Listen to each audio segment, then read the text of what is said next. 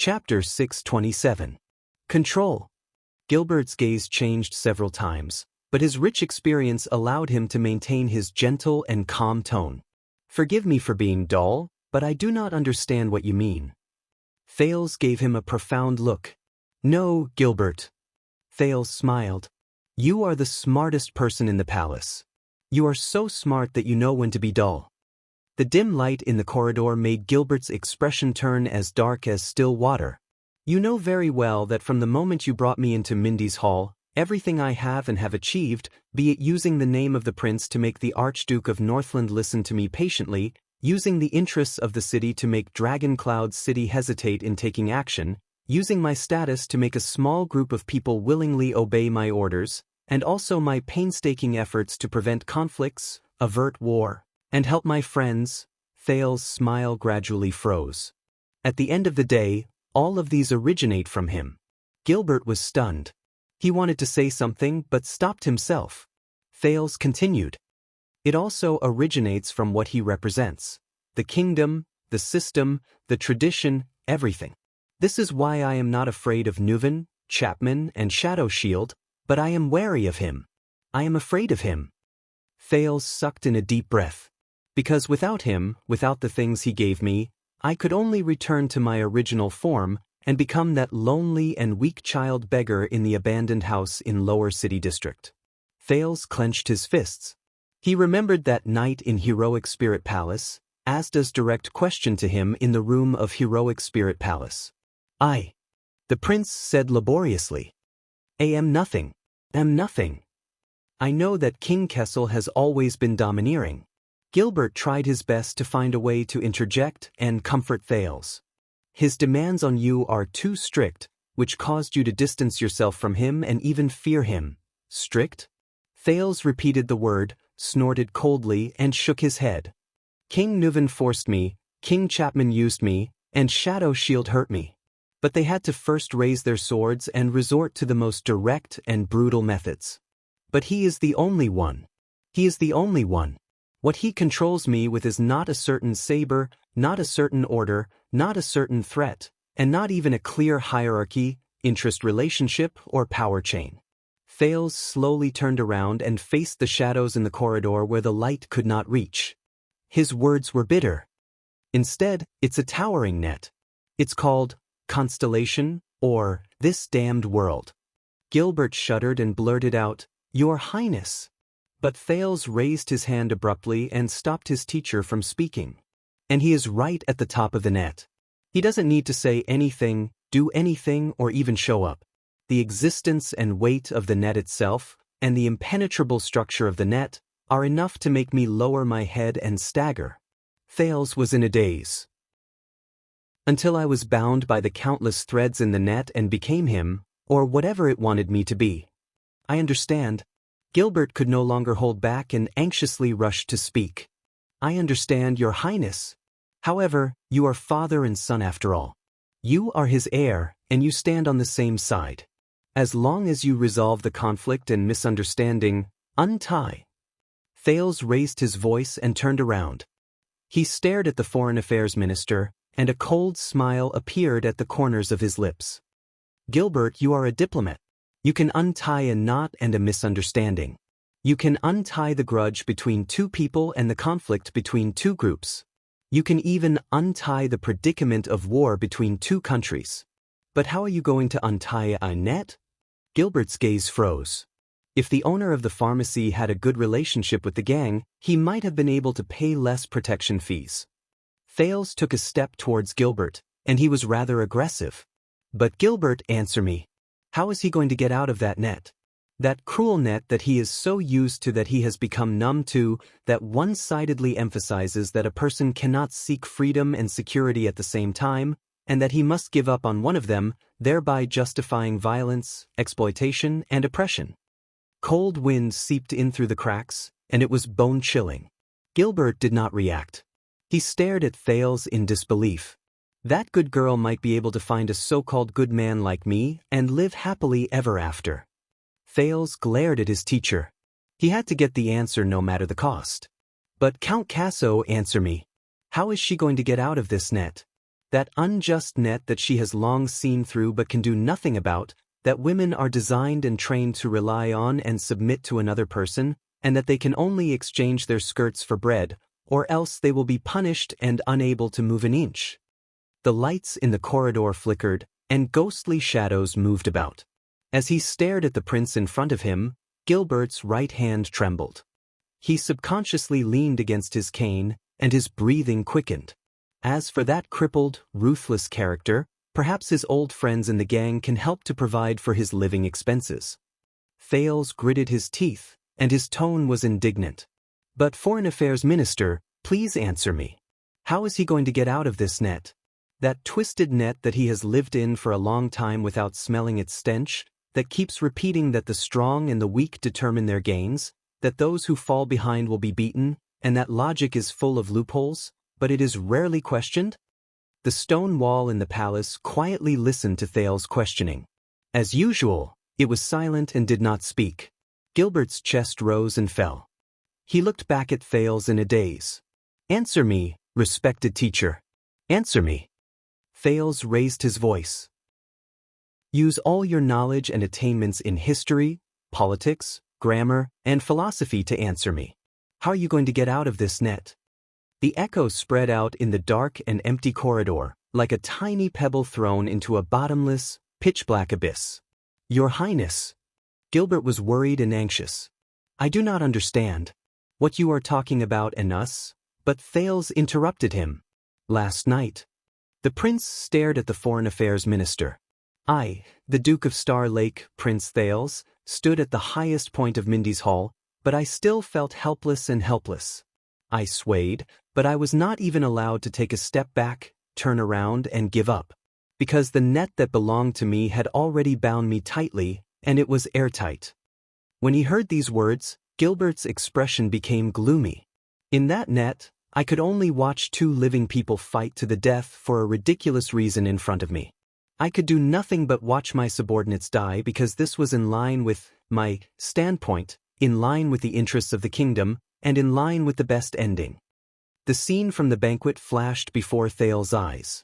And if I put up even the slightest resistance and tried to tear it apart, just like what I did last night, when I appealed to my humanity instead of my own interests and tested the boundaries of betrayal, I would immediately attract this net's merciless punishment and counterattack. It would either force me to lower my head and become an obedient prince again, or it would completely eliminate me and turn me into a legend in history. Legend and throne. Legend or throne. Those were all his choices. Gilbert, can you feel it? Thales felt anguish in his heart. Can you feel this net that is untraceable but everywhere in our lives, and yet it is filled with so much despair that it makes it hard for us to breathe? It is so unstoppable and difficult to detect that even the strongest, smartest, and cleverest person I have ever met would unknowingly become its most loyal and obedient slave. Gilbert did not say a word and sank into bitter contemplation. This, Gilbert, is the thing that has always terrified me. Thales took a deep breath and took 2 steps back.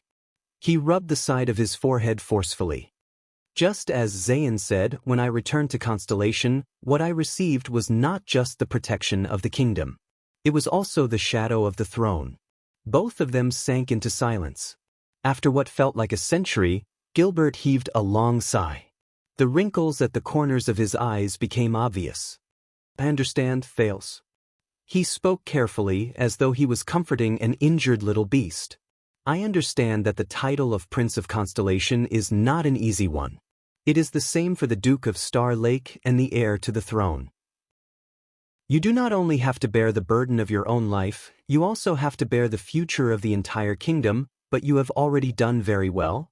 I also know that our kingdom is very complicated. It is not perfect, but flawed. Sometimes, it is even vile. We can only try our best to make up for and correct it as much as possible. And this requires your wisdom. But before that, you must have great power and a high position. Only then will you have the right and the conditions to discuss a solution. Thales pursed his lips tightly and shook his head. No, he does not understand. Just like the others. Gilbert's words were filled with hope as he continued to speak. But I swear, I swear on my reputation and responsibility that I will try my best. What happened today will not happen again.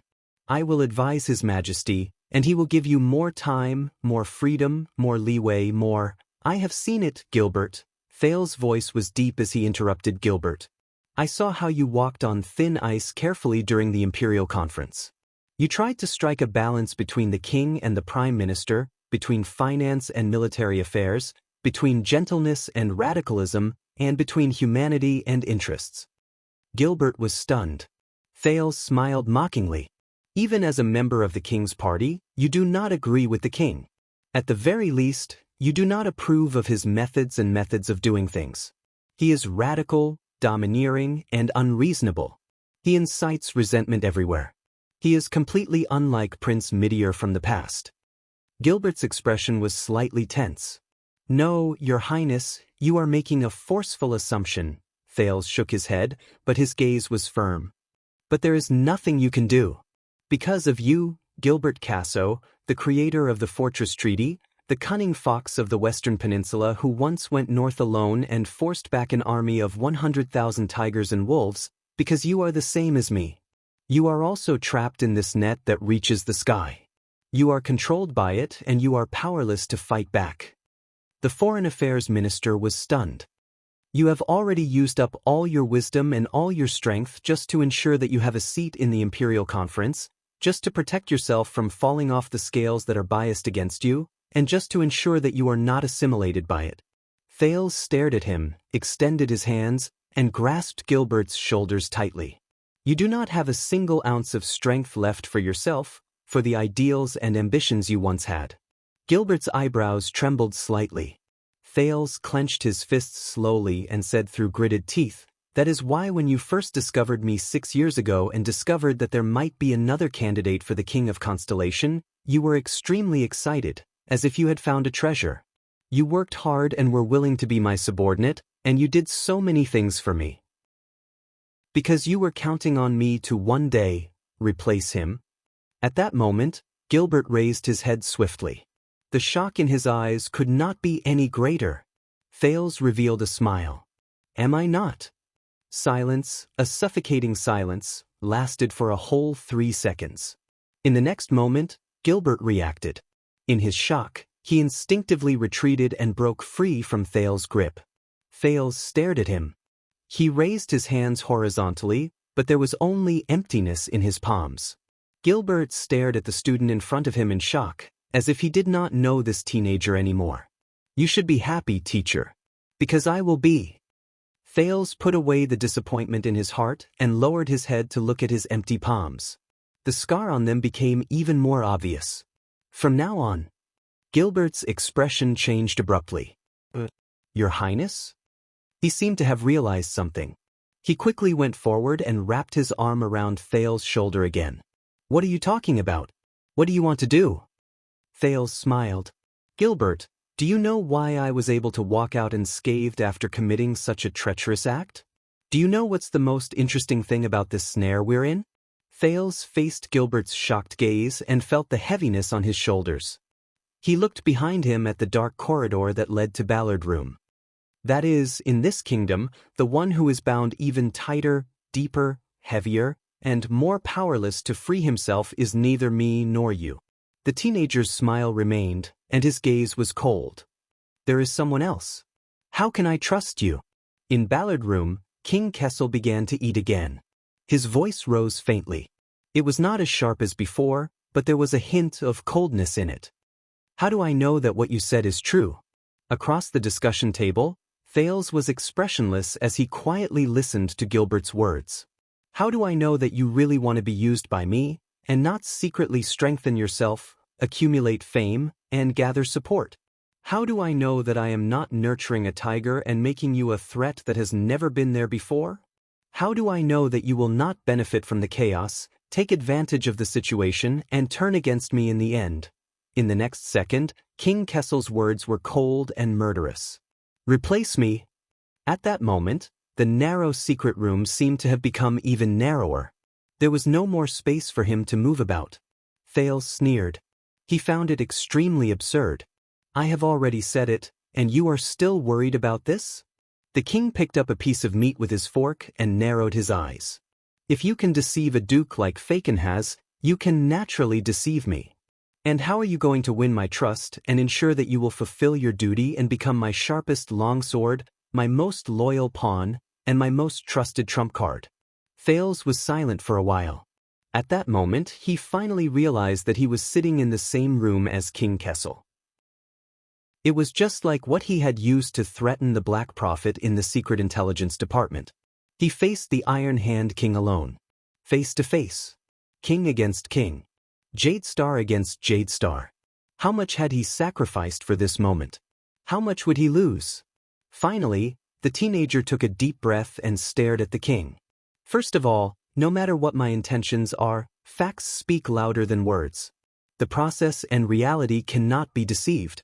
Your power and interests will visibly expand and grow through our cooperation.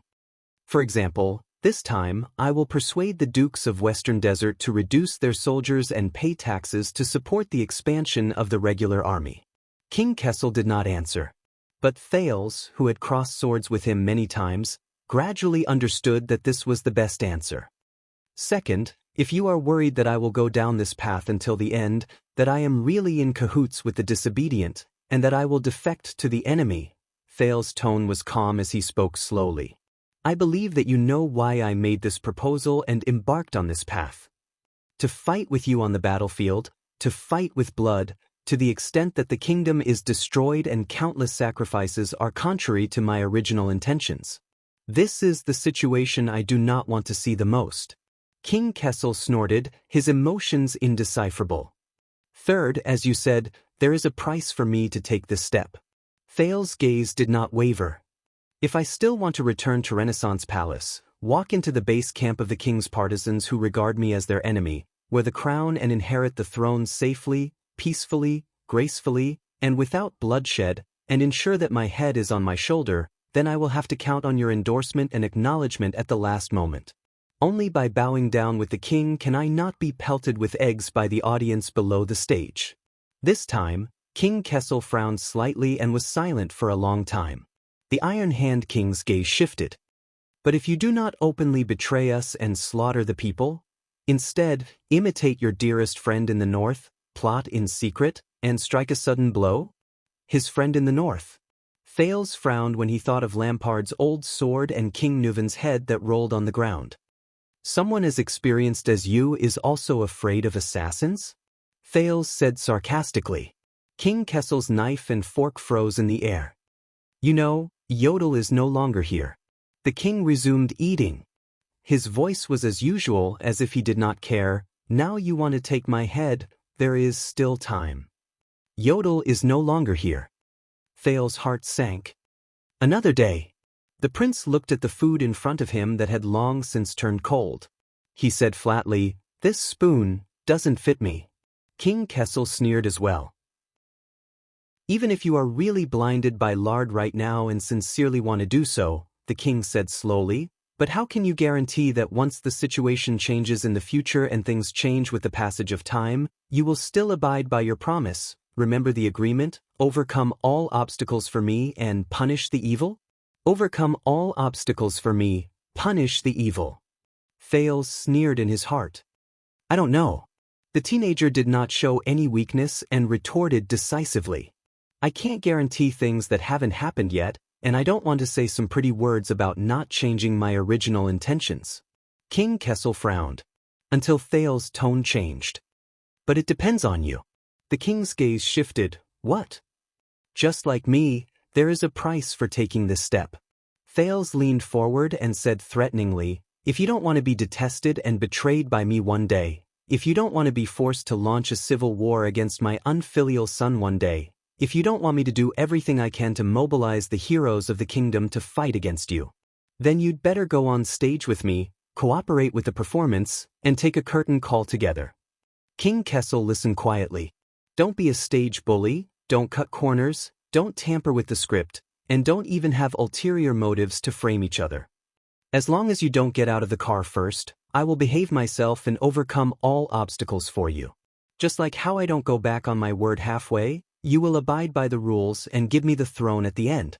The king's eyebrows twitched, What you want to say is, the essence of politics is the binding of interests. Thales said coldly, I think we both admit that this cooperation is just taking what we need, and it is destined not to be smooth sailing, my dear Sincerity.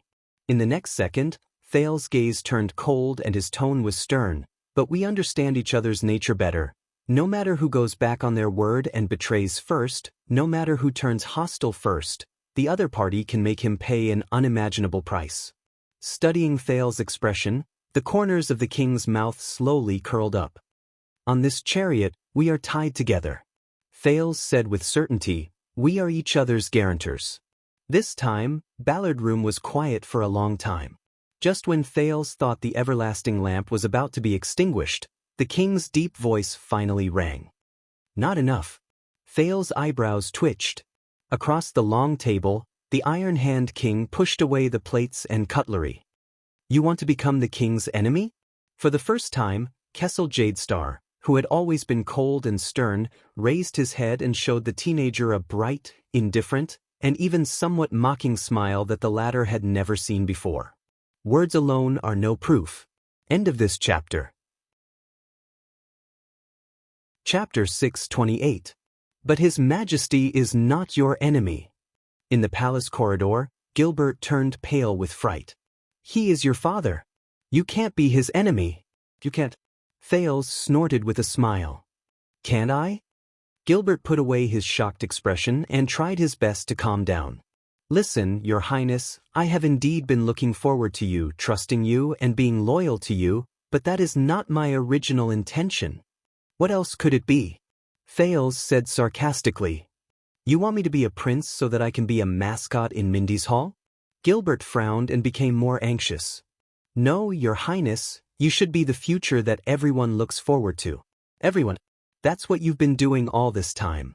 Everything should have happened naturally, and everything should have happened naturally.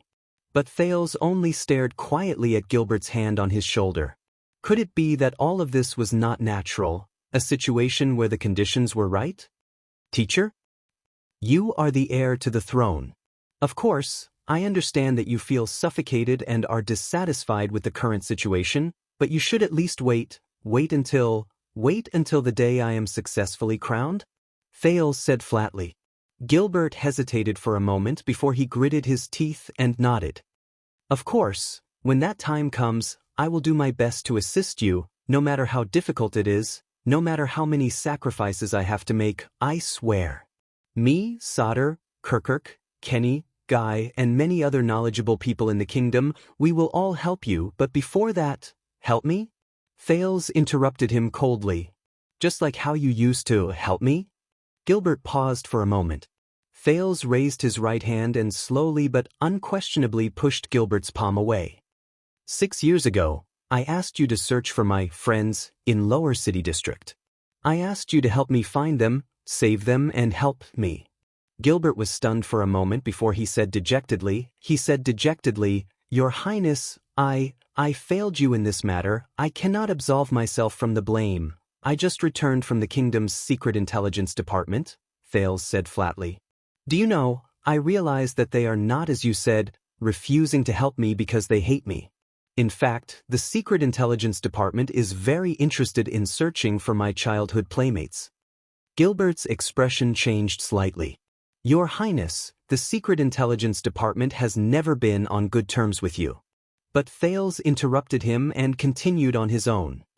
They also told me that over the past few years, Gilbert, you used your connections and reputation to find the chief garrison officer. You mobilized the city hall and the police station, gathered the teams of police officers and tax officers, and launched a few large-scale sweeps in Lower City District and Western District just to help me find someone. The teenager looked into his teacher's eyes seriously. I am grateful, Gilbert. Gilbert was stunned and did not know how to reply. Until the secret intelligence department told me more. Thales was expressionless. For the past few years, the town hall and the police department have been attacking in such a high-profile manner. They directly intervened in the dogfight between the Blackstreet Brotherhood and the Blood Bottle Gang. They chase away the tramps, disperse the beggars, and let the powerless people at the bottom suffer. They checked the vendors and closed the shops, leaving the pitiful, honest people with no way to survive. They hunted down petty thieves and extorted local gangs, but let the real scumbags escape. They caught a few typical criminals and used them as political achievements to appease the people, but they turned a blind eye to the more serious oppression and exploitation. They acted hastily and in a grand manner, but it just so happened that the forces of power hiding in the sewers were scattered. Thales stared at him carefully. They were violent and callous, arrogant and conceited. They were like people sweeping the ground with an iron plow. What they cared about was movement, not tidiness.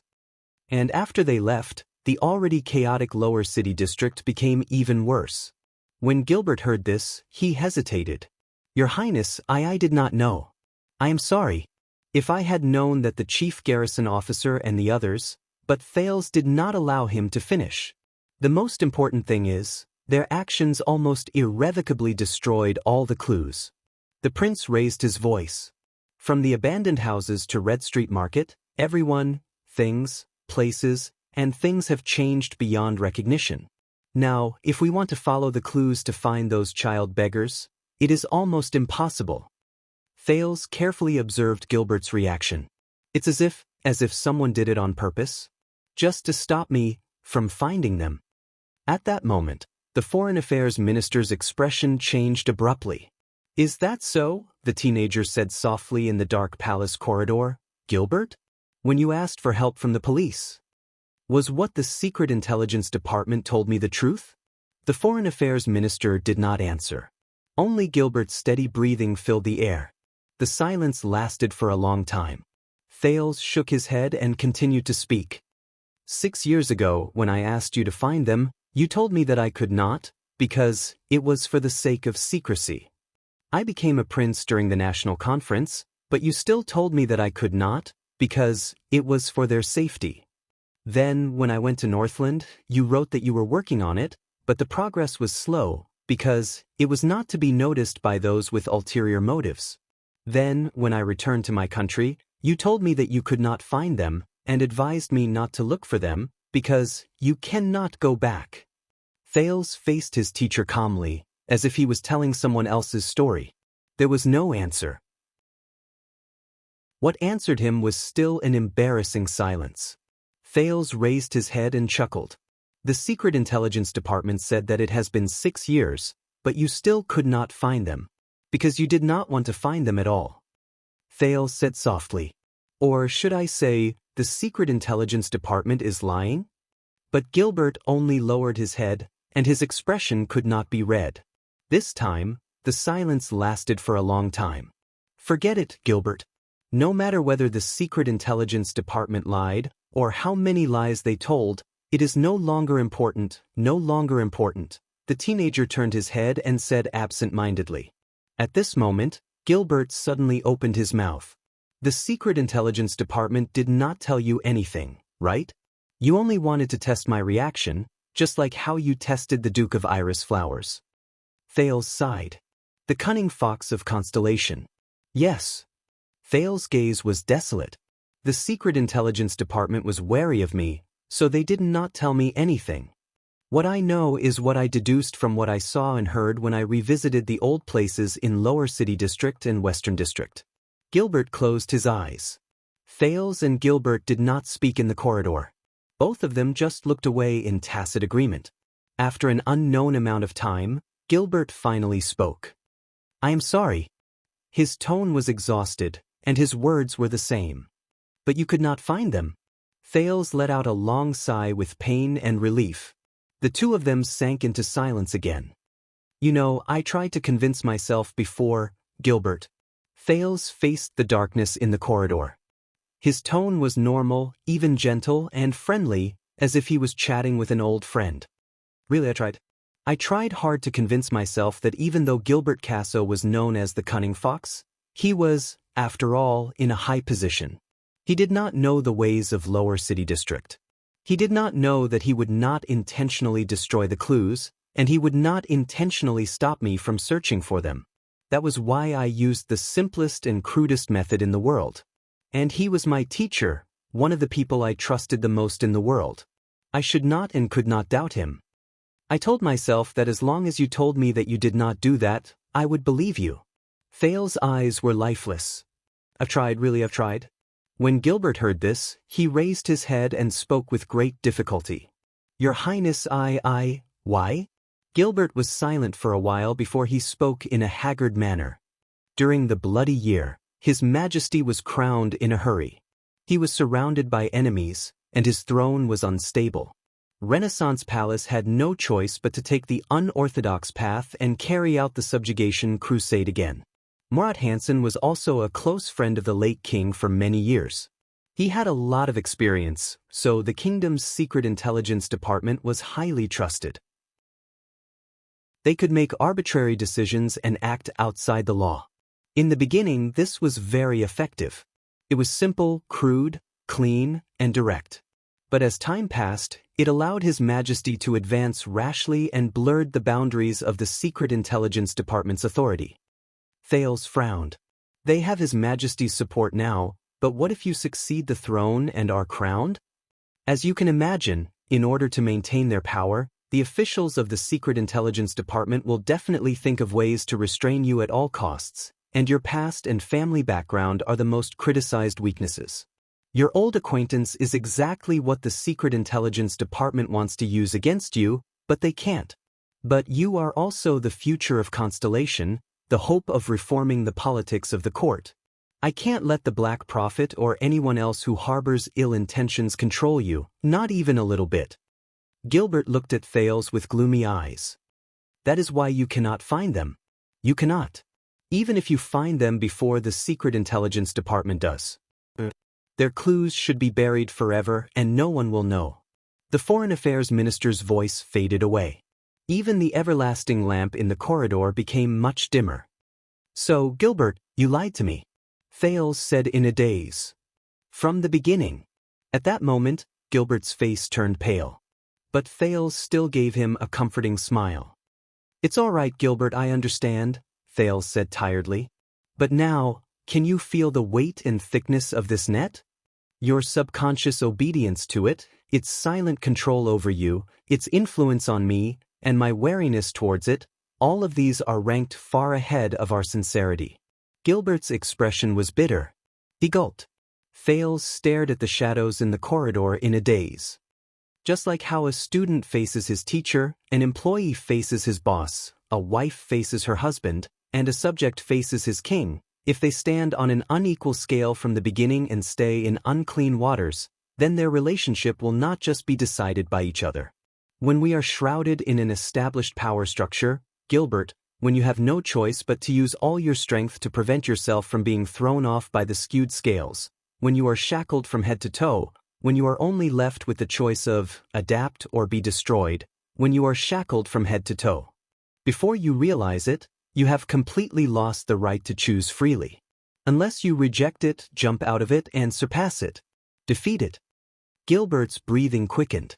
No, Your Highness, I do not understand. Gilbert's voice was very soft, and he mumbled almost subconsciously.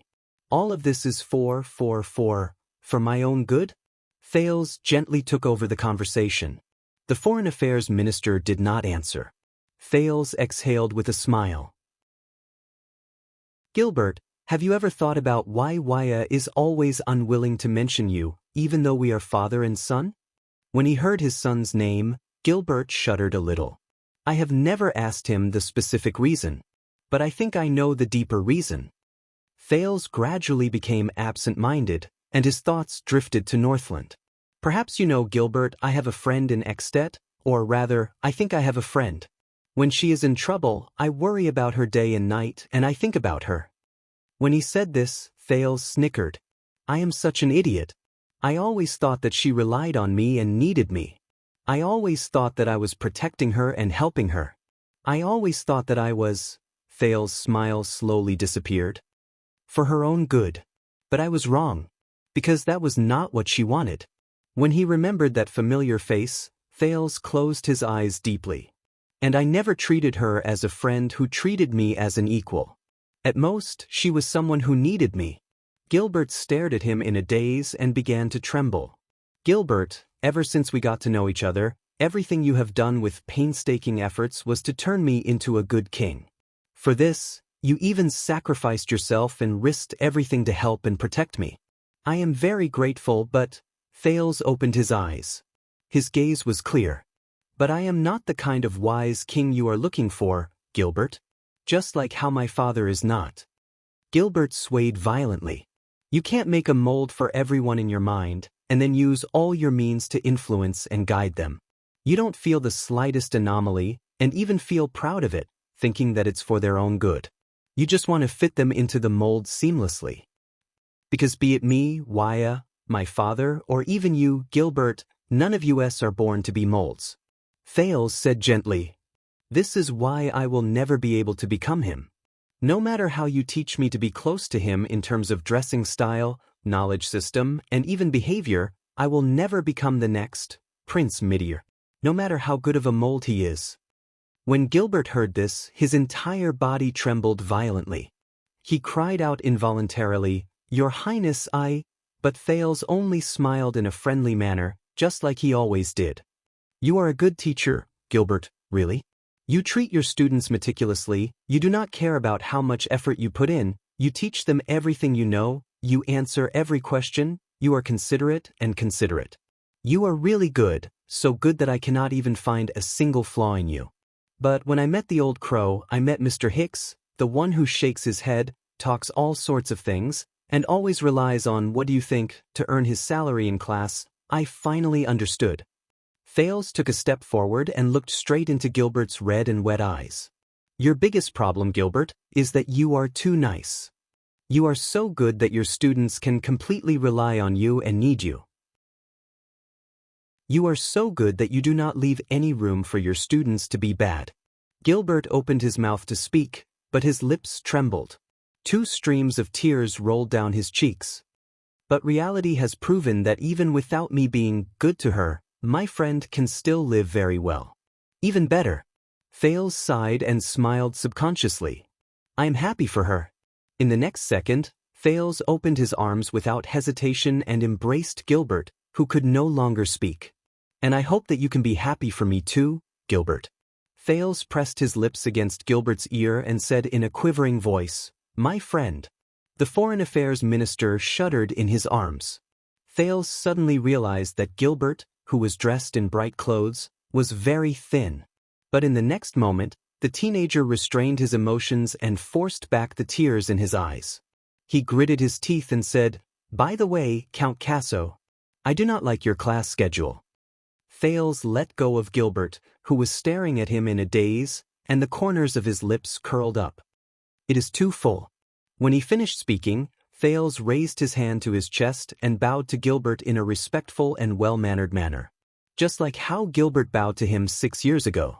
In the next second, he used all the strength in his life to suppress his trembling, straightened his back, picked up his feet, and turned to leave. He did not dare to look at Gilbert again. Asterisk thud. Asterisk the sound of a cane falling to the ground came from behind him. Thales felt a pang in his heart. But he still maintained his perfect smile, took a step forward, and stepped into the unknown darkness of the corridor. The palace was deep and the lights were dim. But the absent-minded Thales did not walk far before he bumped into a familiar face at the corner. "Oh, sorry, Your Highness." The chief of palace butler, Baron Quinton, who had once lectured Thales on wasting the royal family's wealth, rubbed his forehead. I didn't see you. It was not intentional." Thales also rubbed his chin in pain.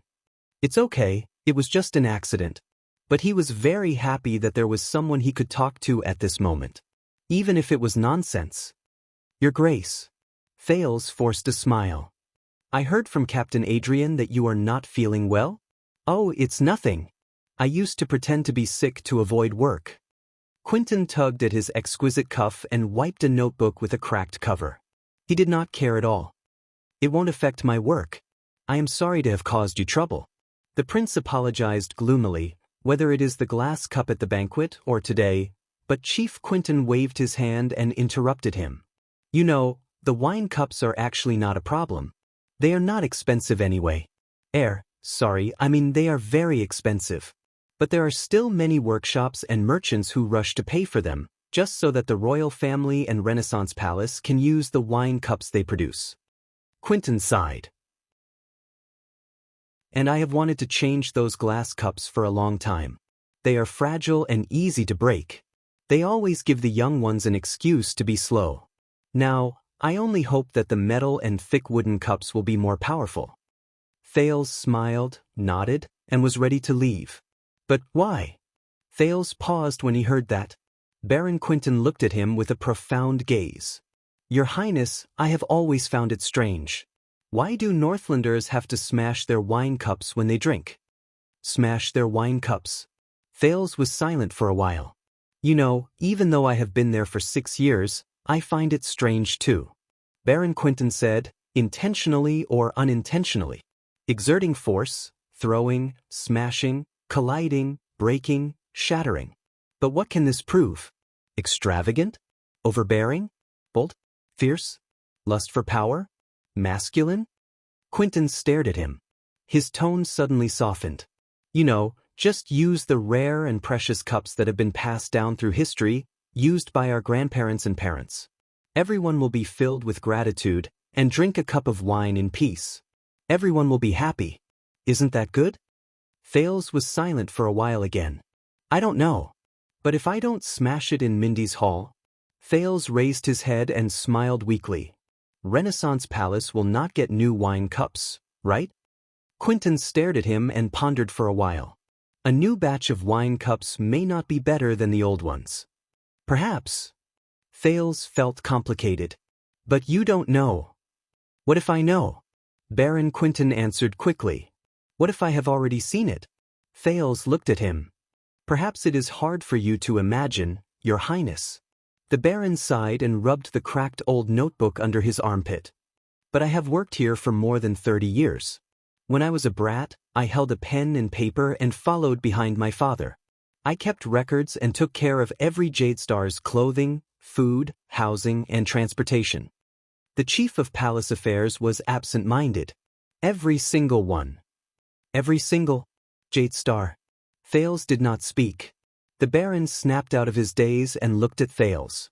There was an indescribable emotion in his eyes. So, I have seen every single batch of wine cups. Every single batch. Thales was silent for a few seconds and nodded. You are very lucky. Quentin laughed self-deprecatingly and did not comment. In the next second, the prince smiled at the chief of palace affairs. But I remember that Hicks, Gilbert's teacher, once said something. Under the sun, everything is new. Hearing this, Baron Quentin was silent for a while before he sighed. You know, even if the Jadestar royal family is as rich as a country. He stared at Thales with worry in his eyes. You still have to pay for the batch of wine cups that were smashed. Thales pursed his lips. Yes, that is how it should be. Both of them were silent. Or should I record it down for you, Your Highness? Quentin broke the silence and patted the notebook. There was a hint of hope in his tone.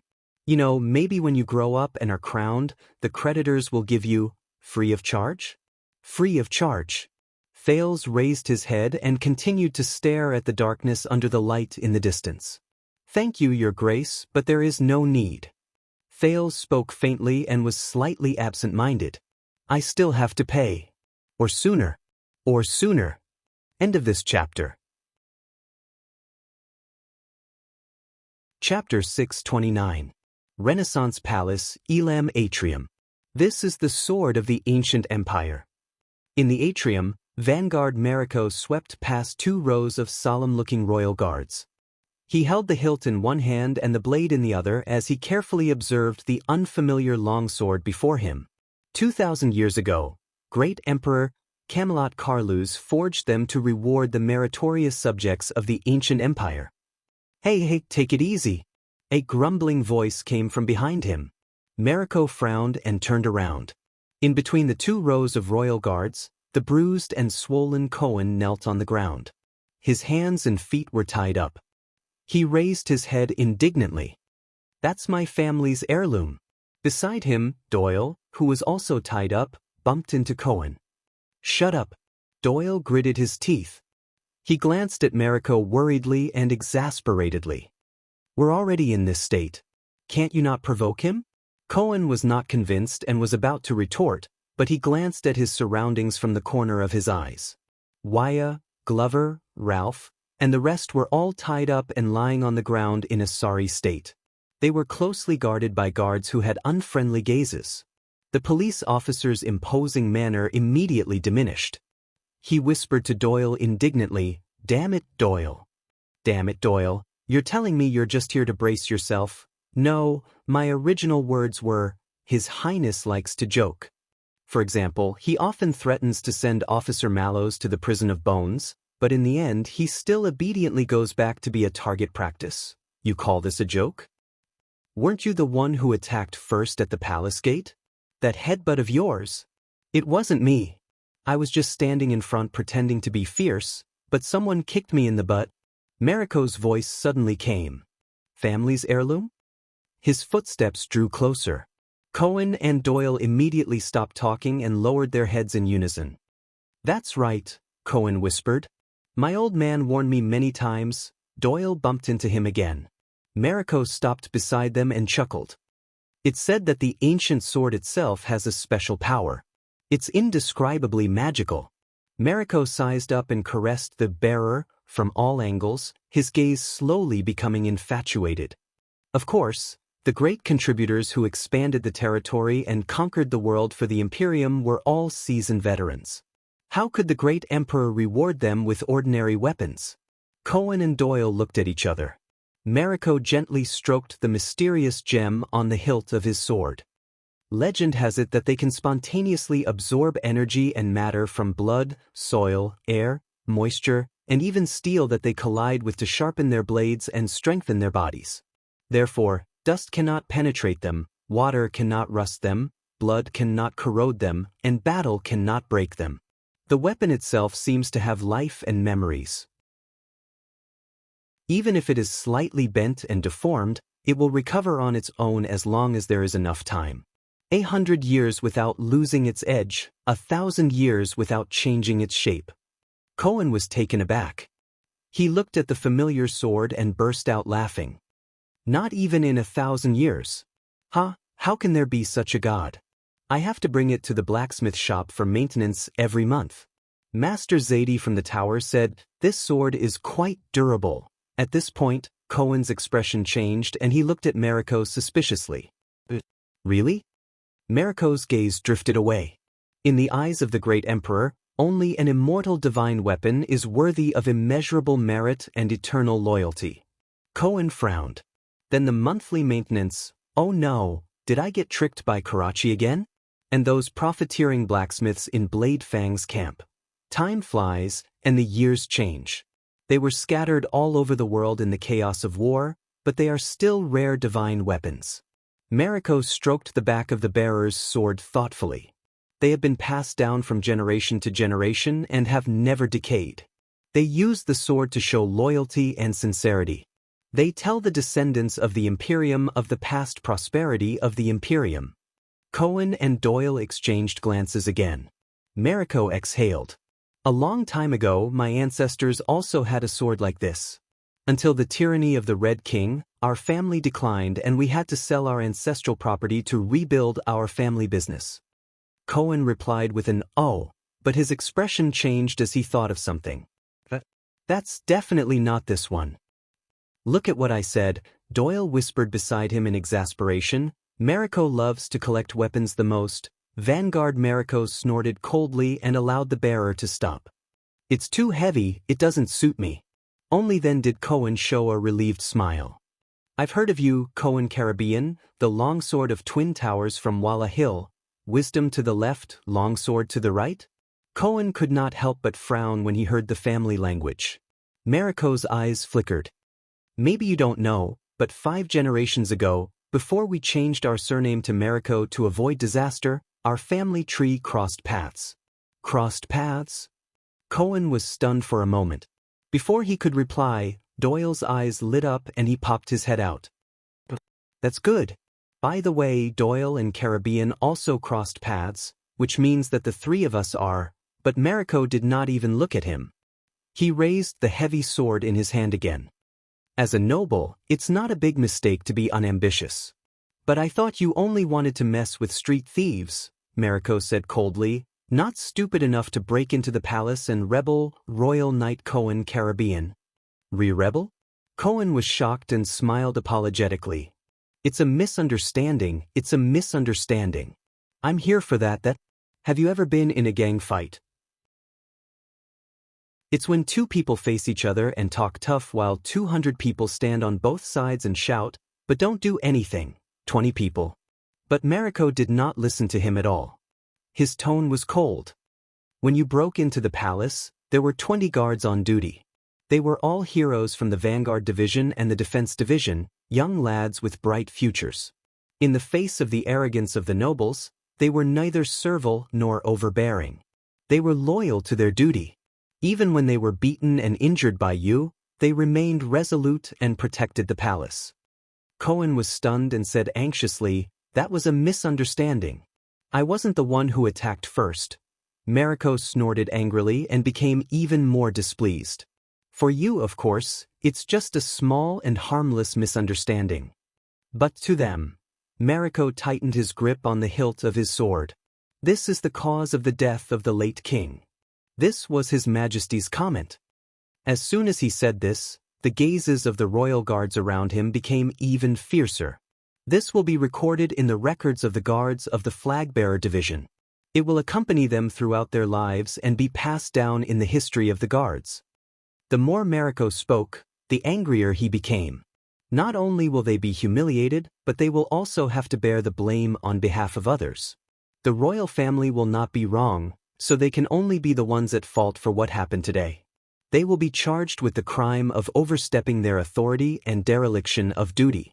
They will also have to live in fear of offending the prince. Their punishment will not be determined, and their future is uncertain. It's all because of you. Mariko looked at Cohen, who had a stiff smile on his face, and gritted his teeth. Bossy, arrogant, and lawless. You've turned Renaissance Palace into a mess, and you've humiliated the royal guards. As soon as he finished speaking, Mariko turned his arm. The load-bearing sword spun in the air and neatly returned to its sheath. But when the head of the sheath turned back, it strangely hit Cohen's abdomen. Bang. After being hit, Cohen fell to the ground in pain.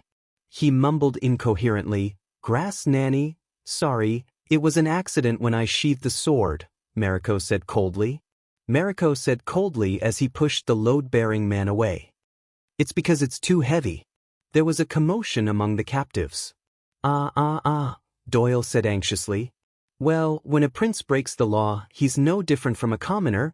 When a prince breaks the law, he's no different from a commoner, but these words made Mariko snort angrily. "Of course, you're just using your master's power to intimidate others. So, not only do you not have to do anything, all you have to do is smile obsequiously, and a big shot like the Foreign Affairs Minister will use his connections to greet you. Whether it's overt or covert, he will threaten me not to use lynching." Mariko looked at Cohen, who was curled up on the ground in pain. His breathing gradually quickened. "But in the entire kingdom, no one dares to offend your noble master. Because no matter how presumptuous and outrageous he is, no matter how many people he harms, no matter how much trouble he causes, His Majesty will still tolerate him and forgive him. He will still strut out arrogantly, point at my nose, and ask me to let you go, to let you continue to get away with it, as if nothing happened. And after that, we will have to unify our statements to protect his reputation." The more Mariko spoke, the more upset he became. In the end he sneered. "And the captain will even say, 'It's our duty to carry the burden for the royal family.'" The vanguard looked at Cohen, who was at his feet. His gaze was slightly cold. "I know this world is unfair.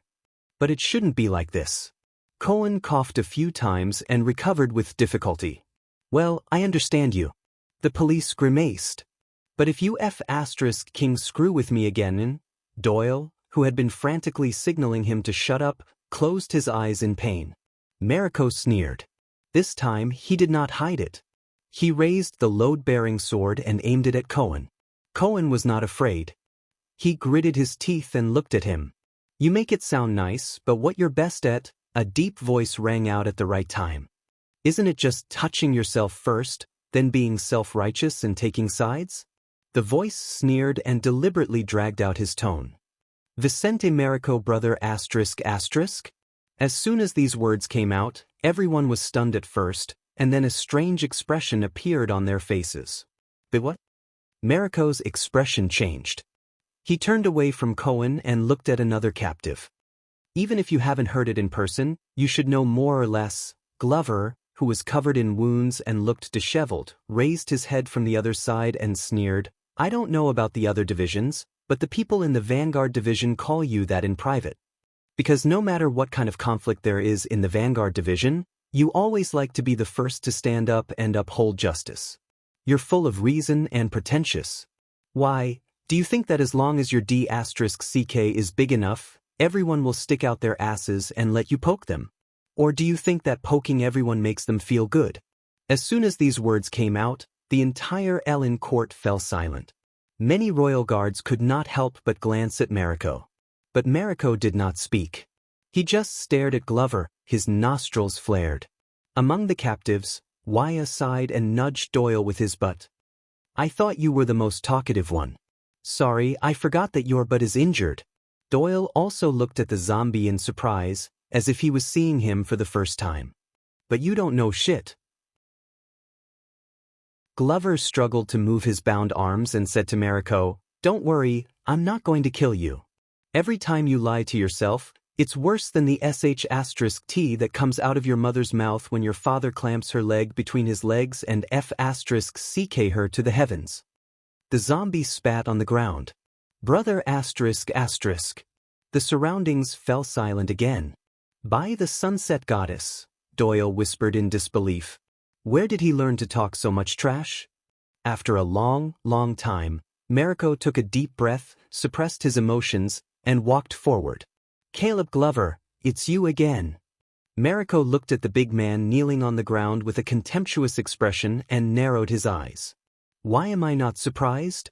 Glover snorted coldly and did not answer. Marico looked at him with a complicated gaze. You used to be one of the best in the Vanguard division. You have a noble family, excellent abilities, and a promising future.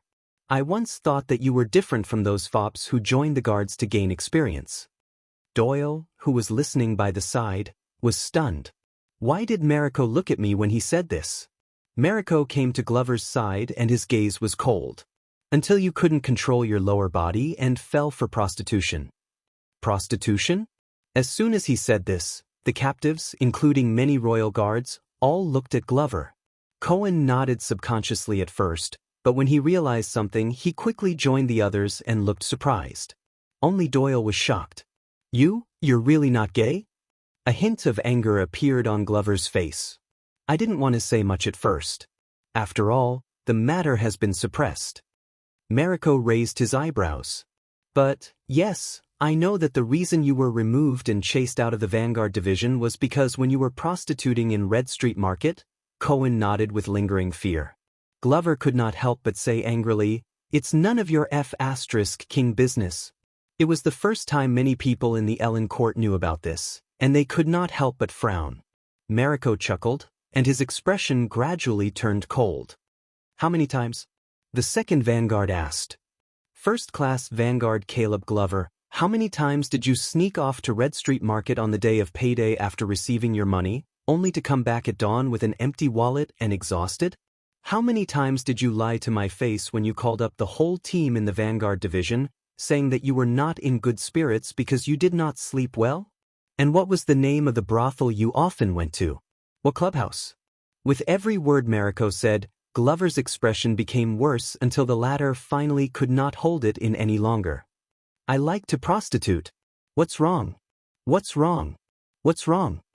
Marico said coldly. Just because a colleague picked a prostitute you liked, you held a grudge and plotted revenge. In the end, you made a huge mistake and destroyed your own future. Cohen's mind raced, and he felt that this point sounded familiar. Glover remembered something, and his expression became ferocious. They deserved it. I know that Menides is a scumbag, Mariko said coldly. I also know that you have an old grudge against him, and I even guessed that he set a trap to provoke you first. But so what? Are you really stupid enough to take the bait? Do you have so much heroic spirit that you've lost your mind after being provoked by a few women? Glover's eyes trembled, and he clenched his fists tightly. Vanguard Glover, you abandoned yourself, murdered your colleagues, and maimed your own brothers and sisters, all because of a few prostitutes' pillow talk? Everyone, including the captives and the guards, was surprised and looked at Glover. Facing countless gazes, the zombie trembled. But in the end, he suppressed his emotions and sneered. Have you ever tasted a woman? Of course not. Brother *** is too big, and no one can fit inside. How pitiful.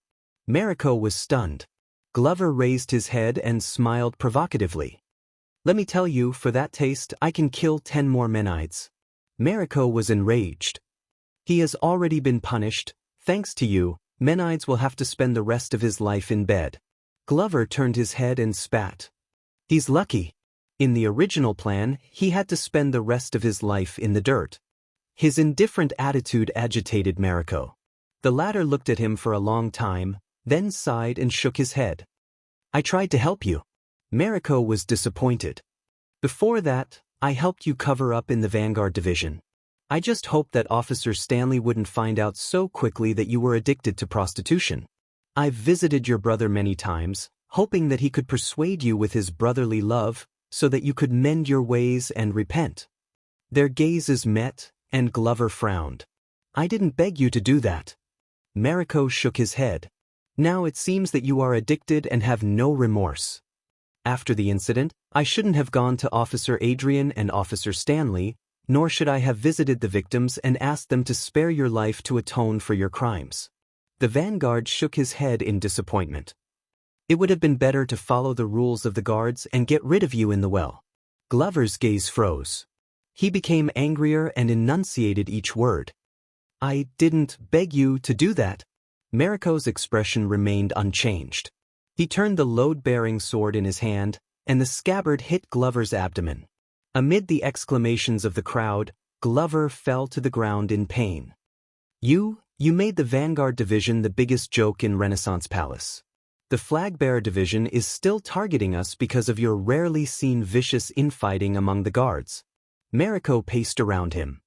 Not only did you not feel remorseful, but you also used power to escape punishment. You even had the nerve to come back and cause trouble in the palace. You brought shame to the entire Emperor's Praetorian Guards.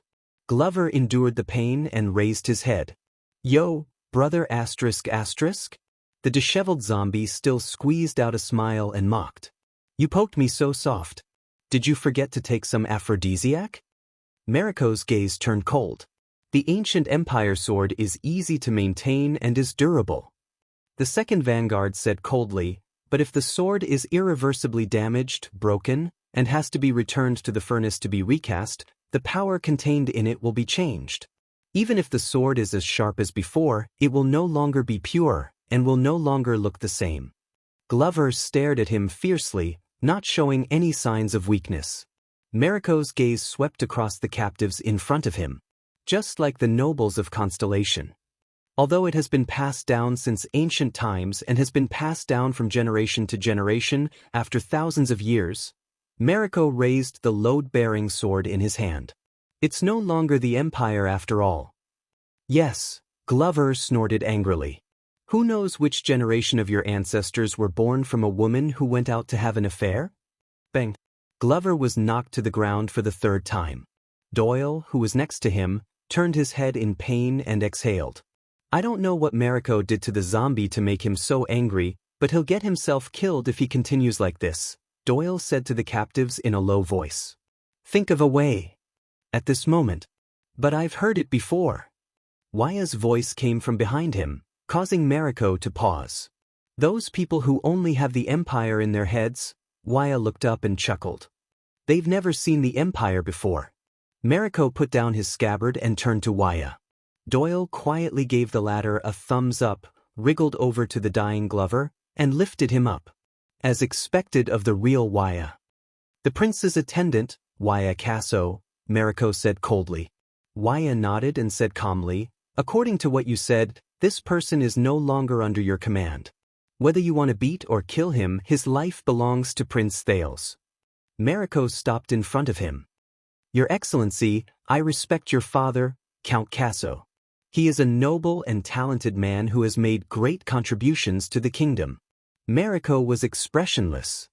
You should follow in his footsteps and dutifully assist and advise His Highness, instead of colluding with these sinners. Glover, who had caught his breath, could not help but speak again, but Doyle covered his mouth tightly. Waya frowned at first and then smiled. There's no need for that. The attendant's gaze was sharp. Not every son is worthy of his father's glory. Waya pouted. Just like this sword, no matter how sharp it is, how legendary it is, how pure it is, the empire still perished. Mariko frowned. Just like your family. In the end, you still sold your ancestor's sword. Waya shook his head. That's why you're where you are today. Isn't it? Brother asterisk asterisk asterisk? Mariko's gaze became worse. Glover was inexplicably angry. Only Doyle secretly gave Waya a thumbs up again. The real Waya, loyal. At this moment, did I miss something? The familiar teenage voice was heard.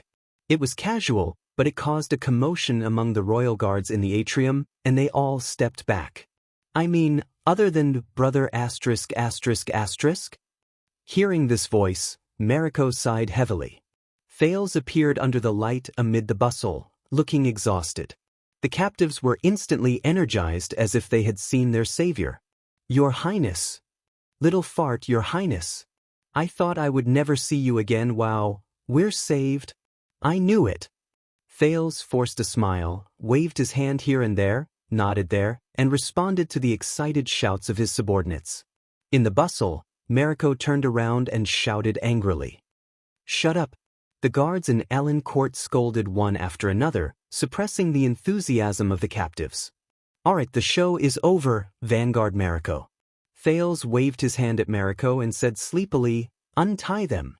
It's too dark at night. I need company. The vanguard stared at him with a complicated expression and bowed first. Forgive me for not being able to comply, Your Highness, Mariko insisted. They are all suspects who trespassed into the palace or instigated nobles to trespass into the palace. They must be interrogated strictly. Thales yawned loudly and did not care. Listen, I just fought 300 rounds with the king. I'm tired and I don't want to talk to you about this. Go ask Adrian. The prince pointed at the way they came. He'll give you the same answer. Then I'll wait here for the captain's orders. Mariko refused to show weakness. Go ahead, but they can't leave. Thales looked around and saw the group of royal guards who were indignant and in awe. Let's make a deal, Vanguard Mariko, the teenager sighed and said, if you let my people go. And I'll give you something in return? Mariko snorted coldly and refused. Bribing the palace is a taboo for the royal family, Your Highness. But Thales shook his finger and approached him. You know, when we came in, the royal guards guarding the palace gate. The prince smiled and lowered his voice. I suspect that they have ulterior motives and intend to harm the heir of the kingdom. Mariko's gaze changed. What? Thales stretched his neck and revealed the bandage on it. Look, during that conflict my neck was cut. Wow, there was so much blood. Tell me, isn't this plotting against the prince? For the safety of the future king, should we drag him out and give him an explanation? Kick him or them out of the guards? That's not the truth, it's slander. Mariko's expression turned ugly. The captives stared at him in a daze. Thales smiled. That's not up to you to decide. After all, my father also said that the death of the late king was all due to your negligence. Don't you think so? Mariko took a deep breath. You, let my people go. Thales did not wait for him to speak and pressed his palm on Mariko's shoulder. I'll take care of the flag-bearer division and make sure that those boys won't bear the crime of hurting the prince. There won't be any record of dereliction of duty in their resumes, and I won't retaliate against them. What do you think? Mariko's expression changed several times. Thales clicked his tongue. So, brother asterisk asterisk asterisk, you're going to fight me to the end? He looked at the captives who were waiting to be fed. A minute later, Thales walked through the corridors of Renaissance Palace, surrounded by many people who had survived the disaster, in high spirits. Their procession was disorderly and messy, but they made a lot of noise, along with a big black horse that was unhappy because it had missed dinner, and all the guards and servants along the way avoided them. I'm sorry, Cohen. I didn't expect it to be so serious, Thales said tiredly. I just wanted to borrow your family's name, but I didn't expect you to be the first one to make a move. Forget it. Once the director finds out, he'll definitely suspend me again. I just hope he won't cut my salary.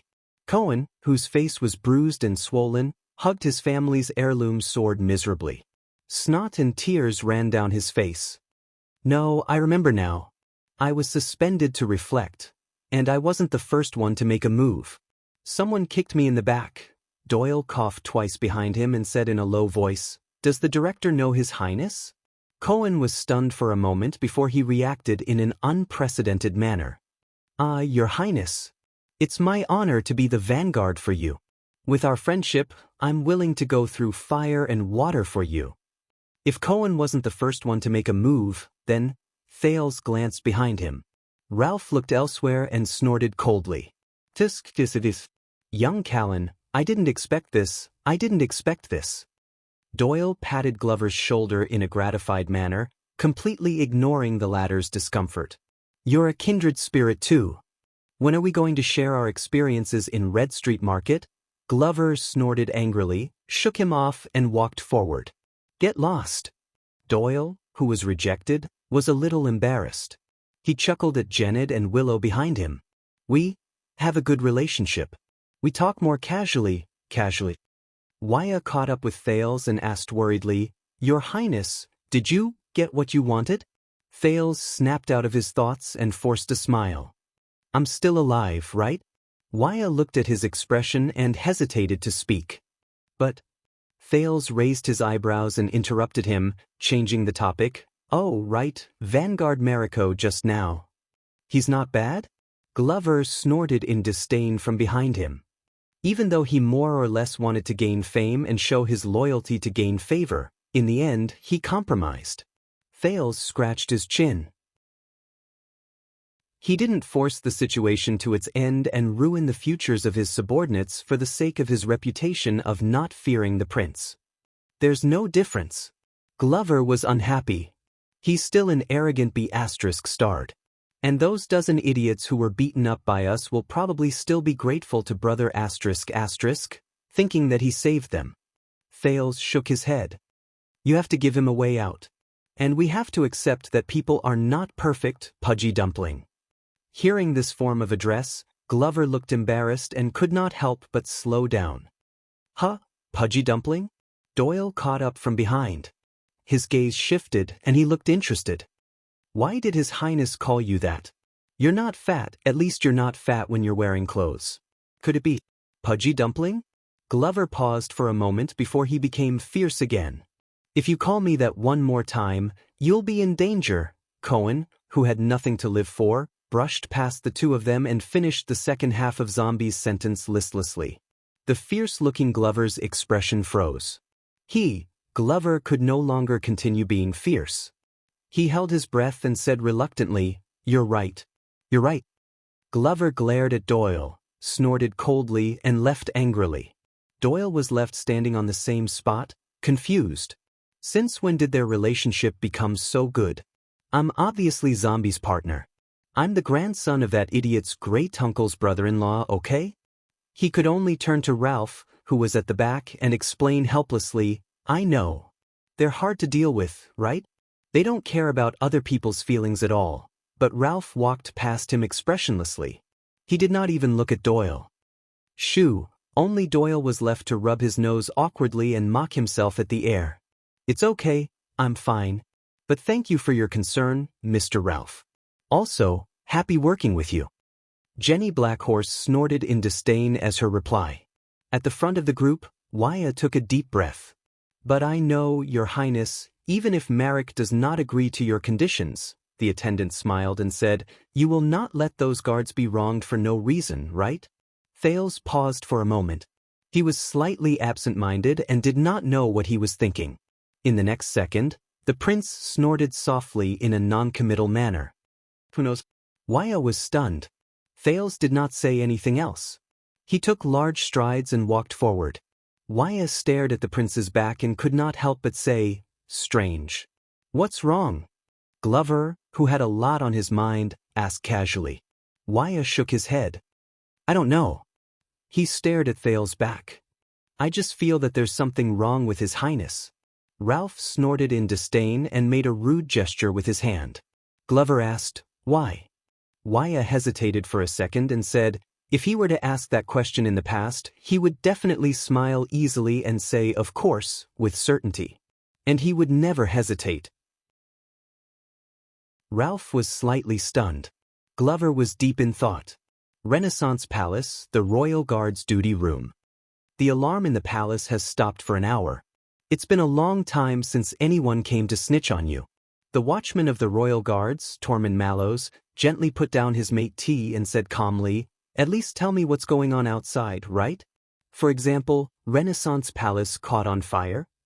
Opposite him, the vice-captain cum chief flag-bearer, Vogel Talon, flipped open the next document. The guard's daily exercise. "Don't worry," the vice-captain did not even raise his head. "Our work here is not done, the defense and duty of Mindy's Hall. Have you arranged the arrangements according to the rules of the Royal Guards?" Mallows looked up. The sound replication spell on the wall was still in operation, glowing brightly. "The daily exercise requires 30 fully armed people to block the door of the duty room, surround the two of us, and allow entry but not exit?" There was a moment of silence in the room. Vogel chuckled and said nonchalantly, "That's right. We need to exercise to deal with all situations. Answer the question." "All situations." Mallows narrowed his eyes. "Even me?" Vogel looked up and stared straight at him. "Especially you. Especially you." Mallows closed his eyes and let out a long breath. "Tell me," the watchman said helplessly. "He didn't assassinate His Majesty, did he?" Vogel's fingers paused as he flipped through the document. "It's not that hard to guess." Mallows reached out and closed the cover of the document while answering Vogel's surprise. "Other than the prince rebelling, I can't think of any other reason to lock his personal guard captain here like a thief and have you keep me here to chat." Vogel was expressionless. Mallows sighed. That kid shouldn't be that stupid. But who knows, he was taught by the Northlanders." Mallows looked at Vogel seriously. "Listen, if the situation gets out of hand, you'll need me." The two men in the duty room were silent for a while. "All right, I can let you go." Mallows' eyes lit up. "As long as you answer me one thing truthfully." Vogel stared at the sound replication spell on the wall and made up his mind. "That child is His Majesty's, by blood?" Mallows suddenly looked up. "By blood? What's wrong with His Highness?" Mallows sped up his speech and interrogated him. "Is he still alive?" The watchman's reaction and attitude made Vogel frown. "If he's not by blood, then he's—" Vogel paused, stared at his opponent, and said tentatively, "By blood of His Highness Crown Prince Midir?" "Crown Prince Midir." Mallows was stunned at first, then exhaled and laughed out loud. He leaned back in his chair. "So, he's safe?"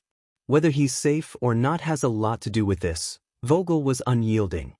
"Answer me." Mallows chuckled and looked back at him with a teasing gaze. His Highness Midir died 18 years ago, in the year 660 of the calendar of eradication. The watchman looked straight at Vogel. "As for that child, he's 14 years old this year." 18 years ago. 14 years old. Vogel reacted and felt strangely awkward. "All right then bang." The door to the duty room was slammed open. Mallows and Vogel turned their heads in unison. One was relieved, the other unhappy. Flag-bearer Will walked in with a mournful expression. "Sir, I said not to disturb," Vogel said unhappily. Flag-bearer Will's expression became even worse. He nodded mechanically and made way for the figure behind him. "Right here." Prince Thales stepped into the room. The two men sitting opposite him were shocked and stood up at the same time. "Just a lousy place like this," Thales said with a frown. "Aren't you too chatty?" Behind him, the heads of Doyle, Cohen, Wyatt and the others popped out from the doorframe and curiously sized up the duty room where only the commanding officer could rest. "Your Highness." Vogel was in slight disbelief. "You are all well." Thales waved his hand to indicate that he understood. "Your Highness." Mallow's gaze was indifferent. "Did you have fun?" Thales snorted and rolled his eyes at him. What are you spacing out for?" The prince waved his hand and turned to leave. "Go home." Mallows raised his eyebrows at Vogel, indicating that he had no choice. Vogel reacted and spoke forcefully. "Your Highness, the paperwork for the flag-bearer division has not been completed." Vogel came in front of Thales and blocked his way gloomily. "And this is an important tradition of the royal guards. It concerns the safety of the royal family. Please understand." The corners of Thales' mouth curled up. "Who's that?" "The villain of the guards. Look, even Mallows can't do anything about him. What will His Highness do?" "1 silver coin. I bet he'll do it the hard way, like threatening his house. Then I'll bet on the soft way." Chattering sounds came from behind him. Thales' expression froze. He turned around abruptly. The heads on the doorframe disappeared in unison. It was quiet. The prince turned back to look at the flag-bearer. "What if I don't understand?" Vogel suppressed his anger, bowed and smiled. "Your Highness, allow me to introduce. This is the sound replication spell." Thales followed his gaze to the wall and noticed the strange spell that was glowing faintly. Magic. Magic again. An inexplicable irritation welled up in his heart. "It's recording everything we're saying at this very moment, word for word." Vogel spoke appropriately, neither obsequiously nor haughtily. "Passing it down to future generations for their judgment." Thales frowned. "Future generations?" Vogel nodded. Although the sound replication stone used for recording is an extremely rare consumable, in the hundreds of years of Constellation's history, many wills and wills of the former kings have been left this way. He narrowed his eyes. Many historians wrote biographies of the former kings of Constellation, which were passed down for generations to come, in accordance with this source. Wrote biographies which were passed down for generations to come. Thales froze when he heard that. He subconsciously straightened his collar. "Glover, Doyle, both of you accompany His Highness back first," Mallows spoke up and said calmly. He said calmly, "I'll be there soon. It won't take long." Zombie and Doyle were about to enter the room, but Vogel turned around and glared at them. Mallows and Vogel's eyes met in the air. As if there was lightning. Thales' fingers that were adjusting his collar paused. "Sound replication spell? In that case, no matter what I say now." The young man turned around slowly. "Behind me, the kings and queens of centuries and millennia, they can hear it?" Vogel nodded cheerfully. "Yes, so in order to be thorough, Your Highness, why don't you go first?" "All right." Thales sighed and walked towards the wall. Vogel could not help but laugh. Without a reasonable method, you cannot dismantle it. But Thales merely put his palms in front of his mouth, aimed at the spell, and took a deep breath. "My descendants, listen carefully, listen." Vogel was puzzled. Mallow's expression changed. He suddenly had a bad feeling about this. Thales called for the sin of Hell's River, focusing it on his vocal cords and throat. His voice grew louder and louder. "Listen, listen, listen." In the next second, he roared with a ferocious expression. "What the F*** are you going to listen to? Stupid thing." The duty room was not big. His voice was deafening like thunder. The lights in the room flickered, and even the mate tea in the cup was shaken. After the roar, the room returned to silence. Only the echoes outside the corridor continued, shaking the entire palace. The light of the spell flickered a few times and dimmed considerably. It seemed to be on the verge of death. Thales exhaled. After letting out this roar that would resound for thousands of years, he only felt refreshed and carefree. The prince tidied up his appearance and turned around contentedly. He faced the two petrified men and the stone heads on the doorframe. He was cultured and elegant. Excuse me, is the paperwork done? End of this chapter. Chapter 630. A few minutes later, Thales led Mallows and a large group of people to Renaissance Palace's carpet in a bustling manner. Wyatt tried repeatedly to tell Doyle that he was in charge of the prince's personal matters, but he was always fooled by Doyle's joking, "Oh, why are there any distinctions between us?"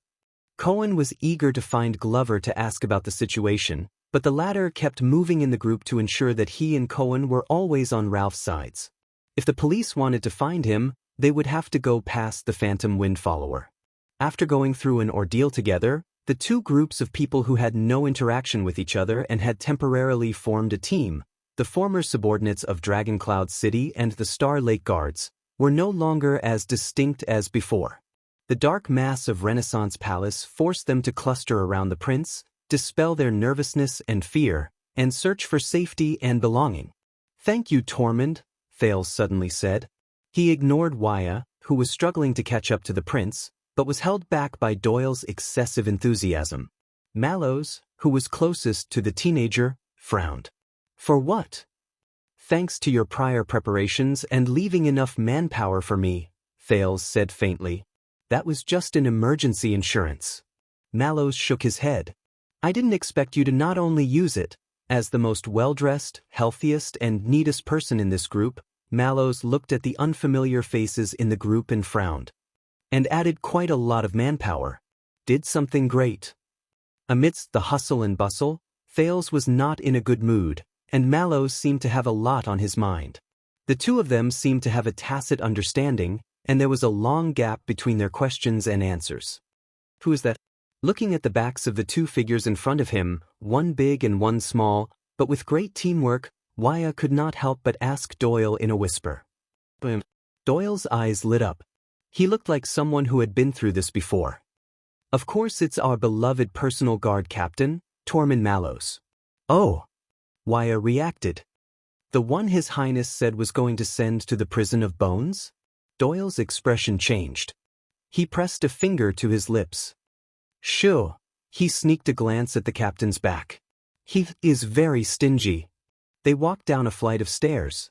The black horse, Jenny, hated this kind of terrain and environment, so she started to throw a tantrum again. Jennid and Willow were flustered by her, and she caused a commotion in the group. In the end, Glover grabbed her reins and used the zombie's unique death gaze and the long sword at his waist to force her to submit. Thales sighed and said to his personal guard captain, "Thank you. You can't even protect yourself, but you still asked Captain Adrian to help me." "What?" Mallows frowned. "He's here to buy me more time.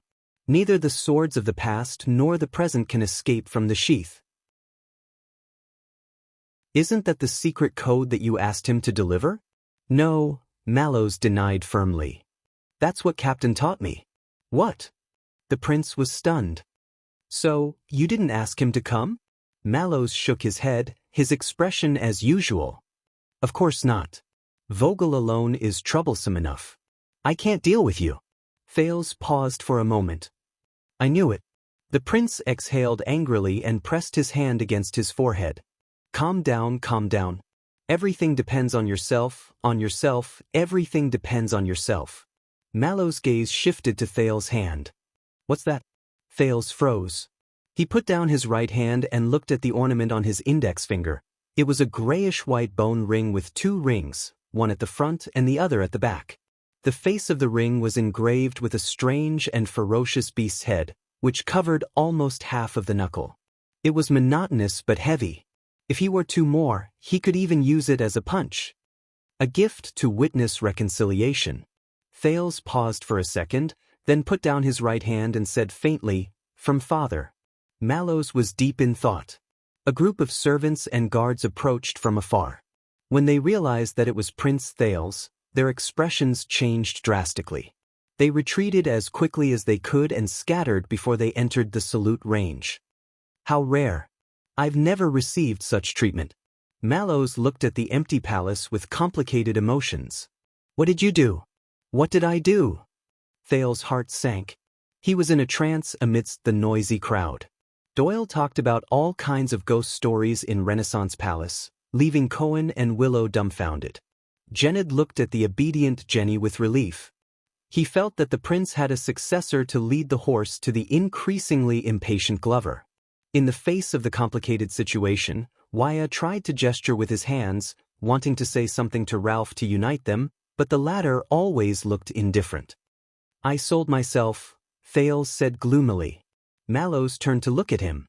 "Don't worry, I negotiated a good price." The watchman narrowed his eyes. "Such as?"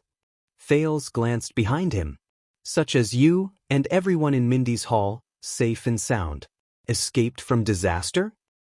"Yes," Mallow's expression did not change. "It's all thanks to you that I'm in trouble." Thales ignored his sarcasm. "Due to offending the royal family and kidnapping nobles at a banquet, Anchor Byrel will be sent to the prison of Bones for life." Mallows raised his eyebrows. "Life imprisonment? He must be very grateful." Thales shook his head. "Sparing his life is my father's biggest concession. As for the debts and political disputes between the two families, the Nobles' Affairs Chamber will step in and negotiate with the Department of Finance and the Department of Discipline to resolve them." "These are worthless." The watchman shook his head. "What did you sell and what did you exchange for?" Thales paused. "You know, today's Imperial Conference was supposed to question the Western Desert Dukes about the internal strife in Blade Fang's camp and the Byrel family case." Mallow's expression changed slightly. Thales chuckled. "Until I broke the rules and barged into the palace with the Fakenhas family heirloom sword, lamented the pros and cons, and dissuaded His Majesty." Mallow's expression changed. He glanced at the guard who was narrating Dragon Cloud City's war chronicle, Cohen the Brave and the Fire Knight. "But the sword you held was clearly the Caribbean family's." "Yes," Thales was gloomy. "But people don't know." The watchman paused and nodded. "People don't know." Thales nodded as well.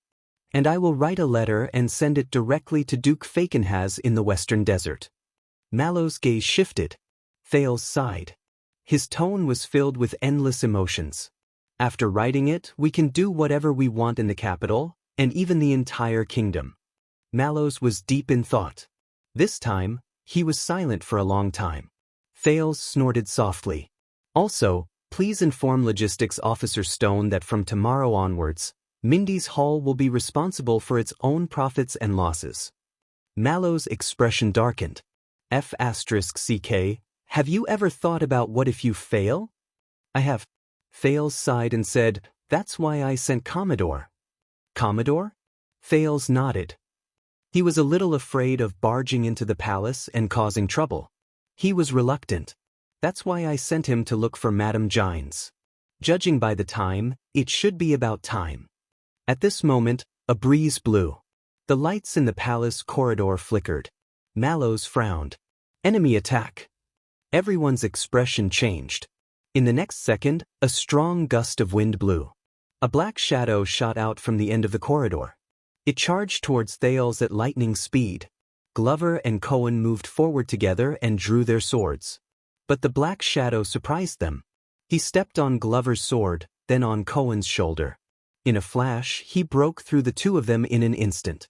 Under everyone's watchful eyes, the black shadow passed by Wyatt and Ralph one after another. He charged towards Thales and Mallows without any obstacles. "What? Huh?" A clear and sharp voice traveled into the air. "I bought this road. I am the one who opened this road."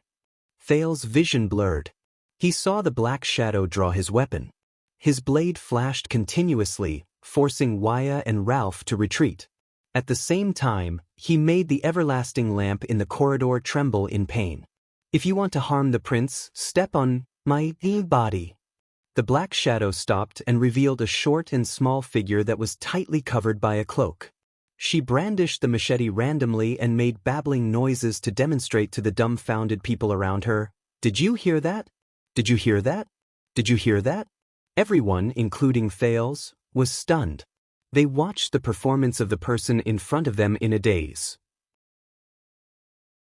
Seeing that no one challenged her authority, the person put away her machete and nodded in satisfaction. That's right." The next moment, Thales' face twitched. "Ida." The short and small figure nodded. She shook her cloak, put her hands on her hips, and struck a dashing pose. She snapped her fingers. Correct. Kid, I came immediately when I heard that you were in danger. But since I'm here, you're safe. You're welcome. Under everyone's strange gazes, the elf protector extended her hand excitedly and patted Thale's shoulder awkwardly. How is it? I arrived in time and saved you from danger. Are you touched? Thale's face darkened. He thanked her dryly. Yes, I'm touched. It's all thanks to you. If you came a little later, it didn't seem to make any difference. Ida nodded in satisfaction and wiped the grease at the corner of her mouth. Waya and Ralph, who were used to this scene, sighed and dispersed. Only the black horse, Jenny, snorted excitedly. Instructor Ida. Mallow's expression tensed up. Royal Guards, welcome home. Hearing these words, Ida shuddered. She turned her head around and spoke in a timid voice. Hey, you're that, Sir Instructor. A mournful cry rang out. Doyle pushed through the crowd and pounced on her. His eyes were sparkling and his voice had changed. Why have you been gone for 6 years? 6 years. Finally you're back. Sob, you told me that you would only be gone for a few weeks. The others looked at him with furrowed brows. Ida was stunned. She scratched her head in embarrassment.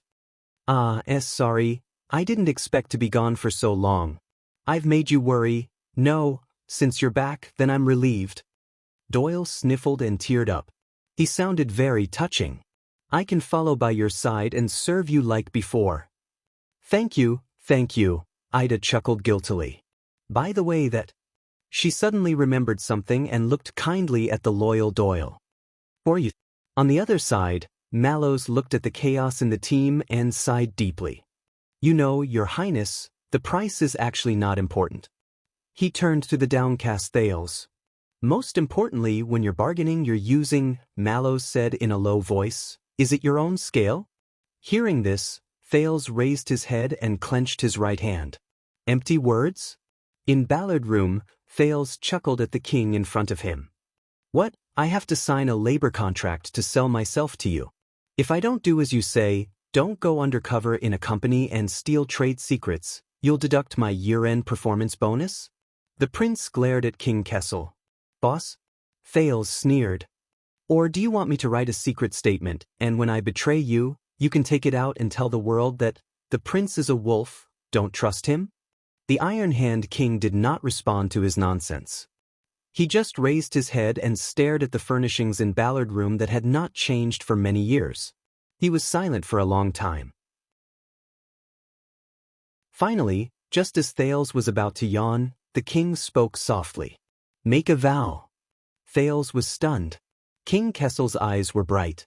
We will form an alliance and make a vow to bear witness to this moment. Vow. Thales blinked, somewhat surprised. Wow. This, I really didn't think of it. The prince ruminated on the word. So old-fashioned? King Kessel did not speak. He just stared coldly at Thales. Thales sighed. All right, Your Majesty. The next second, Thales pressed his right hand and flipped onto the conference table. The king frowned. Thales sat cross-legged, flipped open the lid of the wine pot and took a sip. He choked and his face contorted. Then, if you agree, if you accept, if you acknowledge our agreement today, if you are willing to fight side by side with me and move forward together until the kingdom is clean and Constellation is revived, Your Majesty Kessel. Thales gritted his words and put down the wine pot in disgust. Let us drink together and swear an oath of alliance. He knocked on the wine pot and pushed it towards the king. For the kingdom of Constellation. King Kessel frowned. He glanced at the wine pot, then at the disheveled but arrogant Thales, and snorted in dissatisfaction. What's wrong? Thales laughed and patted the table under his butt. Hey, don't tell me this table is an antique used by someone. If I recklessly jump on it, will you teach me a lesson? King Kessel shook his head. He was expressionless as he gently pushed the wine pot away. Thales frowned. This is the Yankee custom of swearing, barbaric and backward. The king said slowly, we have a better way. Under Thales' strange gaze, King Kessel stretched out his palm and held the staff of constellation by the side of the chair. At that moment, the jewel on top of the scepter emitted a dazzling blue light without warning, illuminating the entire Ballard room as if it was daytime. Thales closed his eyes and turned his head. What the hell? Fortunately, the blue light disappeared in a flash. King Kessel put down the scepter and spread his left hand. Thales opened his eyes in pain and slowly regained his vision. He discovered that on the king's left hand, there was a sizable ring lying quietly. It was grayish-white. His expression was ferocious. This is the coronation item of the Jade Star royal family. King Kessel turned the strange ring on his hand with a strange look in his eyes. For 700 years, it has been hidden in the staff of constellation, only appearing for a short period of time whenever the throne changes hands. Coronation item? Thales narrowed his eyes and sized it up. This ring, this shape, doesn't look like an orc-style bone ring. The Iron Hand King knew of his doubts and went straight to the point. It was forged from the bones of rare and heavy ancient terror beasts, smelted into the hardest part, and painstakingly forged. This time, Thales was truly shocked. Orcs. The king did not answer, his gaze still fixed on the bone ring. Thales scrutinized the strange ring. There were many beast heads engraved on the surface of the ring, and without exception, they were all roaring angrily. He compared it with what he had seen and heard in the desert. Although this bone ring was already very big compared to the orcs, it's too small, Thales said doubtfully. Because it was not made for orcs, but for humans, the king said faintly. Its name is Gertaxa. Gertaxa. Thales recalled the orc language lessons and guessed, I don't know if your intonation is correct, but this syllable and structure in the orc language should be a noun or a pronoun. And these two affixes should be positive and glorious, and an abstract concept. As for the actual meaning, it depends on the pronunciation and writing as well as the different language habits of the three major orc branches. Covenant. King Kessel did not give him a chance to show off his studies and answered him directly, this is its meaning. That is its meaning. Covenant. Gertaxa. Thales' gaze was attracted by the bone ring, and he softly recited its name. Covenant? The king nodded. 700 years ago, the allied forces of the mountain elves and the northern humans suffered a crushing defeat. They were wiped out overnight, and the situation in the Battle of Eradication deteriorated. The Battle of Eradication. Thales' heart sank. At the critical moment, a mortal went north alone, and embarked on a dangerous journey. He went against the ancient, last line of defense of humans, and went deep into Queequeg Glacier. Queequeg Glacier. The king's voice was long and deep. He wanted to break the taboo of humans since ancient times, and seek help from the ancient enemy to form an alliance and fight the calamity together. The ancient enemy. Fight the calamity together. Thales was puzzled. A mortal?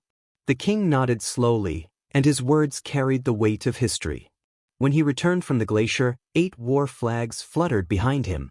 In the Orc kingdom behind the glacier, there were 8 tribes who were willing to put down the blood teachings of their ancestors and cast aside their blood feud. They marched down south with great force. Thales could not help but hold his breath. So, for the first time since the uncivilized era, the orcs passed through the natural stronghold of Queequeg, the ruins of the last line of defense of humans, the 38 sentry posts built later on, and entered Northland province. They set foot on the territory of the former human empire, migrated thousands of miles, and joined the Battle of Eradication. In the next second, King Kessel's gaze was sharp.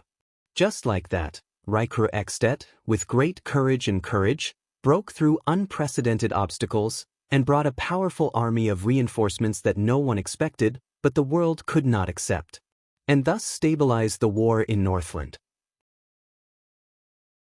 Helped him in the end reverse the cold wind. Heir Extet. When Thales heard this name, he could not help but think of the silver light in the boundless darkness between the mountains under Dragon Cloud City. This is the first time I've heard of it. The Iron Hand King nodded. Of course, the Northlanders of the later generations did not think that it was a glorious thing to rebel against the orthodoxy and associate with the ferocious-looking foreign species, King Kessel said flatly. Especially after the Battle of Eradication, the relationship between humans and orcs worsened again, and they became enemies. The Iron Hand King put down the bone ring in his hand and pushed it in front of Thales. And this is the token that Rykru formed an alliance with the orcs in the past. Gertaxa, alliance. The king paused for a while. Thales picked up the bone ring, suppressing the doubts and shock in his heart, and slowly digested this strange piece of history. There are a total of 8 beast heads carved on it, representing the consensus of the 8 sacred chieftains of the orcs, the king said slowly. It is said that Rykru followed the orcs' etiquette and single-handedly defeated all his opponents, thus gaining the orcs' respect and trust in exchange for their understanding and promise. Single-handedly. Thales turned the bone ring and looked at the obscure words around it. He remembered the orc duel he encountered in the desert and sighed. All right, it's a legend. But why is it here? The scepter of the King of Constellation? King Kessel raised his head. After the Battle of Eradication, the new nobles of Northland and the remnant citizens of the Empire had a conflict again, and Rykru and Tormund the first met each other with weapons. But the two kings eventually signed a truce based on their foresight, and let bygones be bygones. Thales remembered the library in Dragoncloud City and came to a realization. This ring bears witness to the treaty established by the two kingdoms, and the oath made by Rykru and Tormund, the king said in a low voice. In the end, the founding king of Extet gave it to the king of Renaissance as a sign of reconciliation and trust. So, Rykru used this thing to exchange for Tormund's triumph? Oh, Thales' expression did not change. I see. Then why did you take it out? King Kessel stared at him quietly and did not answer. Thales reacted and could not help but laugh. Isn't that the Northlanders' oath method? He tossed the bone ring and did not know whether to laugh or cry. Barbaric and backward? In the next second, King Gertacosa was thrown into the air by Thales, but he was caught by the king. King Kessel stared at Thales solemnly. The atmosphere became heavy. This made the latter nervous.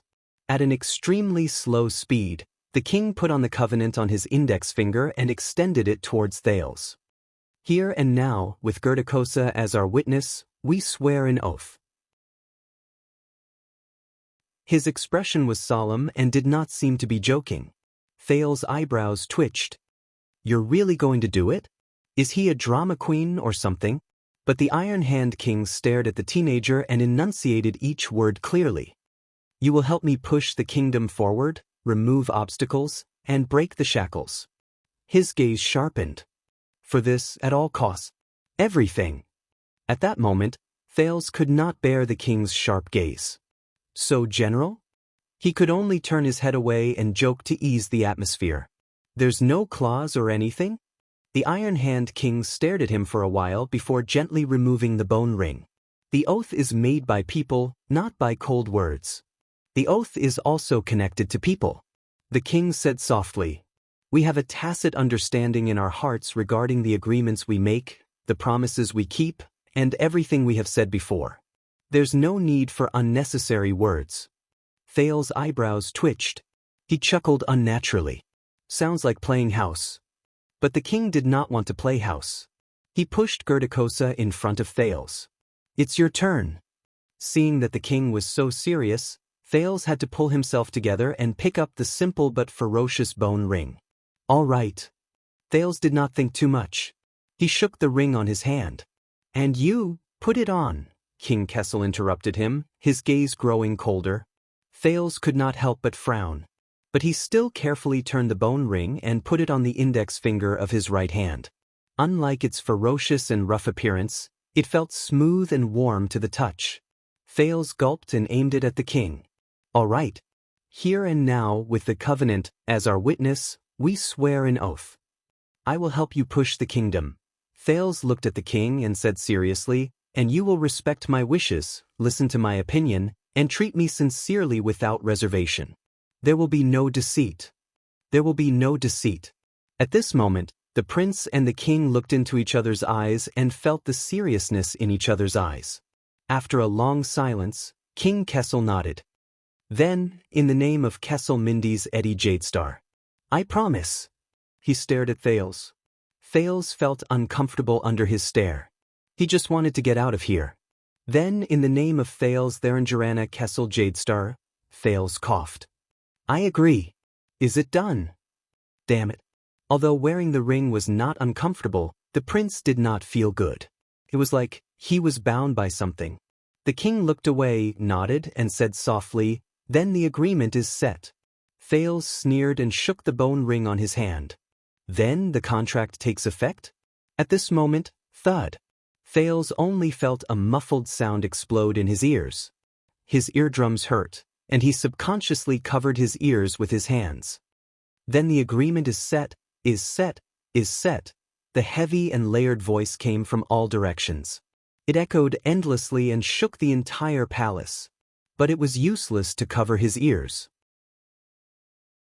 This heavy and strange voice was pouring into his brain in an indescribable way, and he could not even tell what language it was.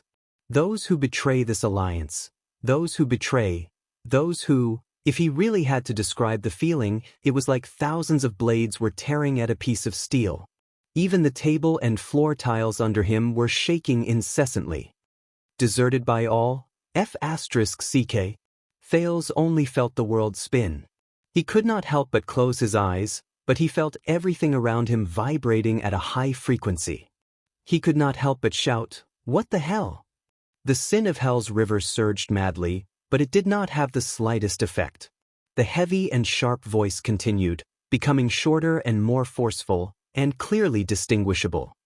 Blazing body, the words rose and fell, shaking people's hearts. Thales only felt his chest go numb. Soul breaks hell's river.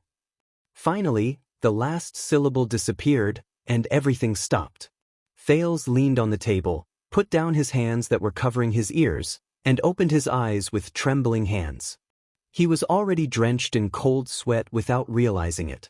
Ballard Room was still quiet. The lights shone, and everything was as usual. Opposite him, King Kessel sat on the chair, similarly rubbing his forehead with a pained expression. Relax, this matches the records. Thales struggled to get up and quickly took off the bone ring. It rolled a few times and stopped on the table. The beast head opened its mouth ferociously, as if to swallow everything. What the hell is this thing? Thales took a few deep breaths, still feeling a lingering fear. Magical power, right? The king exhaled and gradually returned to normal. This is the curse. Thales desperately rubbed his ears, but found that they no longer hurt, as if everything just now was an illusion that never happened. Curse? King Kessel nodded, and his expression became cold again. During the age of the Empire, some people said that they came from the depths of hell, from the source of hell's river, and that they were proof that demons were disrupting the human world. Some people said that they were just fabricated by charlatans, alarmist self-proofing prophecies, but self-deceiving. Others said that they came from the mysterious and terrifying unnamed ancient god, and lurked in the corner that the god of light missed when he created the world. Let's spread the word that Me reading app is really not bad. It's worth installing. After all, you can read books in a cache and read them offline. But even the once knowledgeable wizards could not completely understand the secrets within. They could only classify it as the most secret and taboo part of magic, keep a respectful distance from it, and shelve it. The king cast a glance at Gertoxa before he looked at Thales quietly. His words were profound.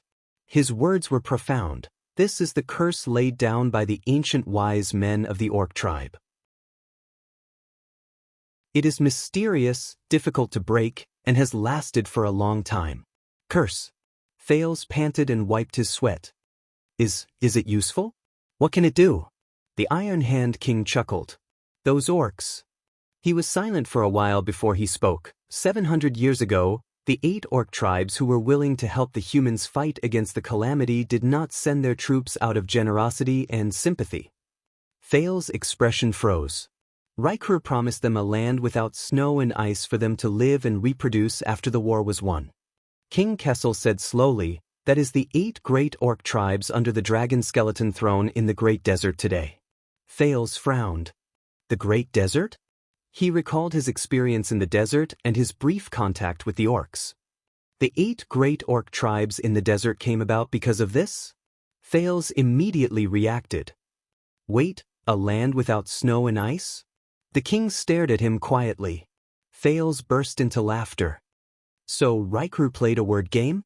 The land he promised before the war, but distributed to the orcs after the war, was not wanted at all. A barren desert? How should I put it, Rykru, you damn little smarty? Thales thought of Silver Shadow Man in the belly of the mountains and did not know whether to laugh or cry. A word game? But the Iron Hand King snorted coldly, causing the lights in the room to tremble. He glanced at Thales lightly. Do you know how the King of Dragon Knights passed away? Thales' smile disappeared when he heard this. He had a bad feeling. He died of illness. Thales said cautiously, King Rykru spent his entire life on the battlefield. He was plagued by illness and died young. His nephew, the Smiler, Nuvan Walton, inherited Rykru's position and title. He renamed Arund Castle to Dragon Cloud City to commemorate his uncle, the founding king of Extet. Speaking of this, Thales could not help but think of Rykru's vow and the centuries-old struggle between the king and the archdukes. But the Smiler and the 9 suzerains under Rykru refused to accept each other, causing Extet to fall into a terrible division and turmoil. Until Black John led his army on a northern expedition, forcing them to unite. The 10 archdukes signed Rykru's vow to resist Constellation together. Yes. As King Kessel listened, he snorted softly. But that was the official story. Official story? Thales narrowed his eyes and waited for the rest of the story. In the kingdom's secret intelligence department, there is an extremely old top-secret intelligence sealed by Fatal Iris herself. The king said faintly, it recorded that one night after the establishment of Extet, countless people in Arund Castle woke up in shock. They heard the piercing wind echoing through the vast sky. They also saw the blue flames covering the moon, melting all the snow on 1,000 peaks. Wild wind, vast sky, blue flames. As he listened to these unnatural phenomena, Thales, who had experienced it before, asked in surprise, What do you mean? King Kessel was silent for a while before nodding faintly. Exactly. That mythical dragon, the so-called Queen of the Sky, who was said by the people to be the spouse of the King of Dragon Knights, descended on the cliff of the sky that night. In the narrow and dark Ballard room, the Iron Hand King spoke in a low voice. It sent down merciless flames. The successful and respected human hero, the King of Dragon Knights, Rykru Extet I, alive, burned to ashes. As soon as he finished speaking, the lights dimmed. What? Thales cried out in shock. He turned his gaze to the table and fixed it on the grayish-white and ferocious bone ring. What the hell? The statue that stood at the highest point of Dragon Cloud City. The hero that the Northlanders were most proud of. The founding monarch of Extet. The Silver Shadow under the mountains. The King of Dragon Knights. Rykru Extet. His fate. He was, by his own, or by the wife that was rumored by the world, by the Queen of the Sky. Thales' mind went blank. He could not understand the logic behind this truth. As I said, the one who made the oath is a person, not a cold language. Cheating and playing with words are just petty tricks. The king said slowly, fearfully, and solemnly. Playing tricks, playing with words. Thales' gaze froze. Rykru's promise, the orcs, the land without snow and ice, the great desert. So, what happened just now was the one who betrayed this alliance. The betrayal of those close to him. Recalling the demonic voice he heard just now, Thales was stunned. Gerdakiza has his own judgment on what kind of agreement is made, what kind of promise is kept, what kind of betrayal is, and what kind of abandonment is. Opposite him, King Kessel also stared at the bone ring. His eyes flickered.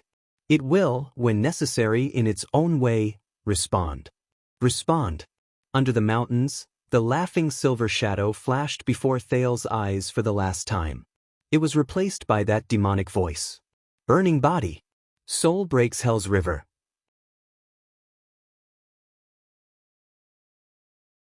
Chapter 631.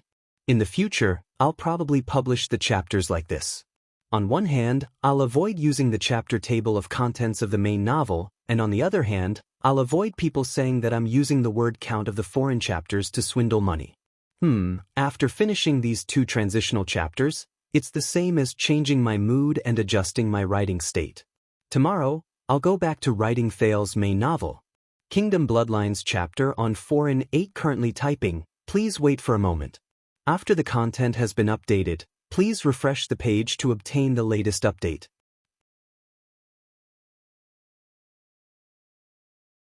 Chapter 632.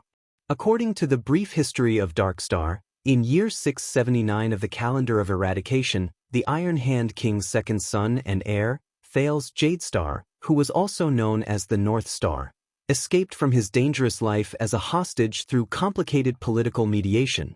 He was courteously escorted out of the country by the Northland Dukes and returned to Constellation. He was then conferred the title of Duke of Star Lake Fort. There is also a saying that the Northlanders did not want to let the prince leave. After the prince fought his way out, he managed to escape in a sorry state. However, he was separated from his followers and had no choice but to cross the Great Desert alone. Then, he returned to his country with the help of the Orc tribe. However, the source of this saying is the folk bardic poems and tribal ballads circulating around the independent state of Caligri and Blade Fong City. It is more like a literary interpretation by poets who are filled with passion and fantasy. There is no logic in this saying, and there is also a lack of evidence. On the 2nd of November of the same year, it was recorded that Duke Thales attended the Imperial Conference for the first time and officially participated in the kingdom's politics. This meeting was of great importance, mainly to solve 2 thorny problems. First, there was a vicious incident that offended the royal family. A Western Desert squire, who was in debt and had nowhere to go, barged into Mindy's hall. It could be said that he was invited in by someone with ulterior motives. At that time, the North Pole Star was having a banquet.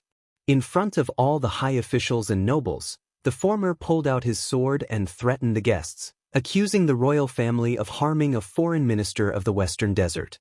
Although the uninvited guest in Western Desert was eventually killed by Duke Thales, His Highness' bravery is not inferior to the kingdom's wrath. Count Godwin, who was present at the scene, lamented to his sons after the incident. However, this incident disgraced the royal family and shocked the court and the public. Rumors flew everywhere. The second was an even worse political incident. A few months ago, the greedy Western Desert vassals led by Viscount Lugo of War's Rest Fortress, now floating Sand City's 4 Points area, did not hesitate to spread rumors and slander in order to monopolize the trade route in the desert. They forced away Marshal Williams, who was known as the Legendary Wing and represented the royal family to protect Blade Fang's camp, now Blade Fang City's 4 Points area. Just a month later, the feudal vassals of Western Desert who had lost the support of their regular army and had their military discipline lax were attacked by the Barren Bone people and orcs, or desert bandits who disguised themselves as their own people and sneaked into the camp. They almost lost Blade Fang's dune, and Viscount Lugo and his 2 sons were killed on the spot. Fortunately, Marshal Williams was stationed not far away and led his troops back in time. Although he despised the conduct of the nobles in the Western Wilderness, he still disregarded the former enmity and helped his allies. He held the front line and repelled the foreign enemies, so that the border would not be lost.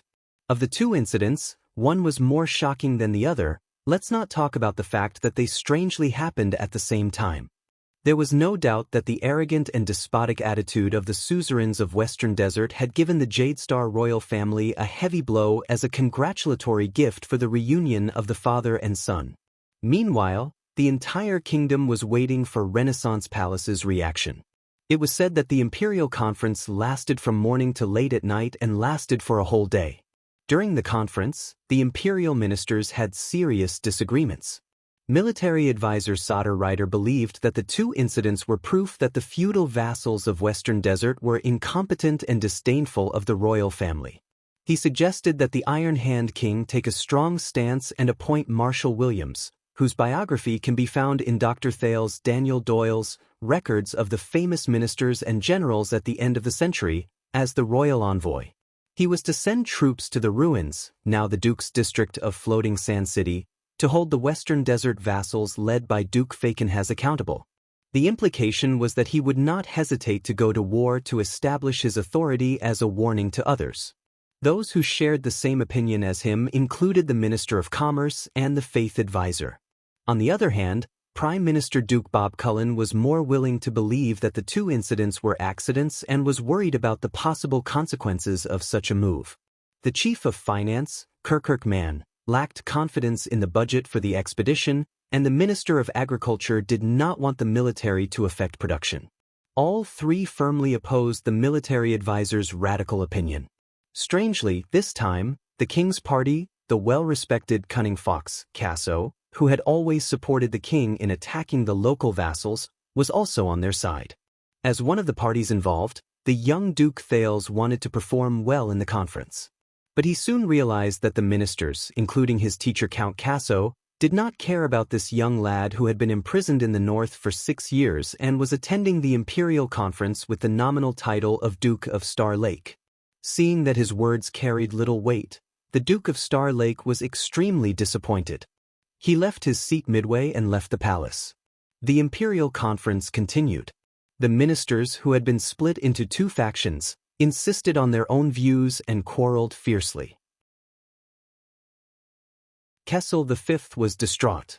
"I can tell you that the king is not happy, very, very, very, very unhappy." Lord Croppen, the then Minister of Agriculture, wrote in a private letter, and even had to interrupt the conference several times. Duke Thales returned to Renaissance Palace at dusk. This time he brought a sword with him. At first, no one understood the Duke's intentions. Even the royal guards who guarded the palace were frightened. The Duke returned in the night with a sword. The guards were shocked.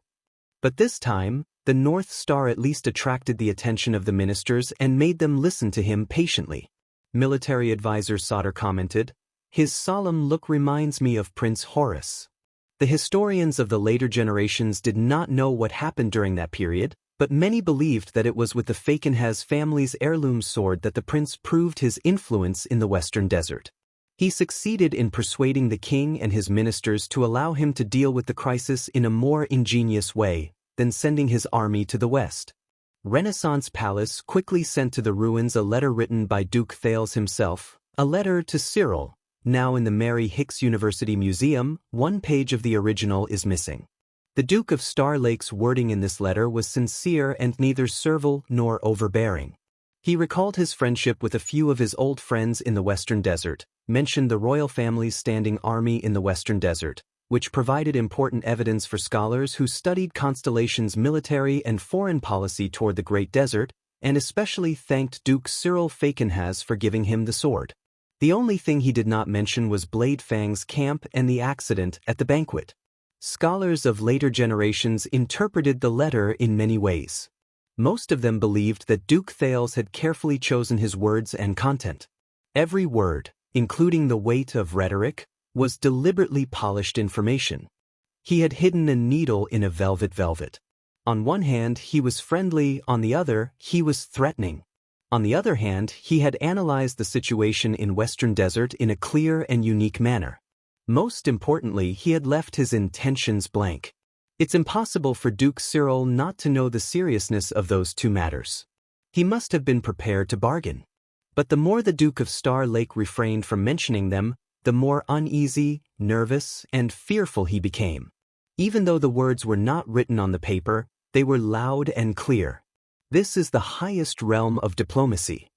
Dr. T. D. Doyle, Research on the Changes of the Feudal System in the Western Desert of the Old Kingdom. In any case, the letter was effective. Baron Falkenhaaz, the palace advisor of Floating Sand Palace, said that the Duke of Western Desert thought for a long time after reading the letter. Soon, under his lead, the arrogant Western Desert suzerains bowed their heads and admitted their mistakes.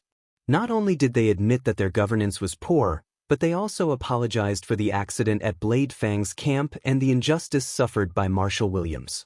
They even took the initiative to request Renaissance Palace to send their troops to Western Desert, completely bowing down to Kessel V's royal authority.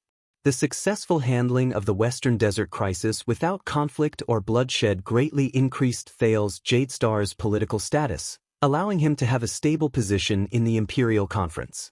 If Duke Thales' reputation before this, due to his intelligent performance at the National Conference and his experience as a hostage in Northland, was only limited to the pitiful little prince in the mouths of the commoners, then after this incident, from the nobles to the officials, from the vassals to the suzerains, the entire kingdom had the impression that the Duke of Star Lake can only take on great responsibilities because of his political skills.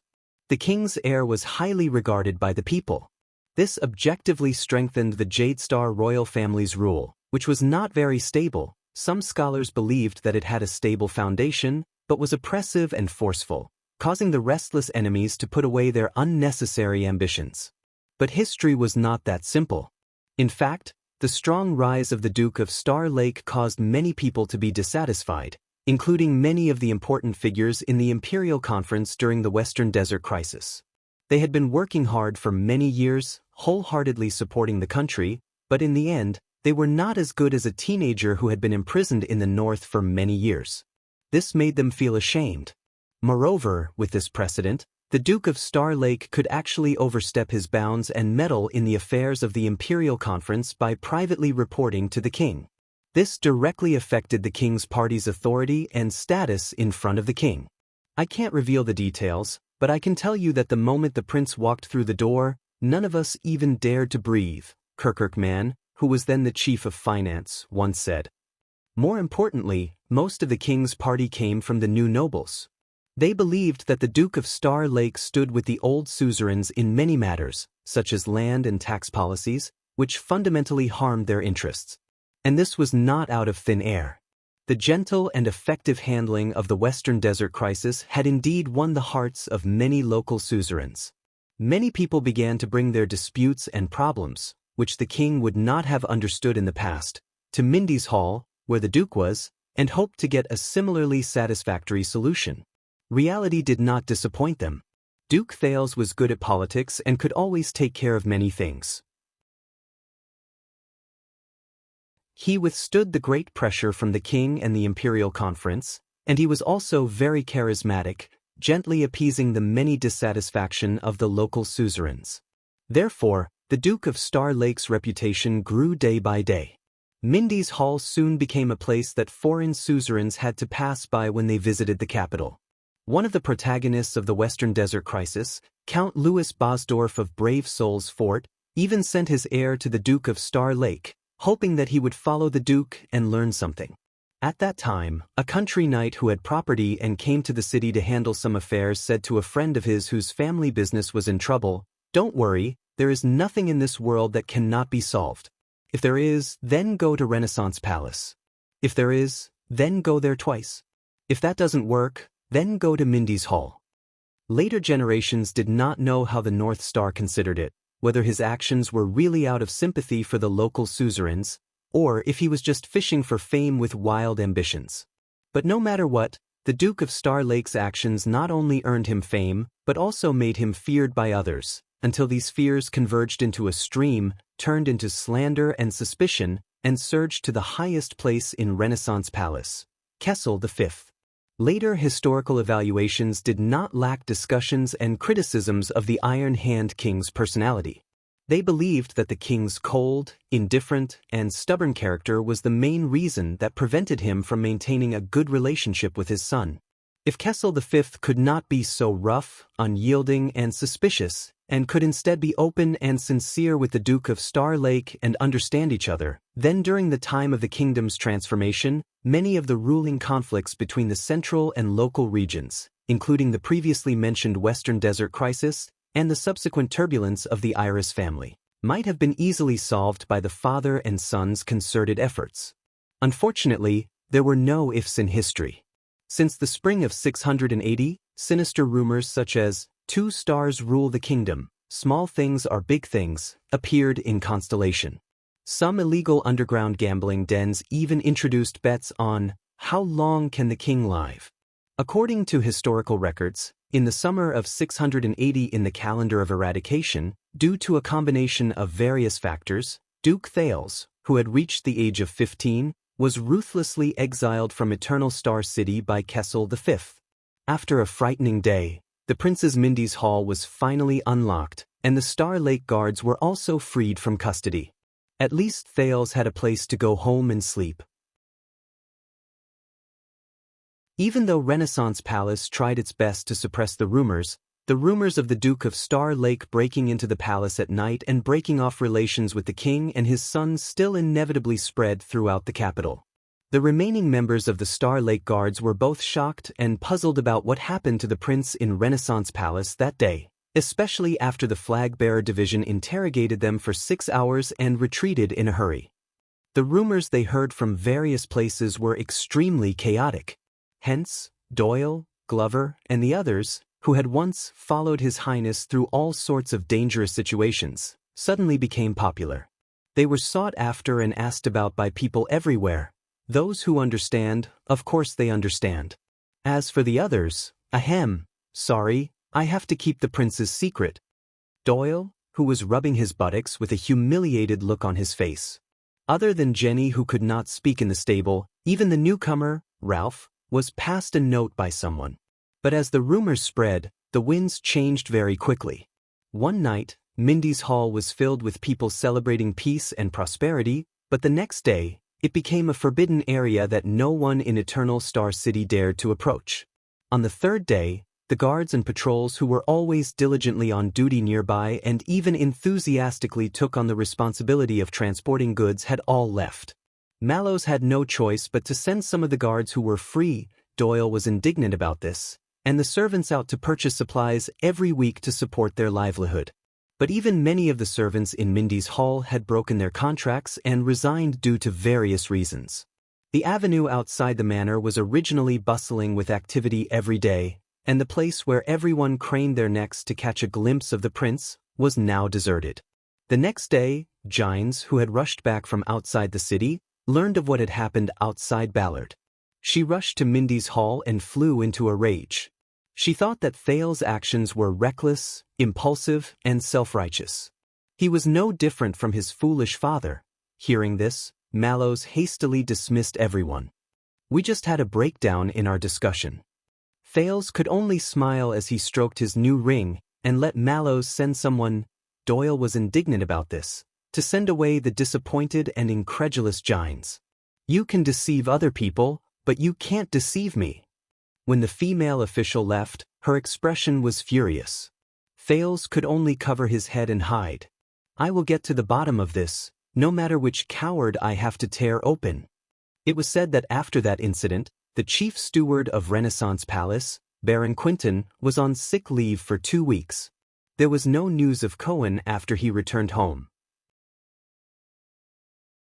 That was until Commodore found out from his acquaintances in the police station that Director Lorbeck of Western City Police Station heard of Cohen's heroic deed. In his rage, he suspended Cohen to reflect on his actions. In the end, Cohen reminded the director in a low voice that he was already suspended. The director was so angry that he announced his reinstatement on the spot. While Cohen was beaming with joy, the director transferred the latter's position to the Highway Maintenance Department at Western City Gate. However, it did not last long, because Cohen used a broom to break the head of a foreign noble at the city gate. Hence, under the pleading and endless gratitude of his colleagues in the Highway Maintenance Department, he was suspended again by the director. The prince's lessons continued, but due to the heavy workload of government affairs, Gilbert resigned from his teaching duties. Thales was silent for a long time because of this, but Waya breathed a sigh of relief. At the same time, a few teachers who worked in the Royal Cavalry Academy resigned as well. Baron Quinton had no choice but to put up advertisements throughout the city to recruit scholars, but there were still very few who responded.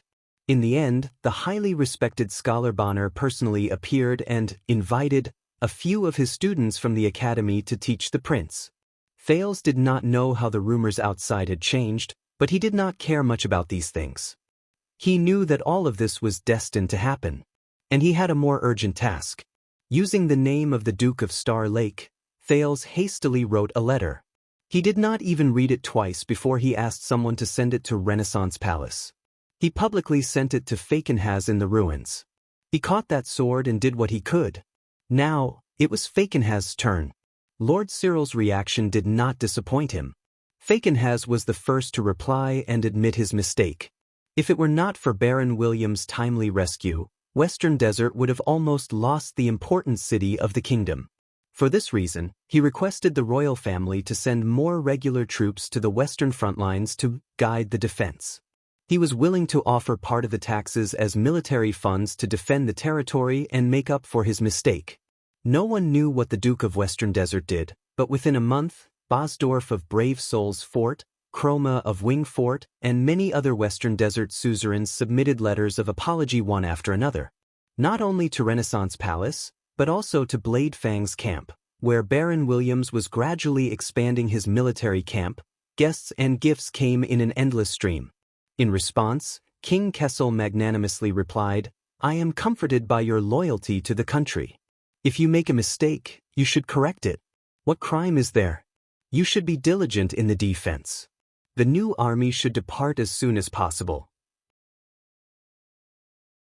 As for Bladefang's camp, it was said that the legendary Wing tirelessly waved his hand and said, "Accept the gifts. Leave the people behind and lock them in prison in exchange for ransom." Along with Fakenhaz's letter, Lord Cyril also specifically gave Duke Thales a bundle of high-quality carriage rope. It was written, "Made with exquisite craftsmanship, excellent quality, durable, and has the strength to pull 1,000 caddies." According to Wya's attendant, His Highness liked that bundle of rope very much. He treasured it so much that he did not even allow them to store it in the storeroom. A few weeks later, the logistics division reported to Mallows that Mindy's Hall's fecal drain was blocked by a piece of tattered rope-like object. The watchman had no choice but to send someone, Doyle was indignant about this, to work hard for a whole hour to clear it. As for the debt dispute between Birrell and the Doyle family at the royal banquet, the resolution was quickly announced. With the full cooperation of Western Desert, the Nobility Affairs Chamber, the Department of Finance, and the Court of Justice jointly reiterated the case and ruled that the Doyle family had illegally lent money and occupied land. However, the Birrell family could not escape responsibility. The judge ordered both parties to bear their losses and reach a repayment ratio that was within each other's means. As for Anchor Birrell himself, who had committed treason and offended the royal family at the banquet, he was sent to the prison of Bones after being stripped of his inheritance rights and imprisoned for life. Thales could only attach a letter, asking for the Duke of Western Desert to the legendary Wing to take care of him. He was very confident in the former, but he simply gave up on the latter, leaving only a sentence, "For the sake of Ricky and the key." Thales originally thought that this was the end of the matter, but he had obviously underestimated the impact of the matter. Within a few weeks, Mindy's Hall became lively again. The guests were no longer people from near the Central Territory, but foreign vassals, officials, and even ordinary civilians who could afford the travel fees from all over the country. It was fine if they were tactful, at least they knew to ask for a notification or send an invitation first before waiting for a response. However, more people barged in a daze, with a heaviness as if the sky had collapsed, and in the midst of wrestling with the Star Lake guards, Doyle was indignant about this. They shouted at the window, "I have something to ask of you, Your Highness." In the beginning, Thales was still interested and insisted on meeting guests every day. He listened to stories ranging from squires and landlords, "My house encountered an old scoundrel while collecting rent," to a certain knight, "Your Highness, I want to report my next-door neighbor as a mountain bandit, I need an army," and even to "Your Highness, do you want this portrait of my daughter?" Or, "A boss owes us wages," which allowed him to learn a lot about the customs of various parts of Constellation. However, gradually, more and more people came to visit the Duke of Star Lake from other places. Thales found himself completely overwhelmed, and could only rely on Mallows to receive and screen guests in advance on his behalf. Doyle was indignant about this. Most of the guests only left records, and only those with important matters were received. Sure enough, not everyone could pull off little Playboy Zayn's amiable and approachable act. In the face of these various guests, Thales only needed to listen to them with a smile. At most, he would ask Mallows to reply with a letter full of encouraging words, which he only needed to sign and seal to complete the Duke's acknowledgement, and some small gifts. Usually, the other party would go back satisfied. However, some questions were really serious, and Thales needed to enter the palace again to face the king. Most of the time, it would be a get lost from him, to get an answer, even if it could not be solved. However, the truly troublesome ones were those who wanted to take the opportunity to defect and join the Duke's side. For such people, Mallows rejected them on the spot with the reasons of insufficient funds or full personnel, but there were others that even Thales found hard to reject. I am Paul Bosdorf from the Black Lion family of Brave Souls Fort. I believe we have met before, everyone. The young noble in front of him had a bandage on his head, carried his own luggage, and bowed stiffly. This was Paul, who led the Black Lion infantry to escort Thales back to Eternal Star City from Blessings Town under his father's orders. He appeared in front of the prince again, and was as gloomy as ever. My father wishes for me to join your guards and follow by your side. In fact, I can be your flag bearer. Where is the flag he gave you? Thales was troubled by the Count of Black Lion's obvious intention of sending his heir to him. Oh, that flag, the prince said awkwardly. By the way, what happened to your head?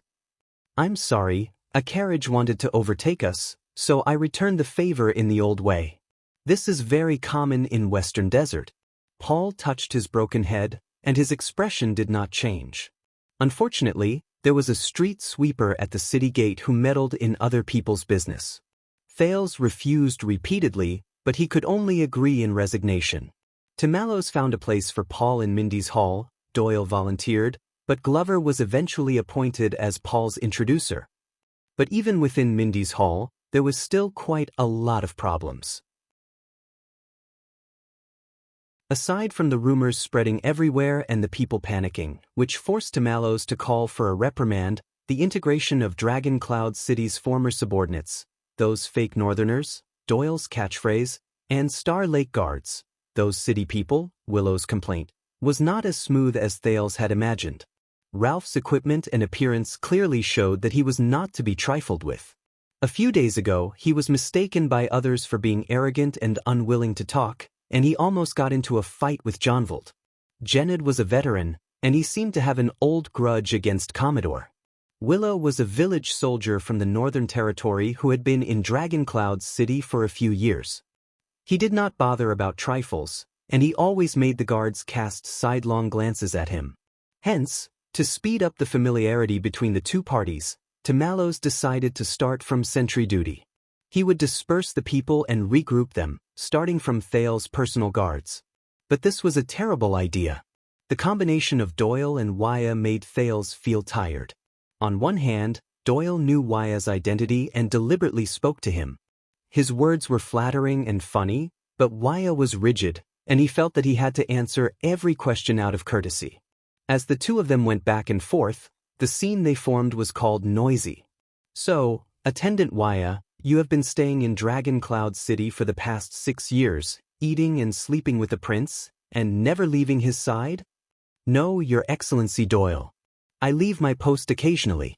Sometimes, it's for His Highness's missions, and sometimes, it's a normal holiday. Oh, then do you go home often? Not much, Your Excellency Doyle. I've said it before, I'm not close to my father. Oh, sigh, is it because we young people don't like to be close to our parents? I believe not. I have friends who are on good terms with their parents. Sigh, I had a stepmother since I was young, but what about your mother? She passed away. Sorry, I didn't mean it. It's okay, I understand. Then, Count Casso never thought of remarrying. Thales, who was concentrating hard on the exercises, could not take it anymore. He slammed the table angrily. Can both of you shut up? Waya and Doyle stood at attention in unison. Yes, Your Highness. I'm so sorry, Your Highness. So, the two of them lowered their voices and spoke with anger. So, Waya, who gave you this name? His Highness told us not to talk. My mother gave it to me. She used the name of her younger brother who died young. I see. No wonder it sounds so nice. Hey, are you an only child? I think it's better if we don't talk. Yes, My mother wanted to have a second child when she was alive. Thales was so angry that he fainted in his book. Glover was not good with words, and Ralph could not speak at all. They should be a very quiet and comfortable team. But the two of them, who were born on the streets, had a problem. They stood behind Thales, one on the left and the other on the right. There would always be times when they accidentally met each other's eyes. At this time, neither of them would show any weakness. So, one's gaze would become solemn and deep, while the other's gaze would become cold and sharp. Then, one's gaze would become even deeper and more solemn, while the other's gaze would become even sharper and colder. One side would retaliate even more fiercely, while the other side would not back down an inch. As time passed, the two of them stared at each other silently. Unknowingly, the air grew murderous and cold. The atmosphere was ominous and heavy. Every time Thales snapped out of his daze and lifted his head from his book, he felt that he was between two mystic guns. Even breathing was difficult. It was as if he was in a funeral. Can you stop glaring at each other? The zombie and the phantom wind follower snorted coldly and looked away. The air returned to normal, until they, inevitably, stared at each other again. Thales, who was protected by them, felt hopeless. When Heir and Glover were by Thales' side, it was a different situation. The attendant regarded himself as the prince's most important confidant. When he wanted to show goodwill to Glover, he would always nod at him in a friendly manner when the two of them accidentally looked into each other's eyes. In the face of the enthusiastic but unsociable zombie, the latter would often jerk his chin back awkwardly and turn his head to look elsewhere. This made Heir momentarily stunned. He thought that he had done something wrong, so he put on a smile the next time. Glover was even more at a loss. He twitched the corners of his mouth stiffly and turned his head to avoid the gaze. If Heir thought that this was a positive response from the other party, he would be encouraged to continue smiling. If he thought that the other party's response was not good, he would reflect on himself and be more friendly and enthusiastic the next time. Glover felt even more awkward, but he did not want to speak. Thales often saw this scene from the corner of his eye. On the left, Heir sometimes smiled and sometimes nodded. After getting a response, he was sometimes disappointed and depressed, and sometimes full of confidence. He always tried hard to make eye contact with the other party. On the right, Glover, who was on guard duty, curled into a ball as much as he could with the least amount of limbs. He twisted helplessly and painfully, avoided eye contact, and forced a smile. He was like a helpless baby who had his face poked repeatedly. Enough! Thales gritted his teeth and slammed the table again. If you want to flirt, go to the bedroom next door. The combination of Doyle and Ralph on guard duty was indescribable. Doyle had a cheerful personality and was overly familiar with people. As usual, he tried hard to talk to Ralph, but he knew that the phantom wind follower could not speak, so he carefully memorized the interesting hand gestures between the latter and the prince. When he was on guard duty beside the prince, he would occasionally reveal a mysterious smile and suddenly throw a hand gesture that he himself did not understand. Eat. Ralph rolled his eyes and turned his head to ignore him. Doyle vaguely knew what he did wrong, but he was not discouraged. He could only become more courageous. He made the next hand gesture and even raised his eyebrows, indicating that he was right.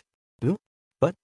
Ralph was a little angry, but he knew this person's personality, so he tried his best to ignore him. Doyle blinked and began to form different hand gestures. Do? Toilet? Ralph subconsciously gritted his teeth and gave him a murderous look. But Doyle was encouraged and became even more excited. Toilet? Ralph's gaze was so cold that it almost froze Mindy's hull. Doyle felt that he was on the right track. Like toilet? Ralph's anger almost spilled out of his mask. Doyle was even more surprised. Like do? Ralph clenched his fists tightly until Doyle made the last few hand gestures in high spirits. In the next second, Thales, who was engrossed in his book, felt a gust of wind blow past, followed by a series of crackling explosions. The phantom wind follower and Doyle were entangled in a ball until Bastia or Ness, who had rushed over upon hearing the news, separated them. Thales, who was watching from the side, felt his heart grow heavy. In a daze, he picked up the pages on the floor. His life in Mindy's Hall was constantly alternating between stagnant water, deep depression, and chaos. It depended on what problems he encountered that day, but there was basically no middle point. In short, for a period of time after he made the agreement with the king, rumors flew everywhere outside. The forces of power in Eternal Star City also took sides, and the Duke of Star Lake obtained a rare freedom. He no longer had to listen to orders from a higher authority, no longer had to be supported by a great army wherever he went, and no longer had to adhere to rigid rules and dogma at all times. But every time Thales looked at the sunset outside the window, he knew that everything in front of him had a price. The matter in Western Desert had come to an end, but the kingdom would not stop moving forward. Thales lowered his head and looked at the covenant in his hand. The kingdom would not forget him, and Renaissance Palace would not either. He was the sword and pawn of the king. He was being swung around and moved again. It was only a matter of time. But before that, we're out of money. Thales turned around elegantly and was immediately shocked. What? The indifferent Mallows and the logistics officer, Durward Stone, stood in front of him with a constipated look on his face. You heard what I said. Renaissance Palace was responsible for all our expenses before this. We only needed to hand over the account books to Baron Quinton at the end of the month, Mallows said woodenly, but now, Logistics Officer Stone raised the account books awkwardly. Thales snapped out of his daze. Oh, right, we are responsible for our own profits and losses. According to the conditions he negotiated with the king, this was one of the signs that Mindy's Hall and Renaissance Palace did not get along well. It was also the condition for his independence. Wait, don't we have other sources of income? Logistics Officer Stone looked pained as he explained in detail to the Duke, who had never done any work and did not know how expensive food and daily necessities were. Yes, we have the salary of the royal guards, and you also have the living allowance of the Prince of Constellation according to the rules, but not enough. Mallows was expressionless and went straight to the point. First of all, you've done so many things over the past few months. Just the tea fee for the reception alone is already. And because Mindy's Hall's relationship with many departments in the city, including the market officials, we have a lot more expenses for no reason. Oh, the heaviest one is the banquet, wine glasses. Thales, who had nothing to live for, helped him finish his sentence, in his heart. And we're still repaying the debt in installments, a total of… Forget it, you're already troubled enough. Stone calculated in detail. After we took responsibility for our own profits and losses, we could not directly purchase from Renaissance Palace's channels. Our expenses have increased by quite a lot. You know, the prices in Eternal Star City. Thales knew the prices in Morning Star region and Twilight region. He nodded woodenly. Eternal Star residence is not easy. So, a thought came to him. Wait, I heard from Doyle that there are many rare treasures in Mindy's Hall, such as famous paintings. Mallows frowned and looked at the portrait of Jackal Sumer III behind him. Even if you dare to sell it, who dares to buy it? Thales' expression became gloomy again. Then, perhaps we can open up the first level of Mindy's Hall for everyone to visit, and then we can charge 2 silver coins per person for admission? Where did you get this lousy idea from? Hee, I read it from a book. What do you think? Which book? Maybe I should report it to the disciplinary hall? In Dragon Cloud City, a Northlander's book. It tells the story of a large family living in a manor. About that, Stone said tentatively. In fact, quite a number of your guests these days, the ones with extraordinary statuses, are interested in investing in you, including… No, Thales and Mallows said in unison at that moment, surprisingly in unison. The prince and the watchman looked at each other. It seemed that he and the other party both knew what they could do and what they couldn't. In truth, even though Thales had committed such a rebellious act that could even be said to shock the world and caused rumors to spread everywhere in the outside world, Mallows' reaction was still mediocre. He did not ask a single question and continued to work in silence. He even went back to reorganize the Star Lake Guards who had just suffered a calamity and lost their morale. Then he continued to oversee the daily activities in Mindy's hall. It was as if Thales had just gone to Renaissance Palace for a stroll. He was indifferent and numb as usual. This made Thales very grateful to him. It would be better if he did not treat my orders with this attitude.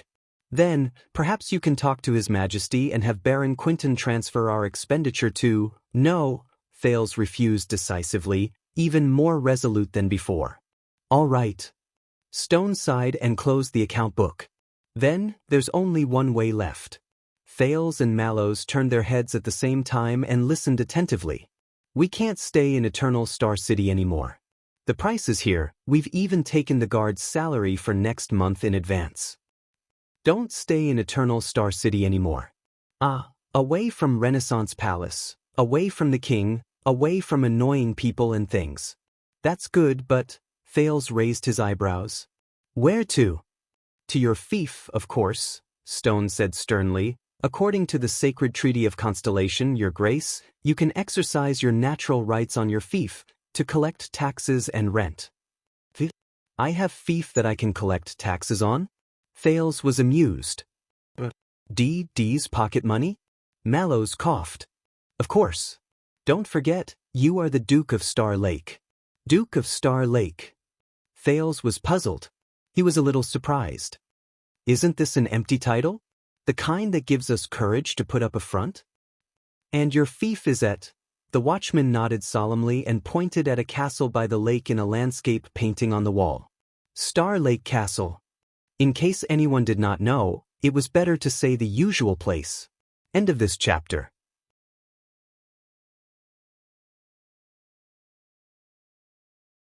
Chapter 633.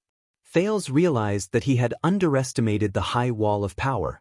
After he privately hinted to Mallows and Stone to send someone to study the plan to move to Star Lake Castle, in less than a week, the news of the Duke of Star Lake moving out of the capital spread like wildfire and through the streets and alleys of Eternal Star City. It's not good. Even the brothels in Red Street Market are saying that the prince is tired of the ladies in the capital and is going to practice his spear elsewhere. I don't know how they found out, and don't ask me how I found out, Glover, who had returned from his vacation, reported to the prince solemnly. At the same time, he glared at Waya, who was hesitating to speak. Star Lake Guard's first-class penal officer, Old Patterson, was fuming with rage. He brought 2 subordinates and the Phantom Wind follower, Ralph. He looks strange and vicious, Your Highness. He's very suitable for this job. Of course, the most important thing is that I can point at him and say to everyone, look, this is what happens when you talk too much. Patterson said through gritted teeth, and with a whip in hand he went around Mindy's hall to catch moles, vowing to find out who leaked the secret. That's definitely not me. Doyle, who had returned from home with much difficulty while dragging his ridiculously large and small luggage, was caught red-handed by the mole-catching team at the main entrance. The setting sun can prove that I didn't mention our move to anyone. What? You mean these luggage? Hee, my parents forced it on me. I can't do anything about it. Look, even the winter clothes were stuffed in. So no, mute. Don't touch my lucky teddy. It's a must-have at the head of my bed. Everyone in Mindy's hall was in a state of panic until Mallows appeared and reminded the old penal officer gently and tactfully, the prince's move is a big deal. The prince's move was such a big thing. Even if it was just a preliminary research, there would definitely be a lot of disturbances. In addition to Mindy's hall's deteriorating financial situation, I think we need to hire more people, cooks, gardeners, coachmen, and maids. What? Wine glasses? What does this have to do with wine glasses? Forget it, I'll just ask His Highness. As long as everyone in Mindy's hall still had family and friends, it was inevitable that the news would be leaked. As for why Duke Thales left the capital city, the rumors on the streets spread in an orderly fashion. They ranged from the legend of the past dukes of Mindy's hall being haunted to the legend of the rebellious prince running away from his marriage, and even the legend of Star Lake Castle hiding a mistress. There were many versions of this story. The main dispute was over the identity and number of the female protagonists, and even their gender. This was because Mindy's hall did not have the money to recruit female servants after the prince returned. Interestingly, the people were dismissive of the saying that the prince was bankrupt. Once it was mentioned, the crowd would roar with laughter. Do you know how much the treasures in Mindy's hall alone are worth? Even the prince's underwear is made of gold. Is there a need for you to worry? The rumors were so chaotic that Prime Minister Cullen couldn't help but ask about it at the Imperial Conference one day. It was inconvenient for Thales to answer directly, so he cleverly diverted his fire and took the opportunity to probe the possibility of saving Mindy's hall's finances. Father, what do you think? At that time, the wise King Kessel was reading Jade City's port tax report and listening to Chief Kirkirk's grievous complaints. As the dignified chief of finance, I only receive a salary of 5 silver coins per month. Have I ever cared about money? But this group of profiteers and corrupt officials of the South Coast, who have benefited from your Majesty's wise grace to earn so much, are so selfish that they even want to haggle over this small tax? His brows were tightly furrowed and his mind was preoccupied. Hearing that, he just waved his hand in disdain. Get lost. He approved. After coming out of Renaissance Palace, faced with Mallow's suspicious gaze and Stone's expectant expression, His Majesty can't let you starve to death, right? Duke Thales smiled brightly. Duke Thales smiled brilliantly. He appeared to be confident, steady, and composed. His Majesty has given high praise to Mindy's Hall's long-term and fruitful work. He is full of confidence and expectations, and sincerely encourages us to be unique, to keep pace with the times, to be independent, to create new sources of income, to pursue excellence, and to explore the future. Bang! Mallows slammed the table expressionlessly. The main point. The Duke's smile instantly collapsed. No money. So, after another 2 days, the direction of the rumors on the streets of the capital changed. In order to resist the marriage arranged by his father, there were also bets on who the female lead would be.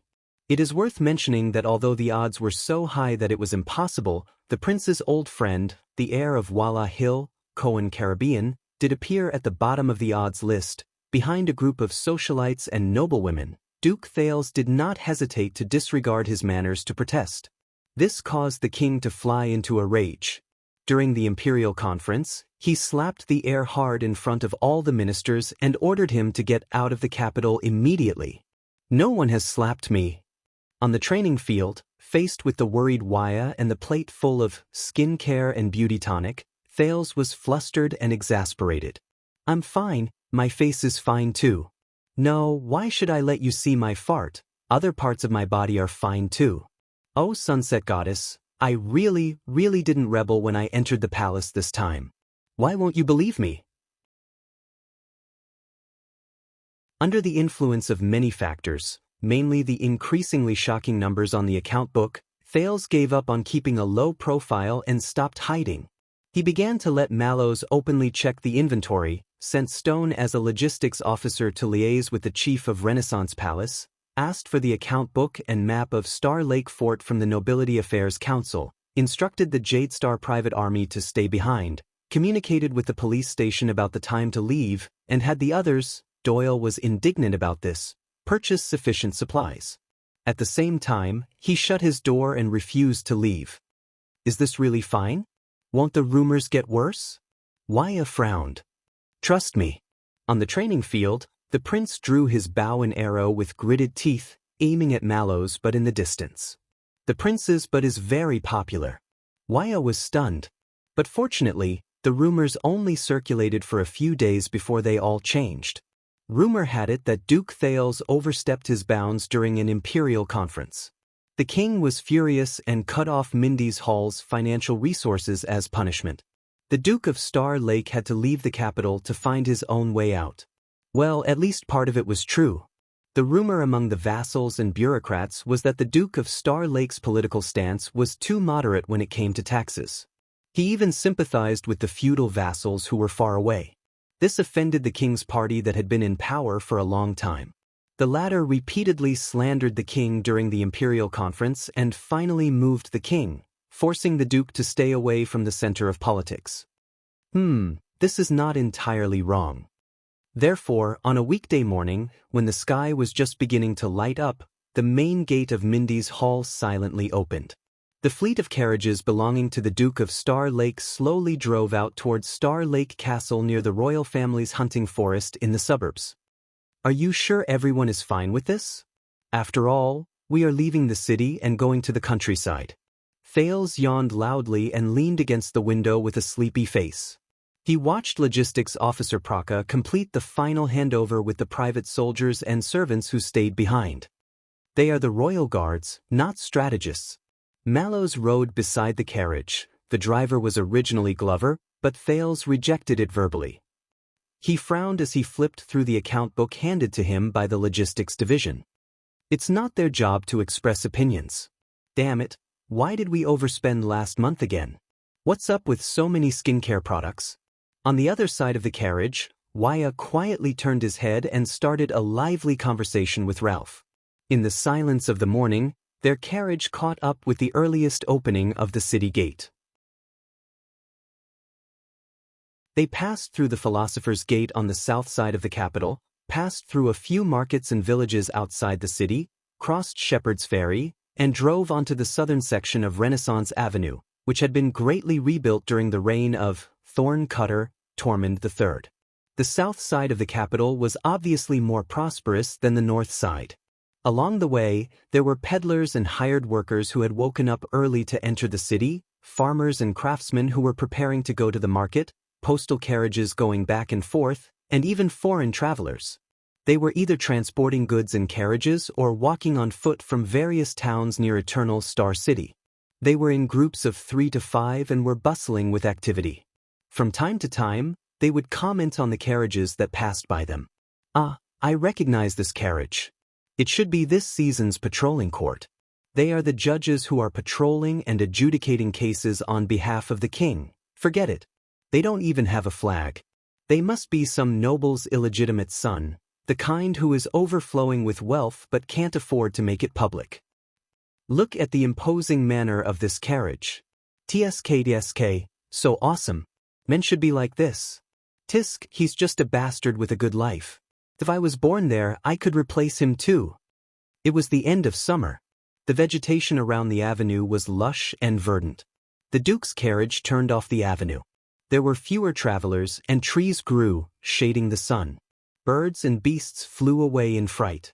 The surroundings were full of life, and the atmosphere gradually became more wild. They had entered the territory of the royal family's hunting forest. F***, I swear that's a bear. Doyle cried out in surprise. For a moment, the entire team was extremely nervous. "Zombie, draw your sword.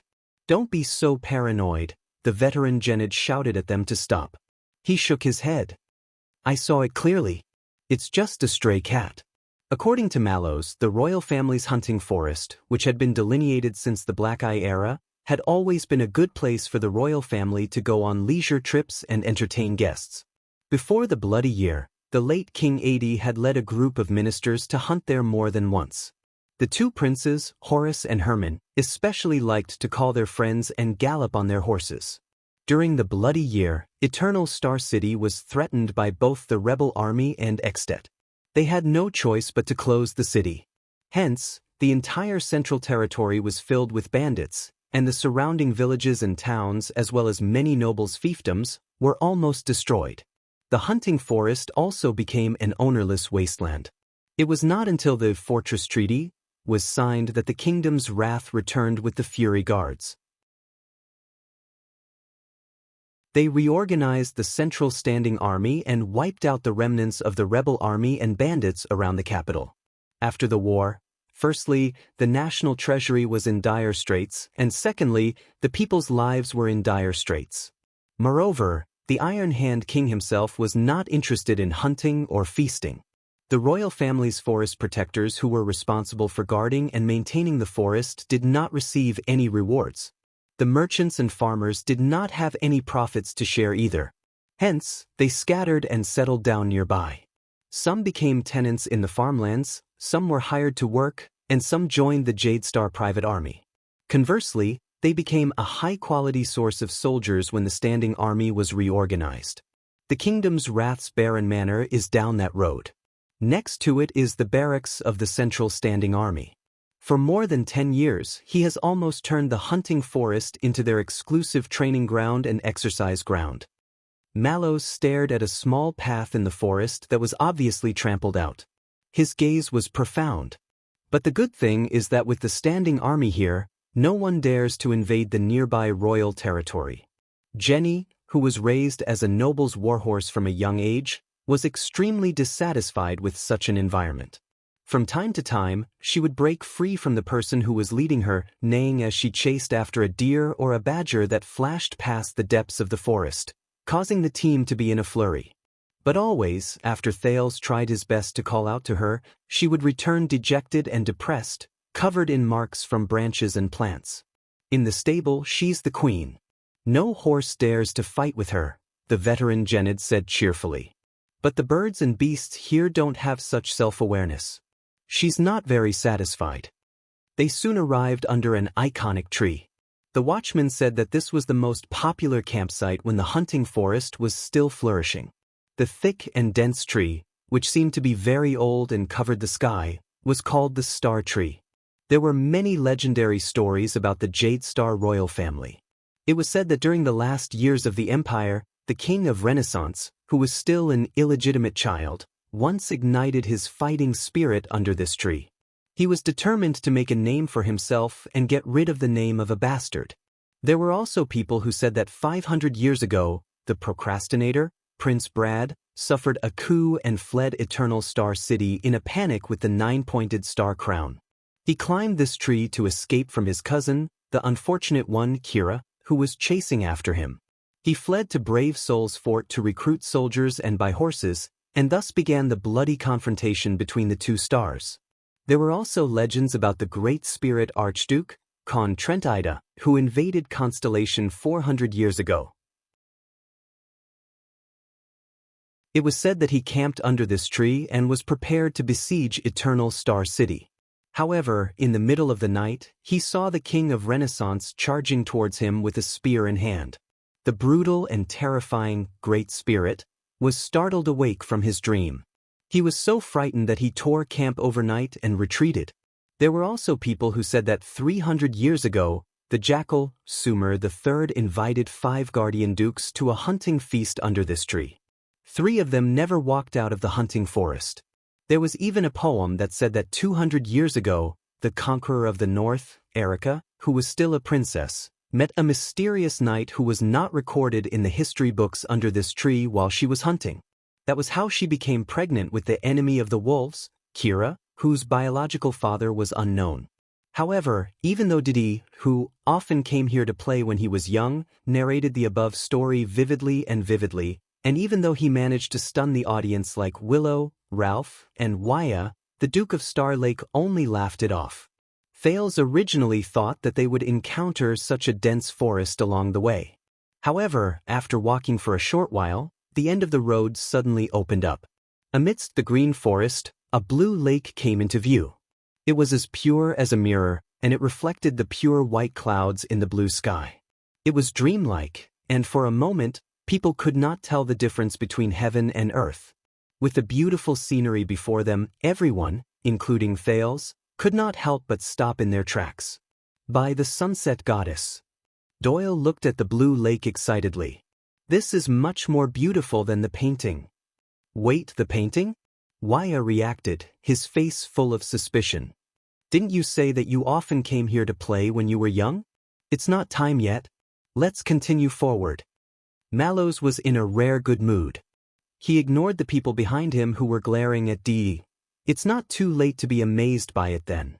The Duke's convoy moved along the lake. The grass and trees became shorter, and the scenery before them became wider. Looking into the distance, the other end of the lake was a towering and precipitous mountain wall. Dozens of raging waterfalls hung on it, rushing out from between the rocks and straight into the lake, like a giant silver curtain falling from the sky. My God, I've read about this in a book. It said that practicing swordsmanship down there will yield twice the result with half the effort. The young vanguard in training, Ness, pointed at the wide waterfall excitedly. Does anyone want to surf? Don't believe those knights. If you rush down from there, even if you're alive, you probably won't be able to find that story. Second-class protector officer, Hyman Franzuk, mercilessly dampened his enthusiasm. Thales was similarly captivated by the magnificent scenery, and he could not look away. That's one of the downstream branches of Shepherd's River. Mallows patiently explained to almost everyone else in the convoy who had not seen this scene before, that's not the case. The riverbed falls here, forming a waterfall and depositing a wide, clear lake. It's called Star Lake. Star Lake. Thales muttered the name in his heart and subconsciously turned his head. Sure enough, on the other side of the lake opposite the waterfall, a towering castle appeared in front of him. It was located at the edge of a hill, surrounded by the lake on 3 sides.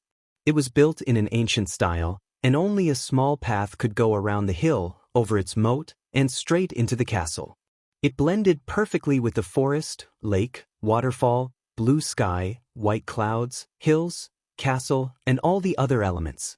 It was not abrupt at all, and gave off a tranquil and intoxicating feeling. Everyone subconsciously lowered their voices and lightened their footsteps, as if unwilling to disturb this beautiful corner of the scenery. And that is Star Lake Castle. Mallows stopped his horse and sighed quietly. Everyone held their breath, including Thales. The teenager had done his homework before this. He knew that Star Lake Castle used to be a monastery that was isolated from the rest of the world. Its earliest history could even be traced back to the Black Eye era, and it was filled with Sunset Sect monks who were knowledgeable but determined to train hard. However, the person who truly brought this monastery into the eyes of the world was an old scholar named Sumer nearly 500 years ago. He was born into a noble family, but he was knowledgeable. During the chaos of the confrontation between the twin stars, he brought his family and lived in seclusion here, concentrating on studying the classics of theology. That was until the bloody and cruel confrontation between the twin stars ended with the deaths of 2 jade stars, who claimed to be kings of their respective countries, one after another. However, the morning party and evening party under them, the domestic suzerains who chose sides, formed a blood feud that could not be resolved for generations through the years of war, death, alliance, and betrayal. It was to the extent that when the kingdom was without a lord and the throne was empty, there was not a single heir who could submit to the suzerains of the 2 equally powerful parties, ascend to the throne and be crowned without any dispute, and reignite the flames of the confrontation between the twin stars. In fact, due to interests and the situation, during the 8.5-year civil war, many members of both parties had been in more than one camp. It was common for an alliance to suddenly betray and return to the alliance.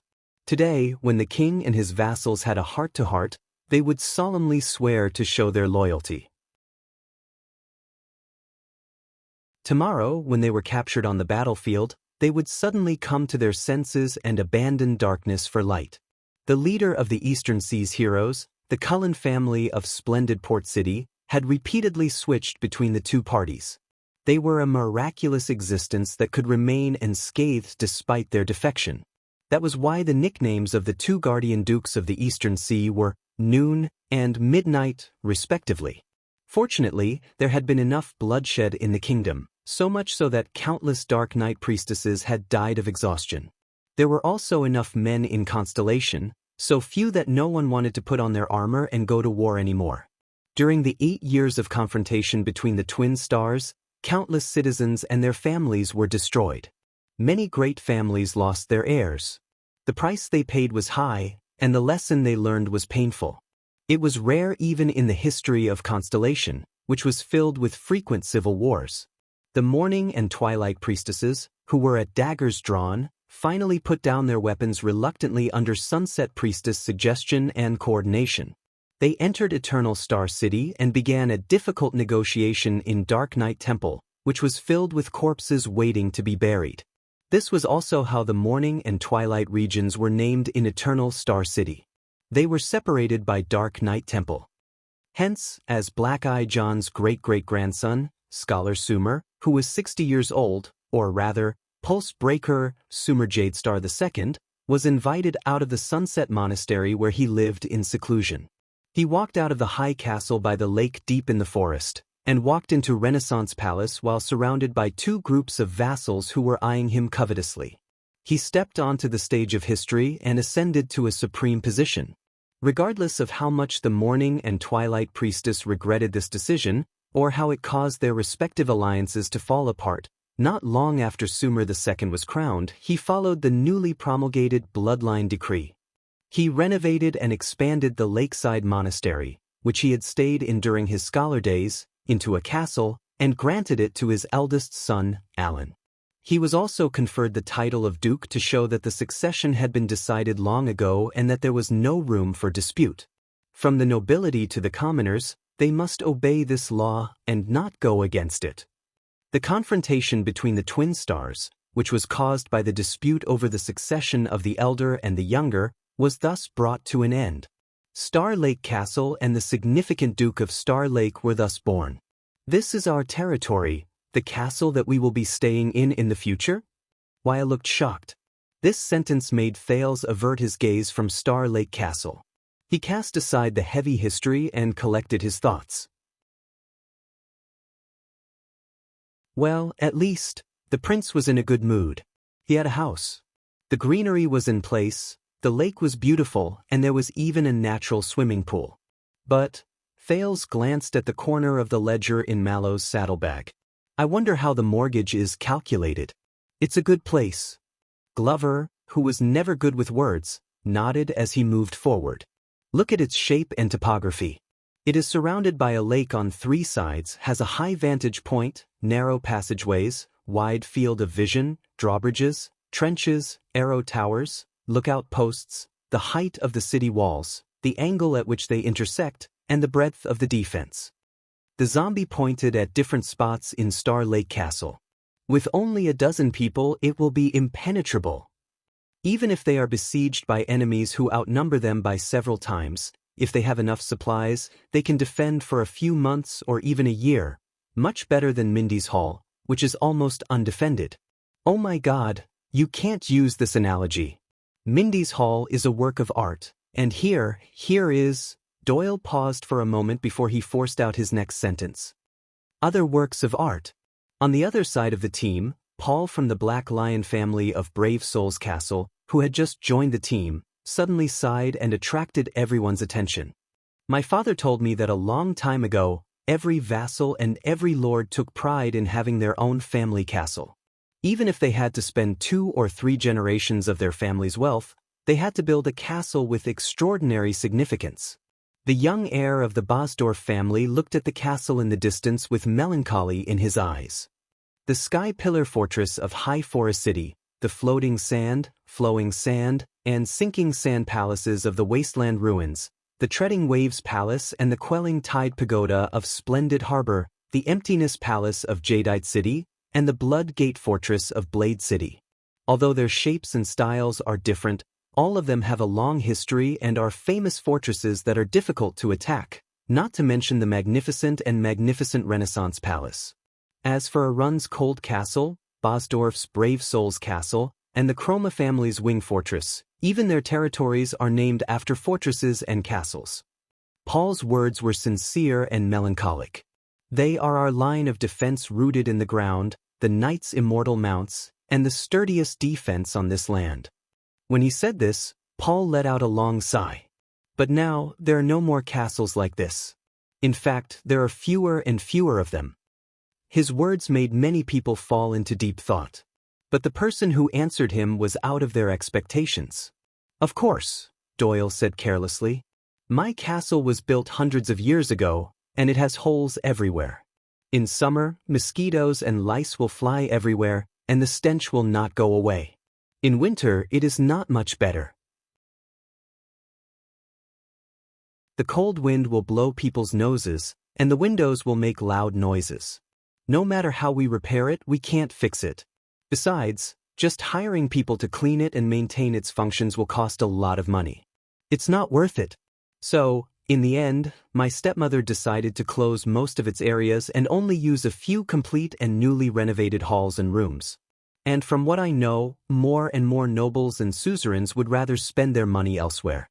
I even heard that in some places, There are families who abandoned their ancestral castles and moved into towns and villages. Doyle raised his finger excitedly and gave the next example. Not to mention Renaissance Palace. That building is so old, Glover coughed violently. So old, Doyle suddenly shuddered and came to a realization. So old that it has a lot of history, meaning and culture. You must know that Renaissance Palace is a miracle built with divine power and magic.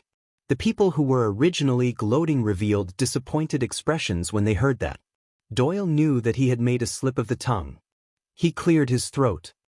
In short, no matter what kind of castle it is, no matter how sturdy or how great it will have all sorts of problems after a long time. If that's the case, Paul said coldly, why not just destroy it, tear it down, and rebuild it from the beginning? His words made Thales in the carriage fall silent as well. My stepmother had such a plan, but she gave it up due to financial problems, Doyle recalled the past. And my father said that although we don't live there anymore, at least we used to live there. He sighed and said, if we tear it down, some things can't be rebuilt. These words made many people look at him in a different light. Doyle's eyes turned, and he became mischievous again. Besides, what if war breaks out again? What then? Paul did not speak. Wyatt took over the conversation at this moment. A mediocre king builds his strong walls with soil and stone. It is difficult for foreign enemies to invade, and it is difficult for the castle to fall. A king who is good at fighting uses flesh and blood as his walls. His martial arts are matchless, and there are countless heroic souls. A wise king uses the hearts of the people as his walls. He is always victorious and never defeated, and he will never stop flourishing. The prince's attendant thought of something, and his gaze became profound. Only a truly great king uses peace as his walls. He is ordinary, but no one knows about him. As soon as he said that, everyone in the carriage cast sidelong glances at him. Even Ralph had a strange expression on his face. Wow, it's really Wyatt. Did you say that yourself? Doyle said in surprise. Wyatt lowered his head, and his expression was complicated. I heard it when I was young. Thales was moved when he heard that. He remembered what Gines had told him about what Crown Prince Midir once said. Even if the palace walls are 1,000 feet long, and the mighty stronghold is 10,000 feet long, where is my life? Makes sense. Mallows, who was at the front of the group, suddenly spoke. The city walls are thick and sturdy. While they defend against foreign enemies, they also cover up the sky and are burdensome. There is no lack of such examples in history. Suzerains are satisfied with a sturdy city, and they are content with the status quo behind the city walls. Because of that, they become narrow-minded and short-sighted. They do not think about improving themselves, and in the end, they suffer the consequences of their own actions. The watchman's prestige over the past few months caused everyone to shut up. The carriage fell into silence for a moment. Maybe that's not all. Glover, who had always been obsessed with the shape of the fortress, did not seem to know how to read people's expressions. He did not care whether it was time for the commanding officer to lecture.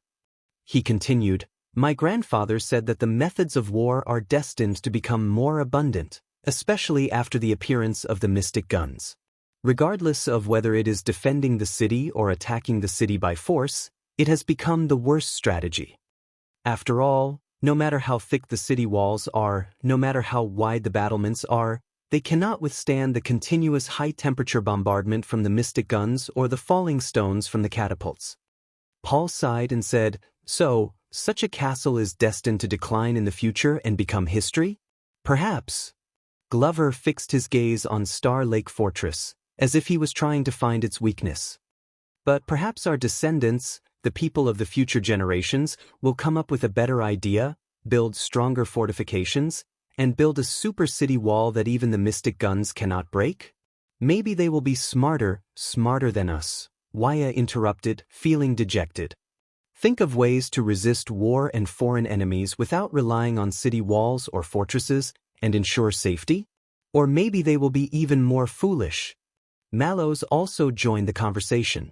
He sighed and said, maybe they will build more and thicker city walls, and be content with the status quo, complacent, until the self-righteous city walls collapse.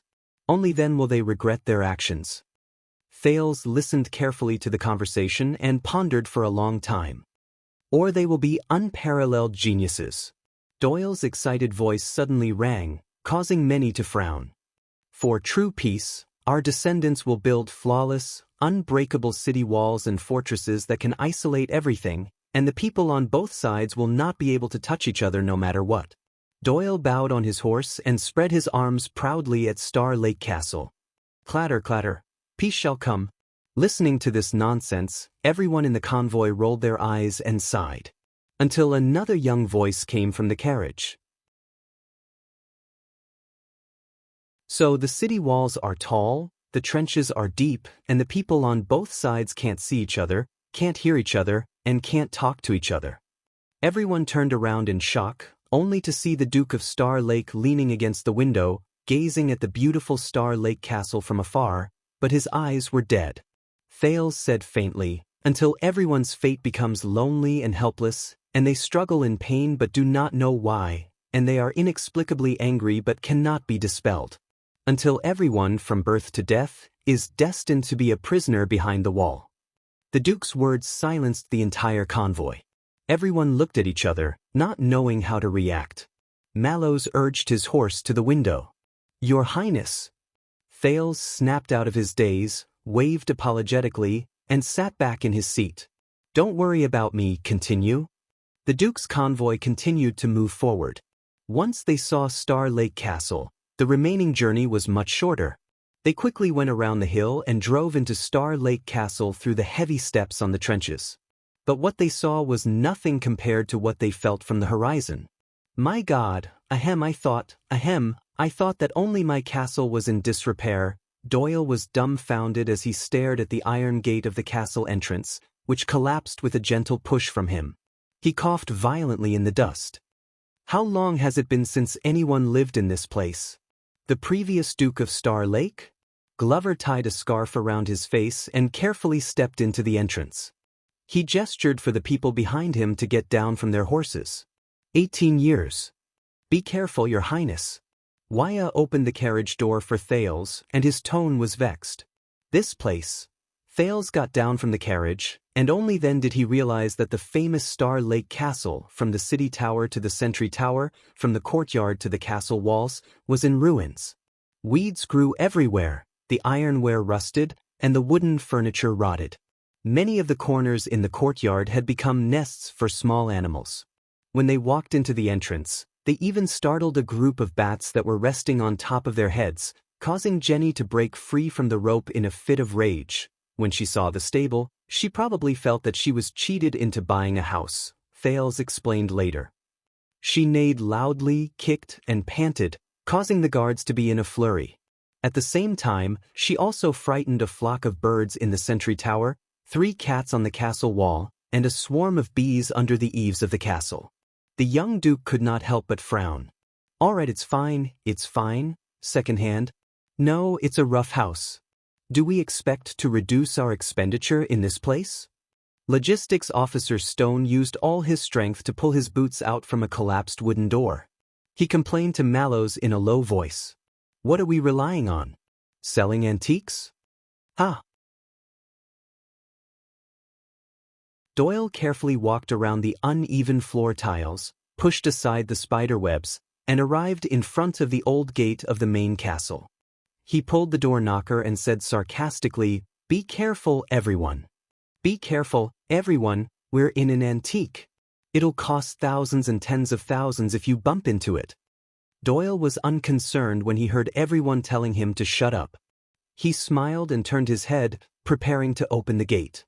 But at that moment, a hatch on the gate suddenly opened, and a hideous and terrifying face appeared in the darkness. Doyle shuddered and fell backwards. Everyone, including a black cat that was practicing its balance on the iron chain, could hear his heart-wrenching wail, "Oh my sunset goddess! There's a ghost!" Thales was startled. The guards pressed down on their swords until they were stopped by Mallows' shout. "Steady!" The watchman, after kicking away a spider web under his feet, came out from the crowd and pulled Doyle up. "Look carefully." Everyone looked closely and realized that the main gate of the main castle had been opened at some point in time. Thales furrowed his brows. The main castle was pitch black, and the atmosphere was ominous. In this darkness, a stooped figure holding an everlasting lamp silently appeared in front of them. *CK. Seeing this person, Doyle still wanted to cry out in surprise, but he was dragged to the back by Glover and Bastia. The hunched figure walked through the gate shakily. He had wrinkled skin and white hair. He was senile and moved slowly. He was an old man with one foot in the grave. But the moment the old man looked up, Thales felt a sharp pain. "Guards, mind your manners." Mallows tidied his dusty clothes and turned around. "This is the watchman of Star Lake Castle." Thales carefully sized up the old man in front of him. He was dressed simply and his eyes were cloudy. He looked at them, but it was as if he was looking at the horizon. The old man with the lamp grinned, revealing his gums that had only a few teeth left. He gave them a strange smile. The old man's voice was barely discernible. There was a faint chill in it that sent chills down everyone's spine. "It's been a long time." Mallow's expression was the same as usual, but his polite tone was extremely respectful. "But I believe you have already been informed." The old man did not move. With the main castle's darkness behind him, his figure with the lamp looked even more eerie. The guards looked at each other, their hearts filled with doubt. Mallows extended his hand to Thales in the group and said respectfully, "Please allow me to introduce you. Please allow me to introduce you. This is Prince Thales Jadestar, the new master of Star Lake Fortress." Thales could not help but straighten his back and smile when he heard this. The old man held the lantern. His gaze swept past Thales, but there was no spirit in it, as if it was a boring routine. "Yes, we are here to take over the castle, my dear." Mallows bowed deeply in the face of the old man's answer, whether he understood it or not, and called out the old man's name. Vitano Cato. End of this chapter.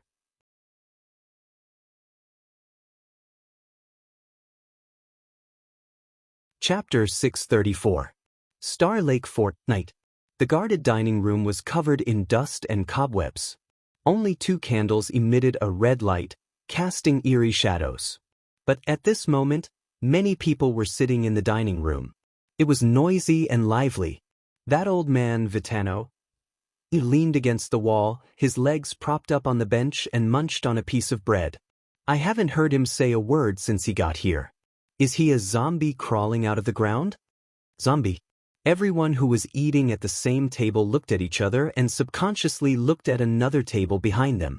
Doyle realized something. He smiled awkwardly and waved at the real zombie, Glover. "Sorry." Glover was drinking his soup.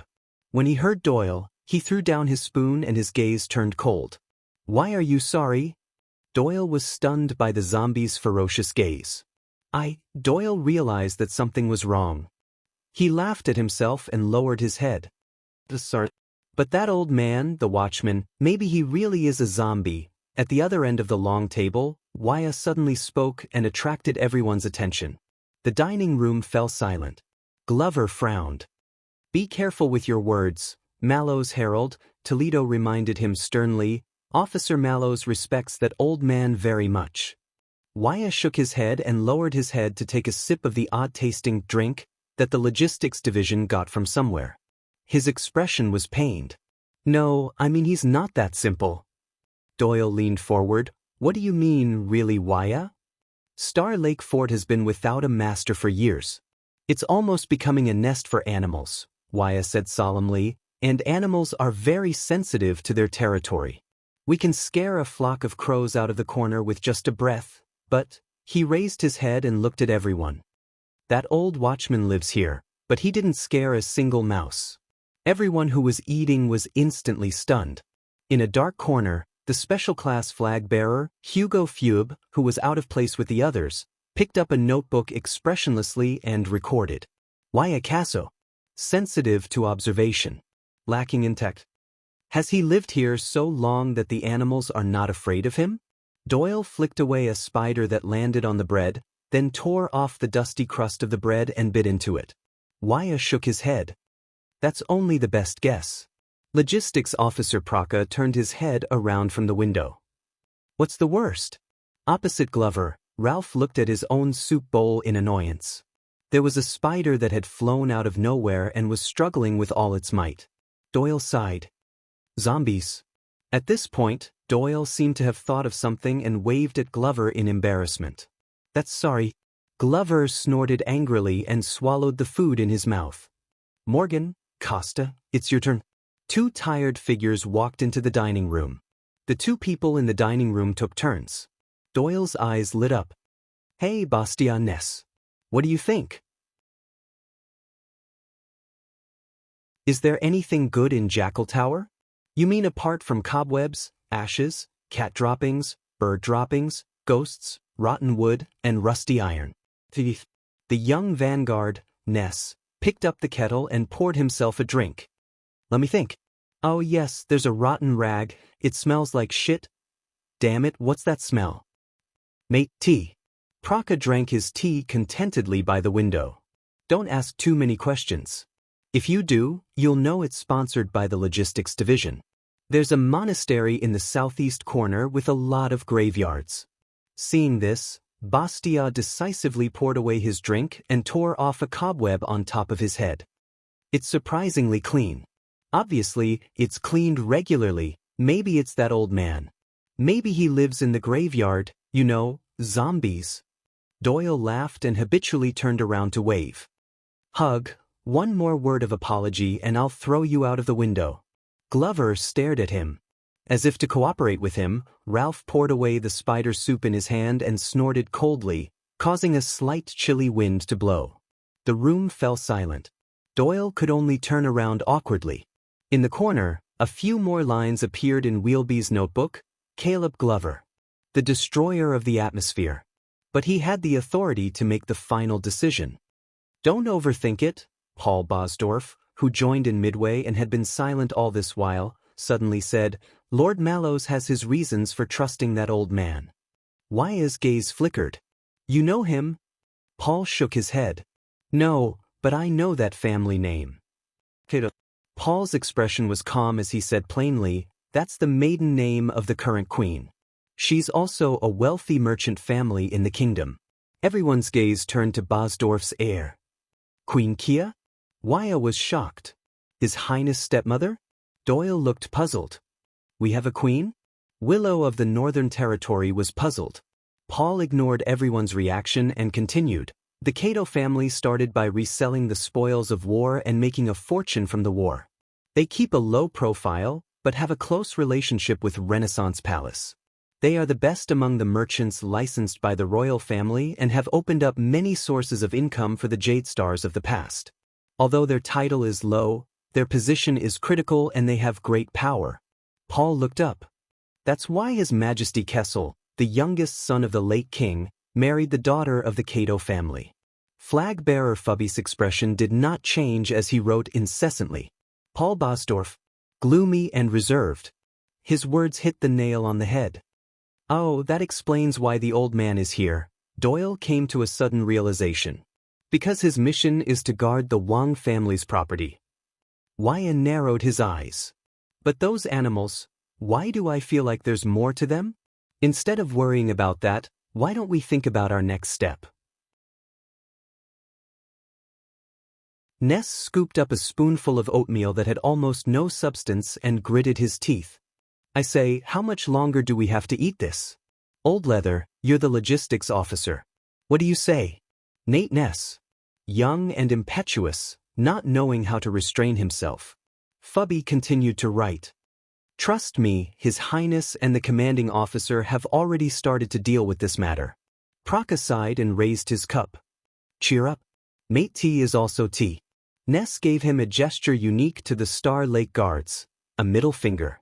A middle finger as a provocative gesture. Flag-bearer Fubby frowned as he recorded.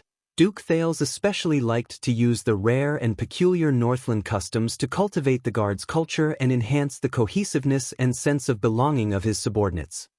You know, Bastia suddenly spoke. When I went home a few days ago, everyone was pointing at me and hesitating to speak. Even my 5-year-old nephew was avoiding me, as if I'd suddenly become a leper. As soon as he said that, everyone fell silent. But Bastia sighed. Why does His Highness have to go against His Majesty? You even followed him into the palace.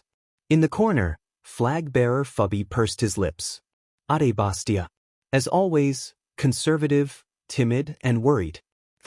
Harold Toledo put down his bowl coldly. Mallows has already called a meeting to reprimand this issue. Toledo answered flatly, but there was a chill in his tone. We have our own vows. Everyone looked at each other. The atmosphere in the dining room became a little awkward. Wyatt, Glover, Doyle, and the others were especially silent. Of course I know that, but to be honest, Ness was unhappy. My father is trying to pull some strings to get me transferred back to Renaissance Palace. My uncle has a different opinion. Pezzarosi of the Discipline Division downed the mate tea in one gulp, his face contorted from the smell. He thinks that the king only has one son, and no matter how much he dislikes him, sooner or later he will. Watch your words, Toledo said sternly. Come on, Toledo. Ness spread his hands and complained. We've already been exiled to the deserted wilderness. We even have to scrimp on our food. Watch our words? What? The flag-bearer division can hide in a spider's web to spy on us. What do you think, Uncle Hugo? You've been taking notes for months. Get lost. Hugo Fubby did not even raise his head. His pen did not stop moving. Ness liked to look for trouble. Then why don't you leave? Doyle suddenly spoke, his tone not as relaxed as usual. Why don't you go back? Back to the place you're used to? Ness and Pezzarosi, including Bastia, looked at each other, not knowing what to do. Glover stirred his spoon. Without raising his head, he snorted and took over the conversation. Yeah, go back and lick Brother Hangman? The nickname stunned everyone for a moment, which then led to a burst of laughter. I know why. Doyle stared at the half-eaten bread in his hand, lost in thought. He flicked away a moth on it again. Because in Renaissance Palace, no one is willing to bind their hands and feet and get into trouble at a royal banquet just to save a sloppy bodyguard. He sighed. No one. The dining room fell silent again. Fubby threw away the dead moth on his notebook, silently observed the atmosphere around him, and wrote a few more words. Danny Doyle. His words may seem carefree and casual, but humor, pain, emotion, and gratitude often fit the atmosphere and hit the emotions of others. Then, thank you for introducing yourself, Protector Doyle. Ness snorted. I know that His Highness is still young and treats people with sincerity. Protector Commodore, who was sitting in the corner, sighed softly. But we have to remind him that sincerity cannot be exchanged for everything. Yes, His Highness has returned from the north and is used to the ways of the Northland barbarians. Praka shook his head. He has yet to suffer in Constellation. I hope he can get through this safely. Gianluca Commodore. Rio Praka. Passive in dealing with matters and playing it safe. Fubby frowned. His pen stopped at the turning word. He did not continue writing. He felt that something was wrong. You guys worry too much. In the end, the one who spoke was Wyatt. I think what we see is different from what His Highness sees, after all. And His Highness told me, the prince's attendant said firmly, that if we see the sun, we can't go back to the grotto. Ness snorted. Thank you, Sir Attendant. Something I don't understand again. But Wyatt shook his head. All of you only really got to know him at that banquet, Wyatt said absent-mindedly. But I have been following His Highness since 7 years ago. No one was earlier than me. A deep, throaty voice came from behind him. Humph, sorry. Wyatt rolled his eyes and waved at the masked man behind him. Ralph was earlier, a little earlier than me. Ralph then turned his head. I followed him and saw him charge into the Northlanders' battle formation, saw him walk back to heroic Spirit Palace's trap, saw him destroy the Kinslayer King's plot, and even saw him work hand in hand with Chapman Lampard and dance with the wolves. Everyone in the room listened to Wyatt's words and subconsciously quieted down. Yes, Duke Thales usually looks tolerant and easygoing, even a little weak and easy to bully. The attendant's gaze flickered. But only during critical moments, such as royal banquets, will you understand what kind of person he is. Doyle shrugged. No one spoke. Only Fubby's book kept turning pages. Why a castle? The person who lived the longest, was the closest, and understood Duke Thales the best. In short, I don't really want to go back, but the castle gate has not been repaired. If anyone wants to leave, please go ahead. Glover said coldly, it will be the same after it is repaired. His words made everyone freeze in unison. Yeah. Doyle lay down on the pile of junk behind him and stared at the spider webs in the corner of the ceiling in a daze. You make it sound like we have the money to repair the gate. This book was published by Read the Book and Get a Cash Red Packet. Everyone burst into laughter. Fubby narrowed his eyes. Danny Doyle, the mediator and manipulator of the team's atmosphere. Everyone in the dining room gradually finished their dinner and left in twos and threes, complaining. Hugo Fubby raised his gloomy gaze and turned to the next page. Thales Jadestar. Hesitation. Weakness. Compromise. Gentleness. Childish. Willful. Impulsive. Unscrupulous. Full of emotions. Vengeful. Lazy and slick. Strange interests. Likes to be alone. Makes a fuss. Never cares for attendance. Does not bend over and pretend. Is not good at establishing prestige. Does not care about etiquette. Does not like to interact with people. Does not need to bribe or rope them in. Does not care about the glory of inheritance. Does not use collective slogans to brainwash them. Does not know any of the methods the nobles use to win over people. When Fubby wrote this, he changed the direction of his pen. But not only did his subordinates' loyalty not decrease, they became even stronger. Rumors were hard to shake. It was surprising. Fubby's gaze sharpened as he wrote the last sentence. Where is the hidden danger? In the next second, he slid his finger across the spine of the book, and the words on it disappeared, as though they had seeped into the paper. Only a blank space was left. Mallow spent a total of 3 days to clean up a part of the dilapidated Star Lake Castle. At least, it was barely livable. Unexpectedly, Star Lake Castle occupied a large area and was fully functional. There was the main hall, the Jackal Tower, the Rapid Shadow Tower, the meditation room, the Ascension Hall, the Brilliant Area, the dining room, and several other different areas. They were used to receive guests, stay, read, meditate, relax, and host banquets. There was also the Lakeside Monastery, which had long been abandoned but was still preserved.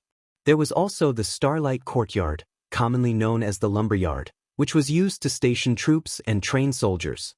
There were probably no less than 300 or 400 rooms in total, not to mention the possible hidden passageways and secret rooms. Until now, Thales could not remember how many ways there were to get from the main hall to the study and bedroom. Mallows could only order the Logistics Division and the Defense Division to seal off the passageways that led to unknown or dilapidated locations. Then, they worked overtime against the different versions of the old castle map, corrected the markings, and continuously recorded and unsealed the newly arranged rooms and areas. But the good news was that the Chief of Palace Staff, Baron Quinton, was easy to talk to. He notified the surrounding villages and towns in advance, and asked them to compensate the nominal suzerain, the Duke of Star Lake, for his food and clothing so that Thales would not starve to death in the castle. Then, with the help of the Chief of Palace Staff, the Logistics Division continued to recruit servants, cooks, and gardeners from the villages, on the condition that part of the rent and taxes were waived. Your fief is about the size of a small baron's territory. Of course, it's not the barons of the Northern Territory or the Land of Cliffs. All of their territories are uninhabited wastelands, and the area is almost the size of the Count of South Coast Hill. This morning, Thales was walking on the ridge of the fields. Accompanying him was Baron Quinton, who had rushed over from the capital. The latter was talking non-stop about the fields in front of him. 6 farms. Other than one belonging to Sunset Monastery, which serves the gods, the other 5 have to report to you. There are self-owned fields, rented fields, and public fields with a long history. But now, they are all complicated and intertwined. 5 respectful butlers followed behind Baron Quinton. Each of them held a thick stack of account books and records. More attendants, guards, and servants followed behind them, trembling with fear. The production of each farm is different. It's far from enough to feed just the farmers. For this, we have hired many workers to produce grapes, wool, and other primitive crops according to the season and the weather. Of course, in another month, the wheat in the fields will be harvested. It will be very busy then, and we need even more manpower. Thales frowned as he listened. They were in a farm that belonged to Star Lake Castle. Along the way, they saw farmers carrying farm tools and leading cows and horses to the fields, or farm women carrying fur baskets to work in the workshops. They might not know Thales, but when they saw Baron Quinton and a few butlers, their expressions changed slightly. They retreated in unison and lowered their heads as they whispered to each other. There are also 3 villages or small towns with a long history. Even war could not erase them. They pay taxes to the royal family regularly. It's just that things have not been going well recently. Everyone prefers to go to Eternal Star City or other large towns to find work and make a living. The chief of palace staff spoke excitedly as he walked. He was very familiar with the situation of Star Lake Castle's fief. Also, your fief is next to the Wang family's hunting forest. If the villagers want to hunt some game or chop some firewood, as long as they pay enough and don't do it too openly, we will turn a blind eye to it. It can be considered as an output. After all, it's not easy for everyone after the bloody year. Remember, every farm and small town has its own craftsmen. Their products, such as fabrics, furniture, honey, candles, soap, and some rare items, are the easiest to miss. Thales' frown deepened. These registers record the general situation of your farm, including every farmer's name, land, farm tools, all kinds of employees and craftsmen, as well as the annual reference output and taxes payable. In the future, you will be in charge of— Wow, Lord Baron. Thales, who was having a headache, had to interrupt him. I need to, remember all of these things? Baron Quinton glanced at him and immediately understood the Duke's current mood. He sighed softly. Every respectable family will have their own trusted butler to manage the master's accounts, collect rent, hire manpower, supervise the work, and take care of the master's basic necessities. In fact, the bigger the family, the more they need a good butler. Damn it, Cordero, don't let me see your subordinates slacking off again. The chief of palace staff used only a second to seamlessly switch from being kind to flying into a rage. He reprimanded the local manners butler. The latter was drenched in cold sweat as he turned around to yell at a few employees who were hiding in the shade and gossiping while pointing at Thales and his group. Chief Quinton turned around angrily. Believe me, from the farmers to the workers, from the butlers to the overseers, they are lazy, cunning, crude, impatient, but greedy, unscrupulous, arrogant, habitually gluttonous and lazy, deceiving their superiors and subordinates, racking their brains to work less and earn more money. You need to have the shrewdness and wisdom of a fox and the strength and majesty of a lion to control these ingrates. It seems that you are the one who is truly indispensable in this land, Thales said sincerely with a lot of emotion. Baron Quinton coughed. His words were humble in fear and trepidation, but there was a hint of joy on his face that could not be concealed. Oh my, Your Highness, I dare not say such things. I was merely deceived by the late king's trust. So, butlers? Thales looked at the chief hopefully. Quinton snapped out of his daze. Oh yes, and we, you can say, are the butlers of the Jade Star royal family, one of them. For this, I need to know all the lands and estates of the royal family, every inch of production, population, and labor. Thales immediately took the bait. If that's the case, I believe that I, a newcomer, should not usurp the host's position. These matters, Baron Quinton reacted quickly. I understand very well. After all, you are a noble and busy man. Then everything will continue as usual.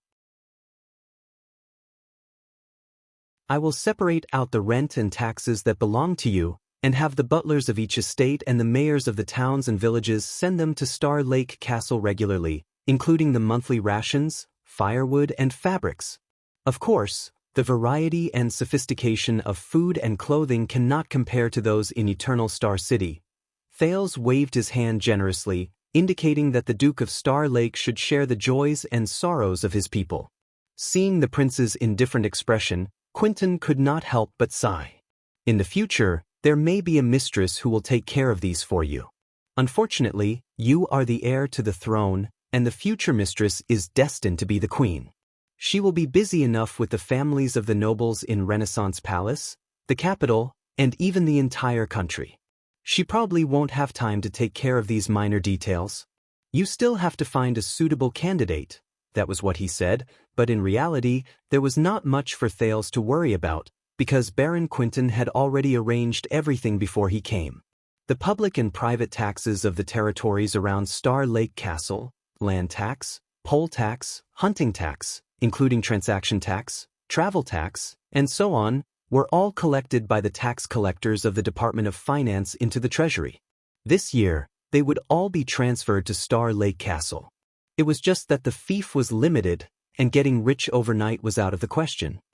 I don't have such extravagant hopes, I just want to get enough to eat and wear. Thales closed the thinnest record in the account book with a headache. Just don't cause any major trouble. In the face of such an unambitious heir of the royal family, Chief Quentin could not help but sigh. I think, as long as you don't order the restoration of the right to the first night, it should be fine. Thank you, Chief Quentin. Thales looked at the Chief Quentin who had served his grandfather. I know, it was your intention to help speed up the handover, which allowed me to take over this land so smoothly. Baron Quentin paused for a moment. He closed the account book and passed it to the other stewards, telling them to stay away. Do you really think that I am the indispensable person to these lands, and that I can decide who they belong to? Baron Quentin looked at Thales with a complicated gaze. I think he still cares about you. Thales' smile froze. Perhaps. Thales put his hand into his pocket and touched the Gertaxa. It was cold to the touch and the thorns pricked his hand. Perhaps. He laughed softly and pulled his hand out decisively.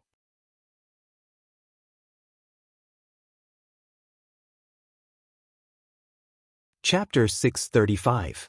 After a week, Duke Thales settled down in Star Lake Castle, but he could not neglect the lessons of the heir of the kingdom. Thales sighed deeply. Language itself is a competent historian. It records the history of the past. Scholar Bonner was very responsible. Despite his old age, he still insisted on coming to Star Lake Castle once a week to teach Thales grammar. This made the Duke very apologetic, especially since he knew that at this moment, the biggest obstacle between Eternal Star City and Star Lake Castle was far more than just the distance between the city and the countryside. When the language of the ancient empire prevailed, the empire was in a prosperous and peaceful period. The 5 crops were abundant, and agricultural production occupied a large part of the language.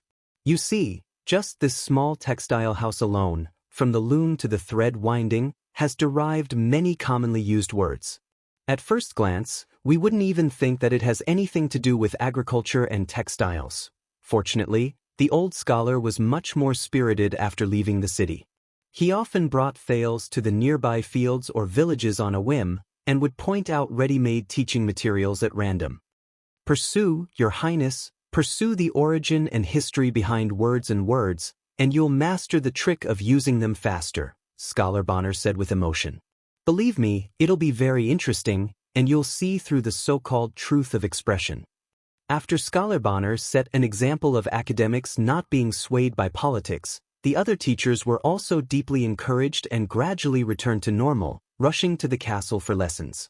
Many of them were excited to visit Star Lake Castle, and some even took the initiative to stay overnight. Production and life are the source of mathematics. When we arrive at Star Lake Castle, we can study the mysteries of mathematics wholeheartedly without distractions. In mathematics class, Scholar Julio looked at the clear blue Star Lake outside the window, and his eyes almost bloomed with joy. But Thales knew that what the scholar was really not used to was the formal and strict atmosphere of Mindy's Hall. On the contrary, in the countryside of Star Lake Castle, he was more at ease. But Thales had to suffer. Just in time, as we mentioned last time, in the maritime industry, Captains often need a lot of complicated multiplication and division calculations to determine the relationship between direction and time. This involves a problem. How can we simplify the complicated multiplication and division into easy-to-understand addition and subtraction? An ancient wise man left behind a genius idea. If we can derive the power of a power separately and use it as the object of calculation, the prince could not take it anymore. He slammed his palm on the table. Great timing, Scholar Julio. I have big math questions. Julio's expression changed. He put away the charcoal and sat upright. Yes. Thales crooked his finger, and Ralph immediately walked over with a stack of books. These account books were given to me by Baron Quinton. They record the current population, land, output, and tax situation of Star Lake Fort. The numbers are complicated, and they have been making me anxious and unable to eat or sleep well these days.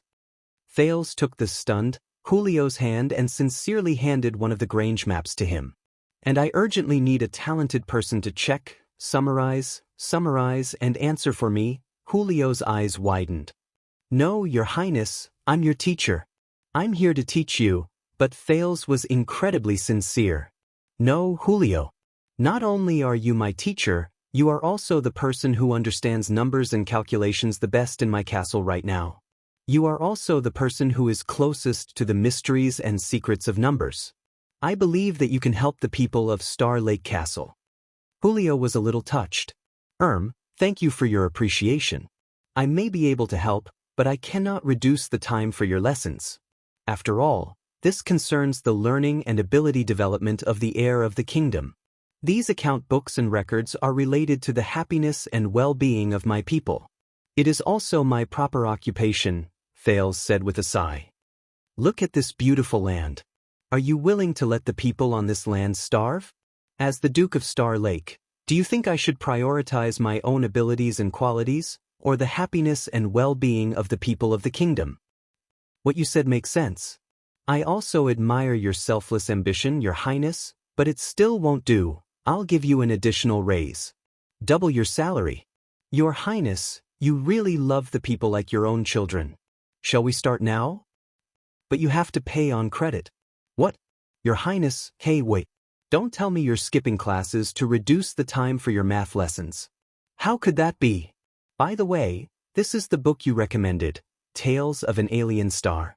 The story about Prince Herman being sacrificed is very interesting. No, when did I recommend you? No, this is a forbidden book. Where did you find it? Sunset Temple's Forbidden Book Vault. By the way, I also found this. Bishop St. Ligeu's Complete Collection of Enlightenment in Archsea City. What? St. Ligeu's Complete Collection of Enlightenment? Your Highness, can I wait, the collection in the Forbidden Book Vault?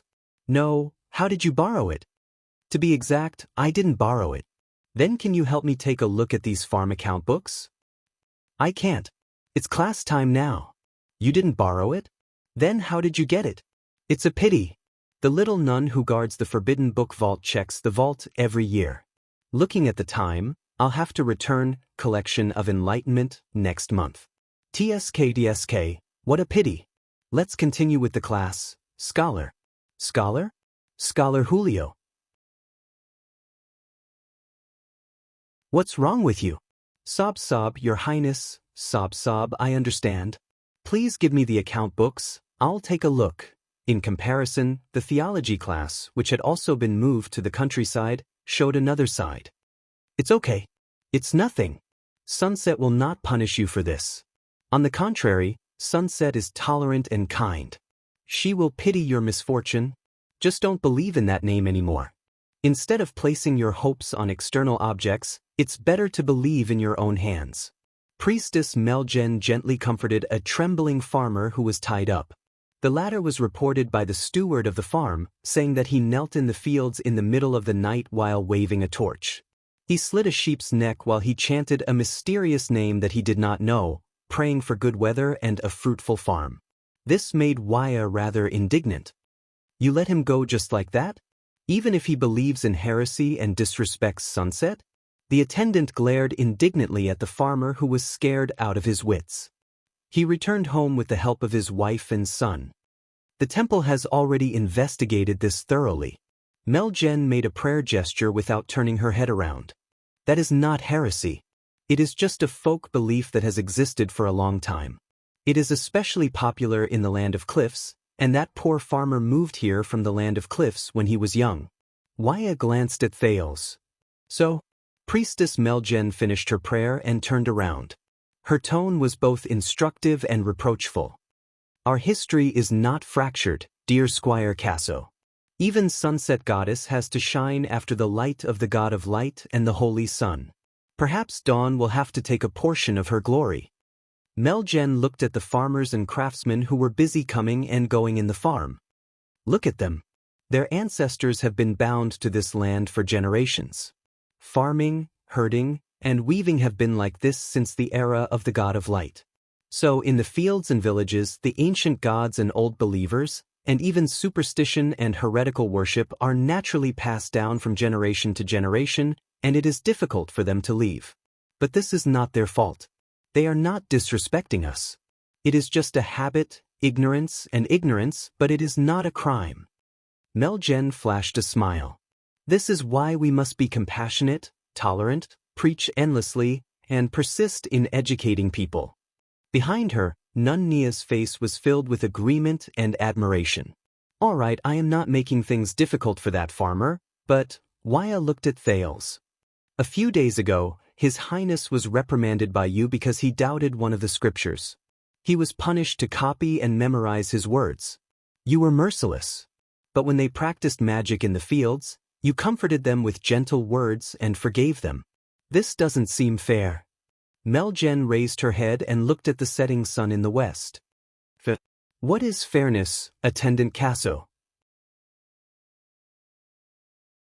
Is it the prince who breaks the law with you, but I give you the same attitude, punishment, and price?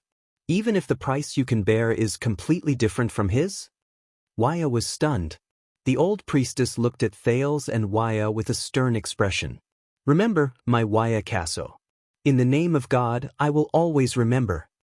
You should be strict to the strong, and be merciful to the weak. You should be stingy to the rich, and generous to the poor. You should be cruel to the merchants, and kind to the farmers. You should be blunt to the nobles, and speak gently to the commoners. Be wary of the armored swordsman, and be merciful to the plowman. When Waya heard this, he could not help but put the sword that was exposed to the ground back under his clothes. If you want the scales to be stable, you need to move the scales to the lighter side. Meljen stared at Waya.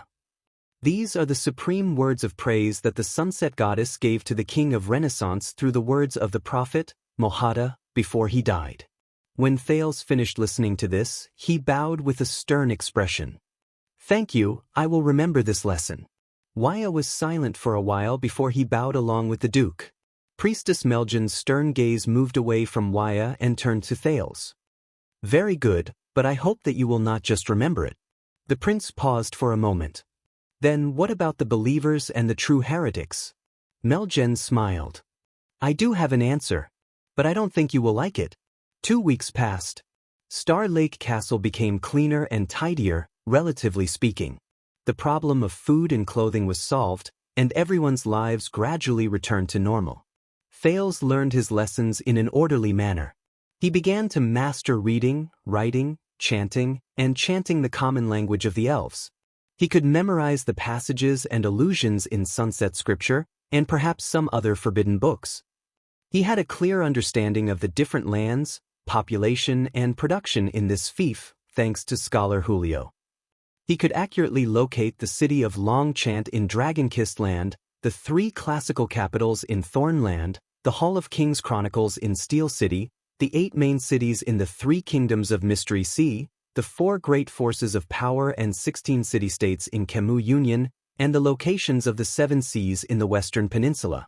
He could also find the intersections between their history and the kingdom's history in the Jadestar family tree, which had a long history and many branches. The newly appointed Duke of Star Lake soon gained a good reputation in the fief and the countryside due to his gentle governance. He did not care about anything, Non-increase of taxes, he had no ambitions, and laissez-faire, he had zero sense of existence. But this caused some people to be rather critical of him. That's it.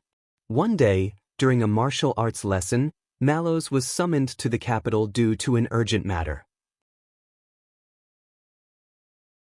Doyle, who was in charge of sparring with him, relaxed and complained to the prince in the lumberyard, "I thought that with your courage, wisdom, and knowledge, you would do something different in Star Lake Castle?" Thales raised his wooden sword and exchanged blows with Waya as he answered, "Very good, Waya. Good, Waya. I like that. Different things like?" Doyle flicked his armor, bored out of his mind. "I don't know. Reform, improvement, innovation, progress?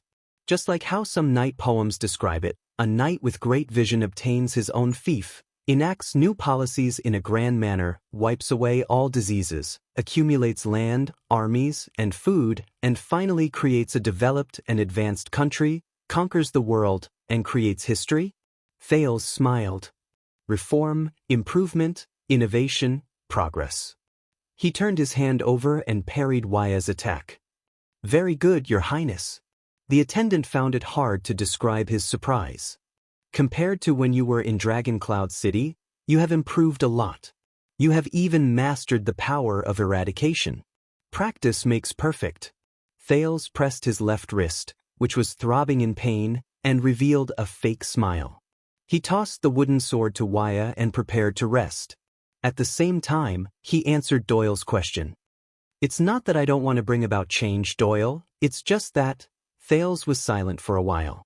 "Do you know how many types of farmers and workers there are in this field, how they are classified according to their nature, where they come from, the number of people in the family, the number of livestock, the number of farm tools, how many different lands and estates they belong to, how their daily routine is, when they go to work and when they leave work, how many tasks they have in a year, what are the differences between the work of the male and female masters, how they cooperate with each other, how many crops and products they produce in an orderly manner, how many of them are self-sufficient, which products are traded in the market, who should they be responsible to and report to, what proportion and rules are used to pay money or goods, what kind of friends they have the most contact with, what do they do for entertainment outside of work, what are their staple foods when they eat, what are their hobbies and topics when they rest, how do they spend their holidays and festivals, how do they handle their beliefs, marriage, socialization, illness, and funerals at home?"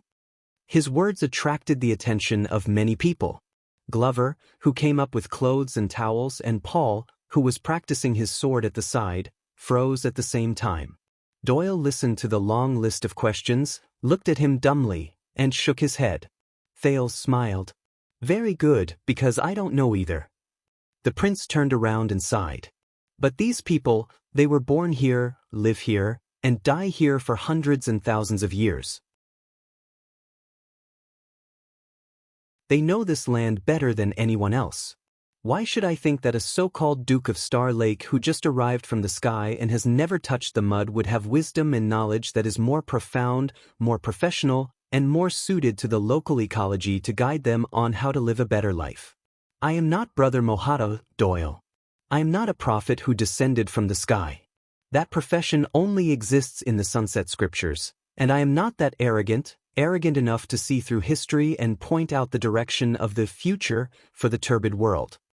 Thales snapped out of his daze and patted Doyle's shoulder. "Let's go home. I remember that Custa hunted 2 wild boars in the hunting forest today, and the logistics division hired a new chef. Dinner should not be too boring." Doyle nodded in a daze. "But you also said that it has always been like this, and it might not be right." Waya's words made Thales stop in his tracks. "Just like what you did in Dragon Cloud City," Waya said in a deep voice. "Your shocking feat broke the 1,000-year shackles of Northland and brought new life. Only then did you turn the situation around and witness history. Perhaps the people in this land have developed habits and wisdom due to time and history, but if they remain the same, they will inevitably be stuck in the old ways." The attendant stared at Thales' back. "Perhaps sometimes, a wise and courageous ruler like you is needed to bring change and innovation, just like the countless reforms in the history of the kingdom?" Thales turned his back to him and did not speak for a long time. Then he exhaled. Yes, thank you for the reminder, Waya. He turned around and faced everyone in the training field. But if I have learned anything in the 6 to 7 years after the Night of Dragon's Blood, perhaps it is humility. Thales smiled. Waya was stunned. Thales took the towel from Glover's hand, wiped his face, and took off his protective gear one by one. The master of the single-winged crow, the suzerain of Wing Fort, Derek Chroma, once told me a short story. Do you know when did messenger crows appear? Everyone in the training field looked at each other. The ancient empire. The person who answered was Glover. He said seriously, Great Emperor Camelot used messenger crows to deliver military intelligence on a large scale. They played an important role in the war, allowing him to command the army with unbelievable efficiency and control the overall situation.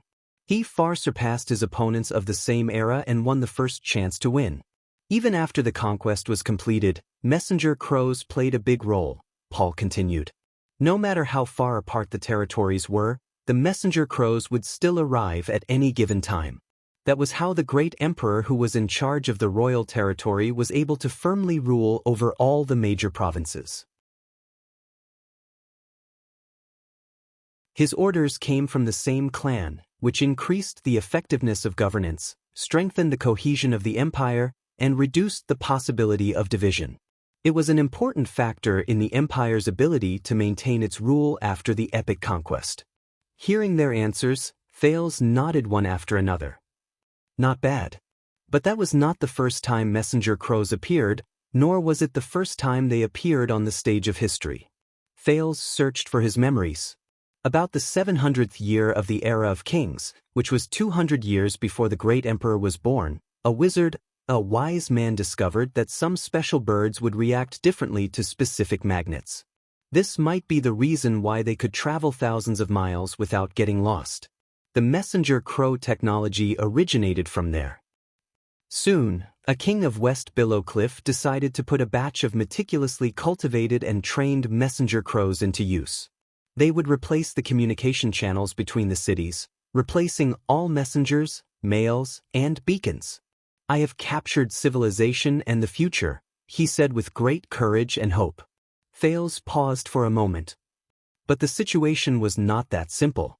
Messenger crows were novel, fast, and convenient, but their technology was far from mature. The cost of cultivating and training them was high. The cost of raising them for a year was enough to feed an ordinary family, and the training period and effect were not satisfactory. Thales' tone became deeper. But the king still believed that messenger crows were the future. Because of this, he did not care about the costs and consequences.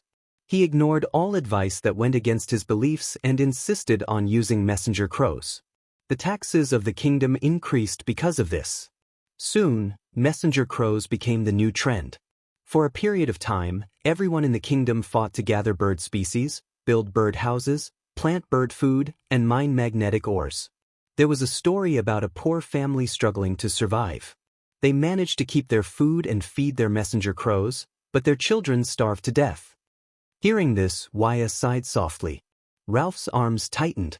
Secondly, the appearance of messenger crows affected many people's lives: suzerains, nobles, priests, messengers, postmen, guards, and even heralds and sentries. These were direct. Indirectly, it also affected scholars, scribes, poets who were used to writing long poems, and butlers who collected rent. Some people lost their jobs, some people changed their professions, some people protested, and some people insisted on using the old method of communication. Paul was deep in thought. That's not all. Because of the existence of messenger crows, the suzerains would know a lot of information that was sent out an hour later. So, the time for farmers to pay rent, the deadline for tax calculation, the pace of craftsmen's work, and the fluctuation of market prices were all accelerated. Everyone's lives were turned upside down. They were at a loss and tried their best to catch up with the messenger crows, or rather, the king's pace, but they could not. They were tortured and miserable. Glover frowned. Thales took off the last piece of protective gear and faced the setting sun in the West Mountains in a relaxed manner. But the king was so superstitious about progress and civilization. He believed that the current setbacks were just labor pains, and that temporary sacrifices would be compensated. The messenger crow technology would eventually speed up his production, make communication more efficient, and finally make the kingdom strong and prosperous, thus solving all problems. Thales was gradually lost in thought. But he was right. Glover could not help but say, in the conquest and rule of the great emperor, messenger crows are indispensable. Thales only smiled. Doyle looked from one end to the other, full of doubts. In the end, due to many factors, the messenger crows were hunted and killed, the crow houses were destroyed, the crow tamer was hanged, and the king who captured the future was chased off the throne by endless riots and uprisings. Thales looked up. Before he died, he asked the bright God in heaven with tears, "Why? What I promised this world was a technology that would change everything, an achievement that was destined to be passed down for generations to come, and the most beautiful civilization and future." Thales ended the story in a low tone. The first use of messenger crows in this world failed. When the great emperor raised his army, the empire conquered, and the messenger crows were known and accepted by more people, it was already 200 years later. When he finished speaking, the soft chirping of birds returning to their nests came from the forest in the distance. Paul closed his eyes. What a pity! The people on the training ground were silent for a while until Waya asked tentatively, "Are you trying to say that the king was too arrogant and not humble enough?" Thales nodded, then shook his head. According to historical records, the king of West Billow, known as the Crow Master, had great ambitions, was obsessed with lofty goals, abused the people with his pet birds, and lost sight of what was right in front of him. Indeed. Paul sighed. If this king had taken things step by step, first using it on a small scale, instead of being eager for quick results, if he cared about the people, knew their feelings, understood political affairs, and took things slowly, if he had waited for the technology to mature. If Thales interrupted Paul. He stared at the horizon in a daze. Yes, we can always be so confident in finding reasons for history, and simply find an explanation for the past. Paul was puzzled. Thales continued to speak in a daze, but from the Crow Master to the great emperor, the messenger crows have been neglected for 200 years. Is this the world's attitude and reaction towards messenger crows? Is it the inevitable result of history's gradual progress, or is it the result of humans' eagerness for quick results? The Star Lake guards exchanged glances, expressing their confusion towards the topic and the Duke. But Thales was still in a daze as he muttered to himself, "The tragedy of the Crow Master is lamentable, but is it inevitable and unavoidable? Is it something that we can't solve no matter how much we say, 'If only this would have been the case, in the future'? Were those 200 years a necessary sacrifice and price, or an unnecessary waste and blindness? As for us, how should we maintain our humility without losing our passion?" These words caused many people to have different reactions. Some lowered their heads in deep thought, while others were confused. "Your Highness?" Waya leaned over worriedly. "I don't know, Waya." Thales shook his head. "I really don't know. These people in our land, the suzerains, farmers, merchants, craftsmen, they are in the same era, the same history, the same world as us. What right do I have to think that I have the right to be arrogant? What right do I have to think that I can bring them anything? What right do I have to think that there is no wisdom and desire passed down from generation to generation in their history and land? There are no seeds of change and improvement, and there are no sprouts buried with a future and hope that are only waiting for the day to break through the soil and sprout?"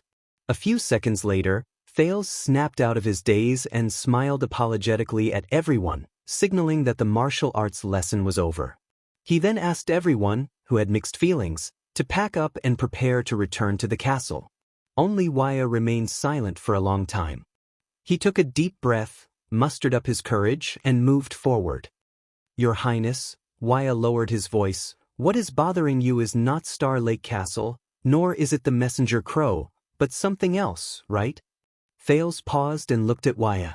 "Viscount Nemain said," the attendant said worriedly, that when you are upset, you like to talk a lot of things, often full of emotion and sighs. Put Ray Nemain. The image of that old smoker flashed across Thale's mind, and he could not help but curl up the corners of his lips. You know, you do not have to shoulder everything alone.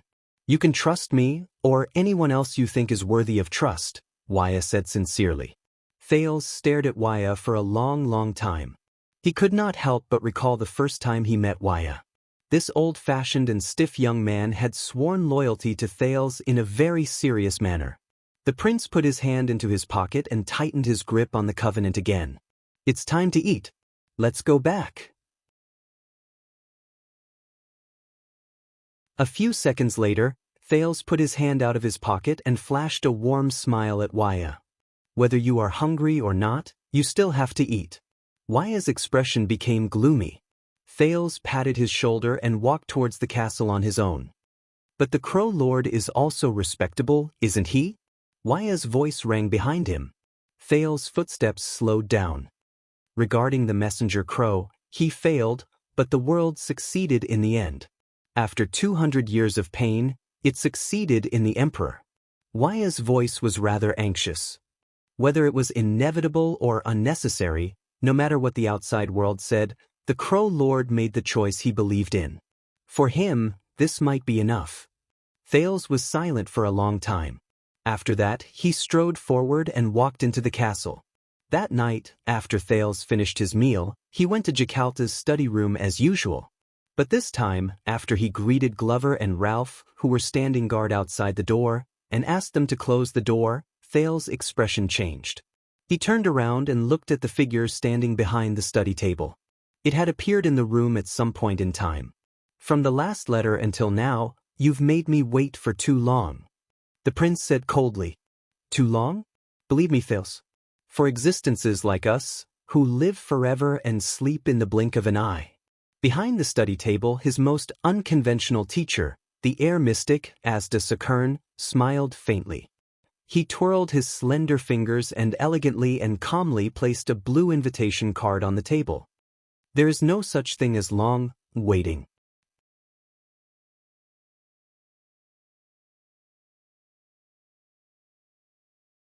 Chapter 636. This is the best place you can find? Asda turned around slowly and paced back and forth as he sized up the entire study. Of course, welcome to Star Lake Castle. Thales walked to the window and looked at the lake of stars under the moonlight. He spread his arms in a bold and imposing manner, looking like an overlord. A fortress that belongs solely to me. Secretive, tranquil, remote, safe. Before Thales could finish speaking, a strange sound came from the ceiling. It was a creaking sound, a clanging sound, and a rumbling sound that traveled from one end to the other. Asda glanced at the ceiling expressionlessly. This made the Duke of Star Lake feel a little embarrassed. It perfectly meets the requirements in your last letter. It's the best place for us to meet. Thales regained his composure and calmness. His voice rose above the strange sound of the ceiling. Not only is it far from Renaissance Palace, it also comes with natural scenery. Before he could finish his words, he heard a loud crash above his head. Shah! A cloud of dust fell from the cracks in the ceiling and covered Thales' head and face, who was pretending to be confident. Asda, on the other hand, was still at ease. He stood with his hands behind his back, untainted by even a speck of dust. Before the dust and gravel could land on him, they were blocked by a transparent barrier. All right, it's just a small fly in the ointment. Thales' calmness disappeared.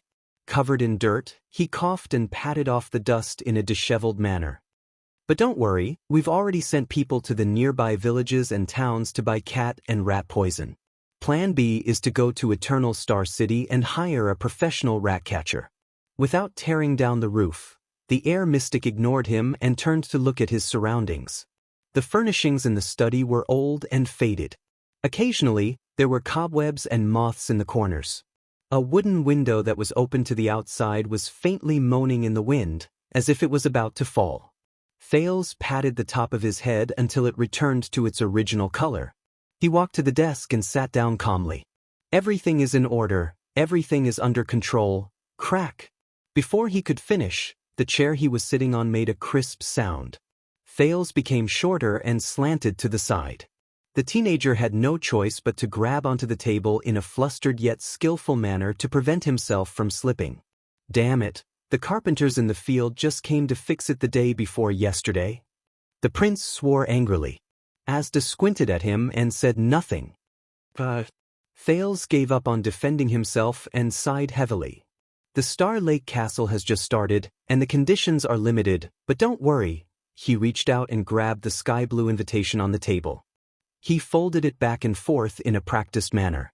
Then he bent down and stuffed it under the collapsed leg of the chair. Our momentum is good, and we have a lot of room for development. Thales twisted his buttocks to make sure that the chair was stable. Only then did he stand up and sit properly. However, he was shocked to find that the air mystic was already sitting in front of the study table. His gaze was dark and calm. "I won't invite you to sit down anyway," the Duke of Star Lake pouted sourly, feeling helpless and envious. "You brought your own chair." But Asda did not respond to his joke. The mystic gently pointed at the window, and the mountain wind, which had been making rattling noises, immediately stopped. Asda's tone was gentle and his voice was pleasant. "You're different." "What?" Asda's tone was cold, and the mysterious blue light in his eyes seemed to have some power. "I mean, you're different." Thales sneered. "Yes, I've grown up." The corners of Thales' lips curled up. He leaned back and crossed his arms. "By the way, after returning to the country, you're probably the 20th person to say this to me. Unfortunately, only the top 19 get a prize." Asda did not move. Only his eyes looked straight into Thales' eyes. The air mystic's voice was mechanical and hollow. "Child, you are far from being as relaxed as you appear on the surface. On the contrary, at this very moment, you are impetuous, confused, and uneasy. Troubled by a fog that I can't see clearly." Thales subconsciously stopped smiling. Impetuous, confused, and uneasy. His pocket, which contained the covenant ring, suddenly felt heavy. "The place where you've become different is in the depths." The mystic was still staring at Thales. A strange blue light overflowed from his pupils and filled his entire eye sockets. "Deeper. The deepest." At that moment, Thales subconsciously tensed up. He had the illusion that his soul was being peeped at. The sin of hell's river surged uneasily. "God." "What?" Thales was stunned. "When you hear this word," the mystic said coldly, "what do you think of?" Thales came to his senses. This was the training they did in Dragon Cloud City. "But, answer me now." Asda's attitude was uncharacteristically strict, almost like a command. "God." "Damn it. We haven't seen each other for a long time. We should at least exchange some pleasantries, but we're already taking a test in class?" Seeing that the mystic was insistent, Thales could only sigh and answer the question. Indistinct, illusory, the teenager lazily muttered the words God. He racked his brain and said whatever came to his mind. Indistinct, distant, but as he spoke, Thales felt a little strange. It seems to be there, but it isn't. The future of Tathagata is real, but it can't be that the coming has already come, Thales frowned. Strange, I used to describe these things, but Asda did not allow him to think too much. The world. The air mystic spoke quickly, and his words were unprecedentedly heavy. He seemed to be urging Thales. "The world, what will you think of first?" Quickly. Thales' expression became solemn. Everything, accommodate, contain, fill." The words popped up from the bottom of Thales' heart, making him even more puzzled. Extend, remake, continue, all kinds of things, everywhere. Damn it, why can't I say a complete sentence in such a short time? Why are all these disjointed words appearing in my mind? Thales wanted to continue, but Asda raised his finger gently. "So?" Thales asked in surprise. "Mr. Sakern, what happened?" "I think." The mystic raised his head. His eyes shone like blue lightning. "You're indeed different." Thales' heart sank. Asda stared at him solemnly. A few months ago, a mystic tried to knock on the door, the air mystic said in a deep voice. But it was different from the time you were in Dragon Cloud City. This time, it was very cautious. A few months ago, knocking on the door, Thales's heart tightened. Cautious? The mystic nodded. It was like standing in front of the door, touching the door with a finger, and withdrawing it before knocking even once. It was more like a test. The scene in the prison of bones appeared before his eyes. Thales gulped. Asda stared outside the window. His gaze was unfocused. It even made me think that it was an illusion for a while. But he immediately turned his head and looked at Thales, who was still feeling uneasy.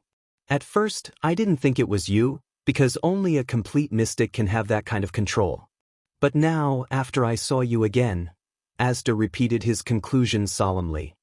You're different, aren't you?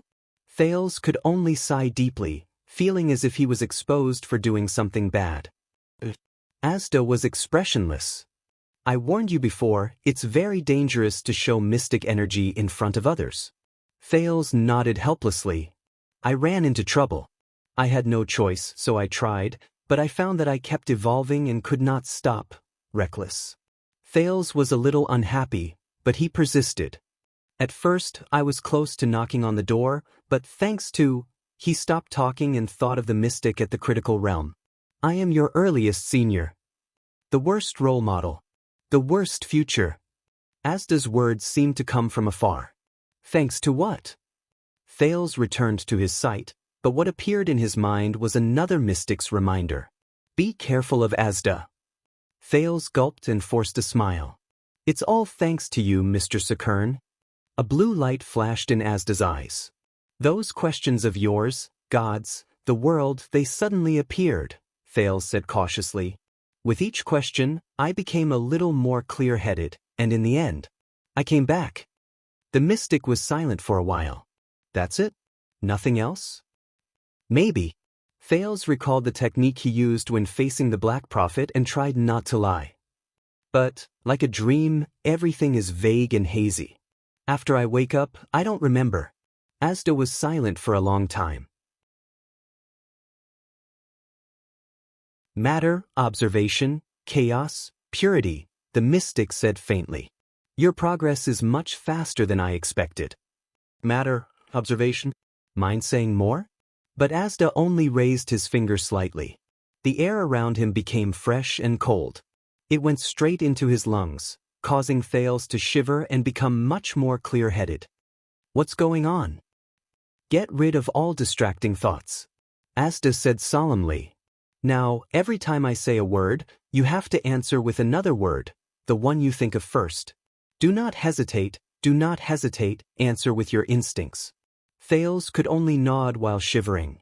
Son? Asda asked. Shatter, Thales quickly answered. Wait, destruction? Thales came to his senses and frowned. How could it be this? If he was given a few more seconds, he would definitely answer something else, such as heat, endless, light, eternity, and so on. But, shatter? Starry sky. Time. Destruction. Fog. And, death. Oblivion. Sky. Imprisonment. Power. At that moment, Thales opened his mouth to speak, but his mind went blank. Power? What should power be connected to? Why didn't he think of it? He gritted his teeth and dug out a relevant term from his memory, power of eradication. Asda lowered his finger. The air around them became warm again. The last one doesn't count, the air mystic said faintly. You hesitated. Thales was silent. He did not need to ask to know that these answers were not quite right. What is this? Primordial question. This is the name Taurus gave it later. It was also the test he first designed. Asda did not hide anything and answered straightforwardly. People first discovered the abnormalities of mystics not through their abilities, but through their thoughts and knowledge. Hearing the familiar name, Thales rolled his eyes. Who is Taurus? A senior. Asda did not want to say more. Because of the mystic ability first covenant, I cannot delve into your mystic ability. I can only use a series of the most primitive images to explore your understanding of external objects and identify the stage of your mystic ability advancement. It is like using a needle to prick the skin and bring out the blood. I obtain a diagnosis with the least amount of damage and cost. Primordial question. Thales probed. So what is your diagnosis? Am I still alive and well, eating and drinking well? Or am I in the late stages of my illness and am preparing for my funeral? The Heir mystic shook his head. I do not know. Obviously, you have already come into contact with mystic ability when you lost control. That is why your answer changed. This is proof that you have reached the thing stage. We usually call it contactee. But the problem is, in history, there has never been a case of someone coming into contact with mystic ability after knocking on the door. Asda thought silently. Just like a beginner without any foundation, only after completing a series of complicated and advanced calculations, he learned that 1 + 1 = 2. Contactee. Thales ruminated on this word. At the same time, he compared it with the knowledge he heard when he knocked on the door. To be precise, it was from the kind senior named Taurus, whose face he could not see clearly. Asda continued, But you're very lucky. You lost control and evolved at the thing stage, but you were able to return in time from the critical point of knocking on the door.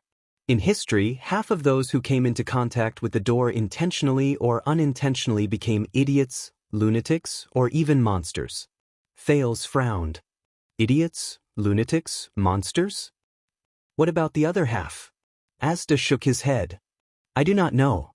They disappeared. Thales felt a chill in his heart. Then, under what circumstances do I need to worry? When one day, I answer every primitive question with F***CKU? Asda turned around and glanced at Thales. His glance was very strange, even unfamiliar. When I am completely unable to understand or even hear your answer, the mystic said faintly. Unable to understand or hear.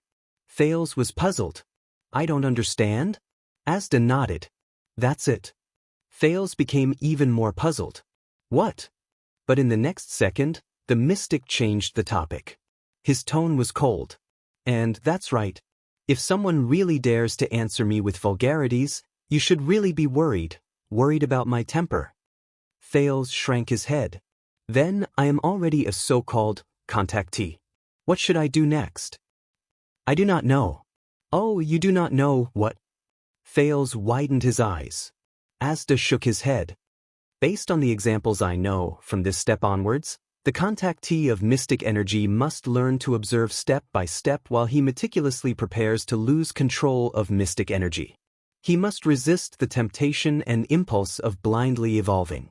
Only then can he reach the level of observation and become an epiphany. Wait. There are too many unfamiliar terms.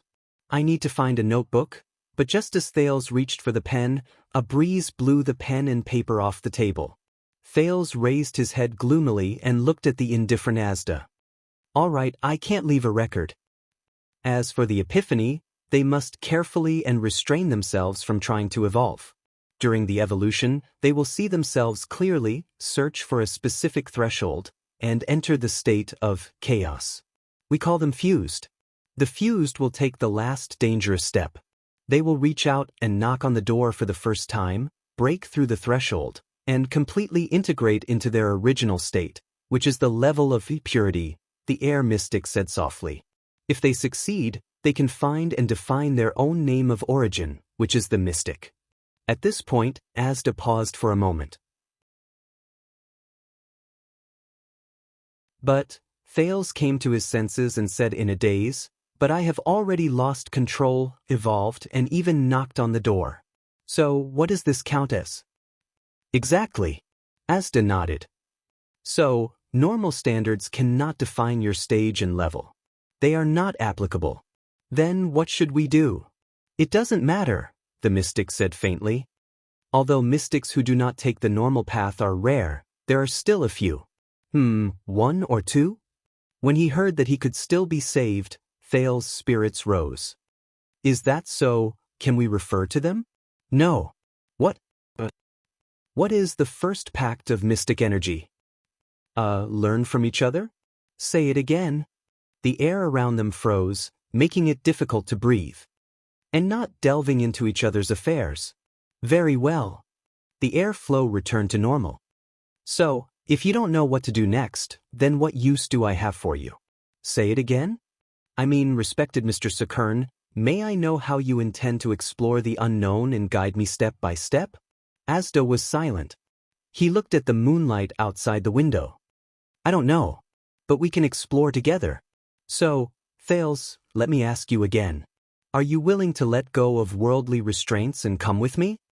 The mystic said faintly. The path of mystic energy is extremely arduous and dangerous. We need to explore the unknown with more freedom and efficiency. F***CK. Here it goes again. Thales immediately became vigilant, preventing himself from flying out of the castle again, just like in Dragon Cloud City. But fortunately, Asda was no longer so violent when communicating with him. He no longer dragged him out to be a human kite at the slightest disagreement. But we talked about this 7 years ago, and you agreed, Thales said sternly. If mystics do not want to be hated by the world and be beaten by everyone, and do not want to be called a calamity, then we have to use another method, the crown in my left hand, and mystic energy in my right. Asda's words were concise, and he summarized his explanation in one sentence. I can somewhat understand your commendable but childish ideals. I also more or less understand your naivety in wanting to have the best of both worlds, or your reluctance to leave when you are in a high position, and your greed for power. Thales could not help but raise his eyebrows. But you think this way, child, because you still do not understand mystic energy. That is also because you have always been secretive and unwilling to reveal everything, Thales immediately retorted. Asda was silent for a while before he changed the topic. Then why don't you think about it from another angle? On this trip back, since you knocked on the door, did anyone find anything wrong with it, or even suspect your identity?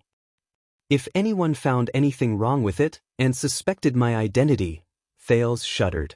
A few faces floated in his mind. Quickrope. The former prisoners of the Royal Guards, led by Barney Jr. Zacriel. Thales looked into Asda's eyes, forced a smile, and told the truth. Yes. The air mystic stared at him quietly. In Thales' eyes, the occasional flash of blue light in the air mystic's eyes was filled with I knew it. Give me their names and information. I will help you wrap up. Wrap up? Thales' heart skipped a beat. The image of Quickrope being made into a human meatball appeared in his mind. Thank you, but I have already taken care of it. The prince pretended to be calm. It is a pity, but also very unfortunate. Those who know my secret. Thales could not help but imagine Shadow Shield's Stake's expression. A sinister smile appeared on his face. They will never be able to tell anyone else. This time, Asda did not answer immediately. Instead, he stared at him for a very, very long time. It was so long that Thales felt goosebumps. Fortunately, the mystic finally spoke, but his tone changed. Very well, you escaped this time. But what about next time? Thales tensed up. Asda said coldly, why do you think I disappeared all these years, and only came to you in the 6th year? Lazy? Coward? Delay? Forget? Death threat awakening? Thales buried these speculations deep in his heart and put on a humble and eager face. Asda's pleasant voice suddenly became tense.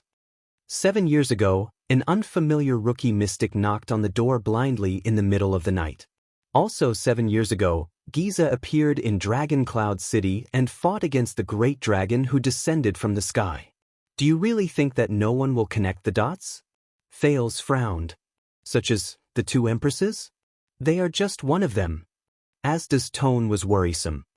And in the past 7 years, they have visited Dragon Cloud City countless times. Thales held his breath. During these 7 years, I had to put in a lot of effort and use every method I could think of to make them look away from you. Fortunately, you are very special.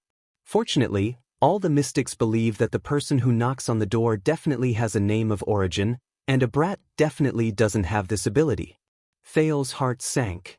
Fortunately, the Heir mystic's attitude softened.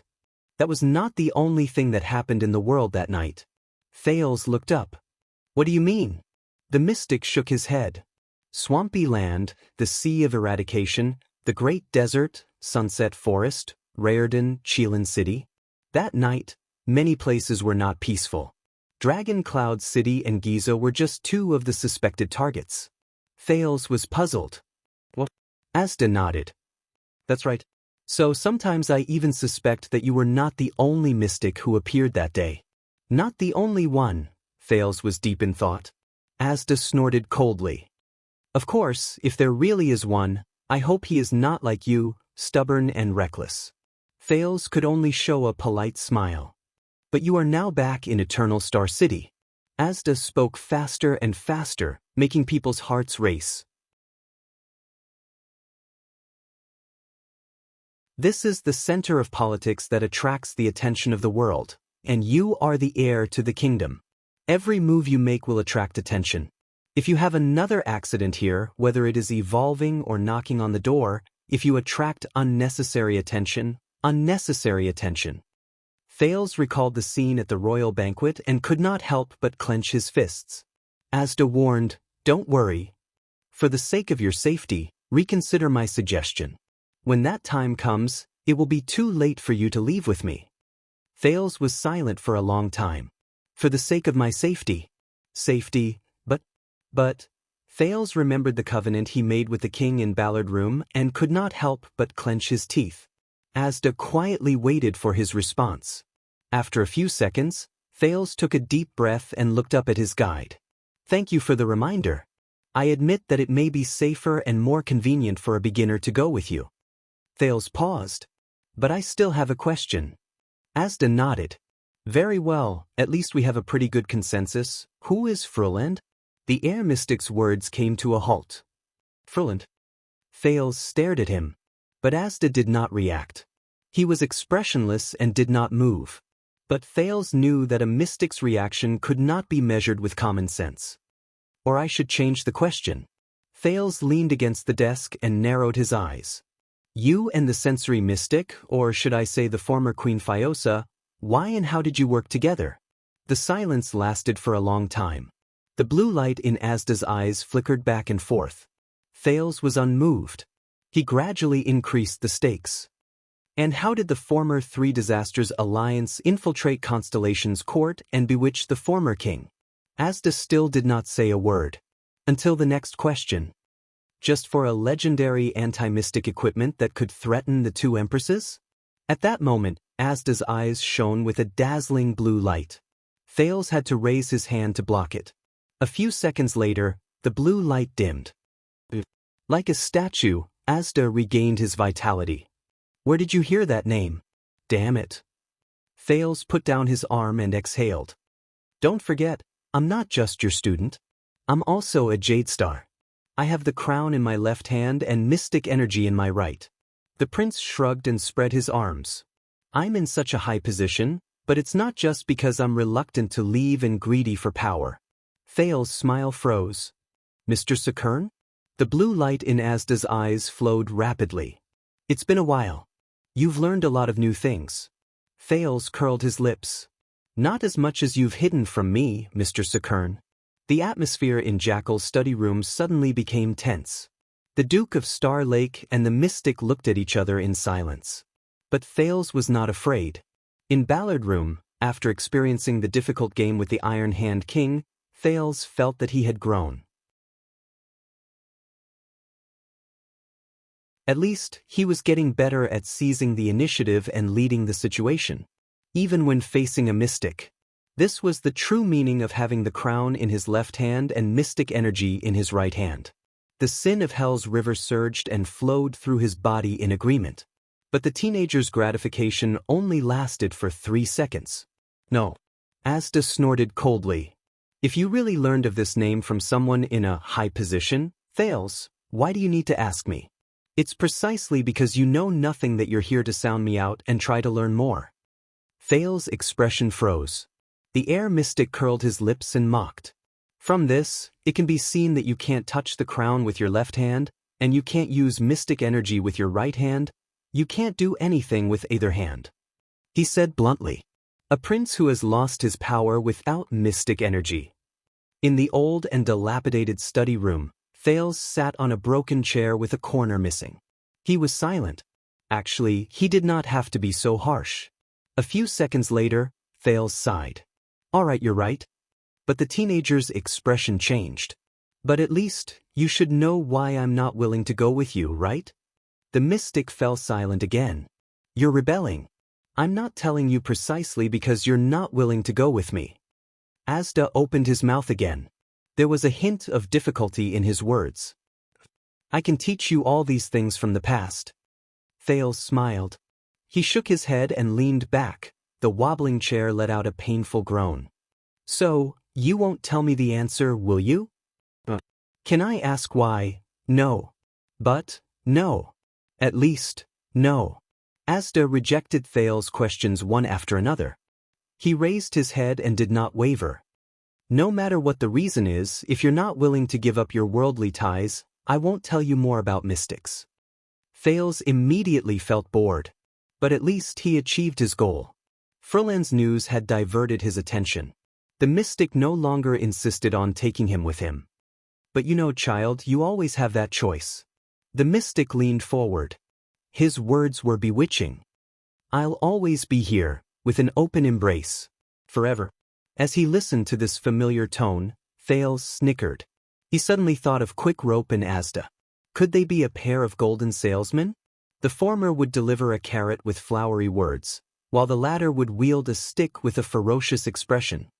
All right, then let's each take a step back. Thales proposed a solution and set the tone for this conversation that was heading towards an unpleasant one. I won't ask you who Furland is, and don't force me to go with you. Asda did not speak. But based on Thales' understanding of him, a certain someone was obviously not very satisfied. Thales snorted and stood up. By the way, speaking of this, I still have something to ask you. Thales walked straight to the window before turning around to look at the mystic. Asda snorted softly. Under the moonlight, the prince smiled faintly and raised his hand gently. Asterisk thud. Asterisk the chair behind the desk suddenly trembled, and a corner bent. But Asda did not pay attention to the chair. At some point in time, he had already stood up. The mystic's glowing blue eyes were fixed on Thales' hand. Between the teenager's fingers was a folded sky-blue cardboard ball. Thales smiled and waved his hand at the mystic. In the next second, the blue light in Asda's eyes suddenly intensified. Thales only felt a light breeze. He could not hold the paper ball anymore, and it flew out of his hand. The sky-blue piece of paper flew over as if it had a life of its own and stopped in front of Asda. It unfolded in the air, flattened out, and resumed the appearance of an invitation card, revealing the beautiful writing on it. Turn around, this is... Asda's eyes were obscured by the blue light. It was as if he could see through the invitation card in front of him and look at the air. No change, no trajectory, no momentum, not even. His words were emotionless, but they were filled with a strange echo. Thales revealed a mysterious smile. He bowed and spread his arms, as if he was thanking someone after a performance. The crumpled invitation card floated to the ground. The mystic turned his head and stared at Thales' right hand. There was an unusual fluctuation in Asda's words. Whatever it is, do it again. The blue light in his eyes no longer flowed, and it was always bright. Of course, I will. In the face of Asda's rare eagerness, the teenager was a little overwhelmed. But before that, the Duke of Star Lake crossed his arms and smiled coldly. Who is Furland? Thank you for your support. I have been working hard on my writing. End of this chapter.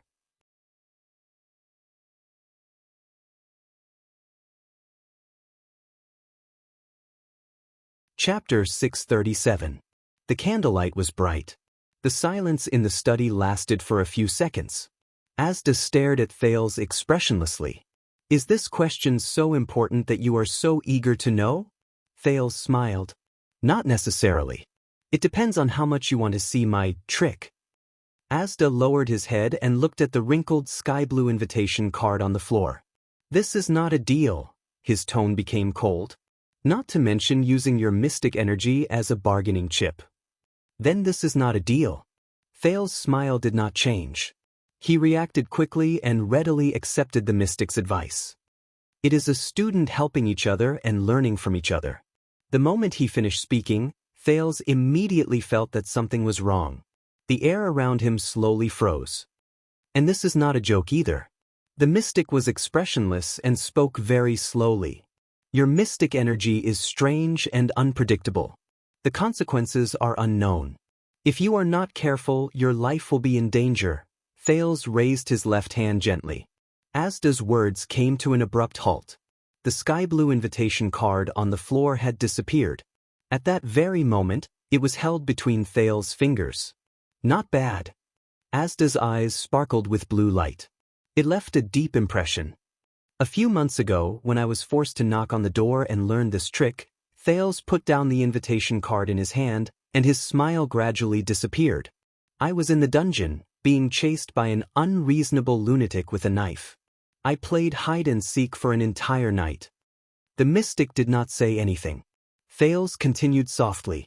Because he stubbornly believed that I was a product of the conspiracy created by the Three Disasters Alliance, even though I was born 5 years after the Bloody Year. Asda's eyes moved.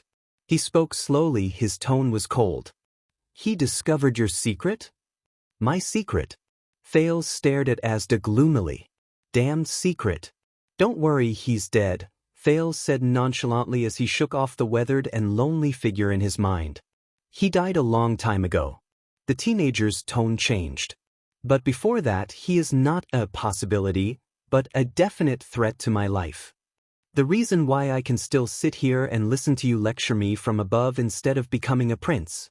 Thales lifted the hair on one side of his forehead, revealing a bald scar on his scalp.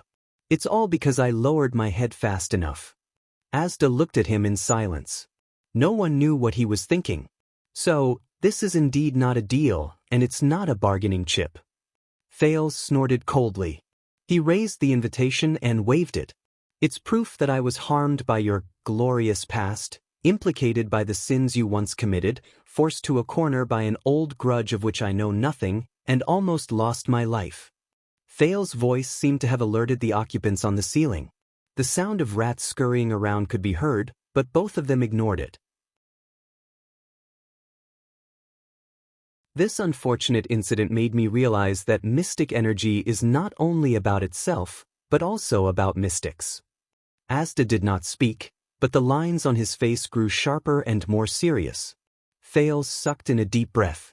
Compared to the so-called strange and unpredictable mystic energy with unknown consequences, perhaps the things you hid from me are a greater threat to me? Therefore, for the sake of my little life, I need to know. I must know. I demand to know.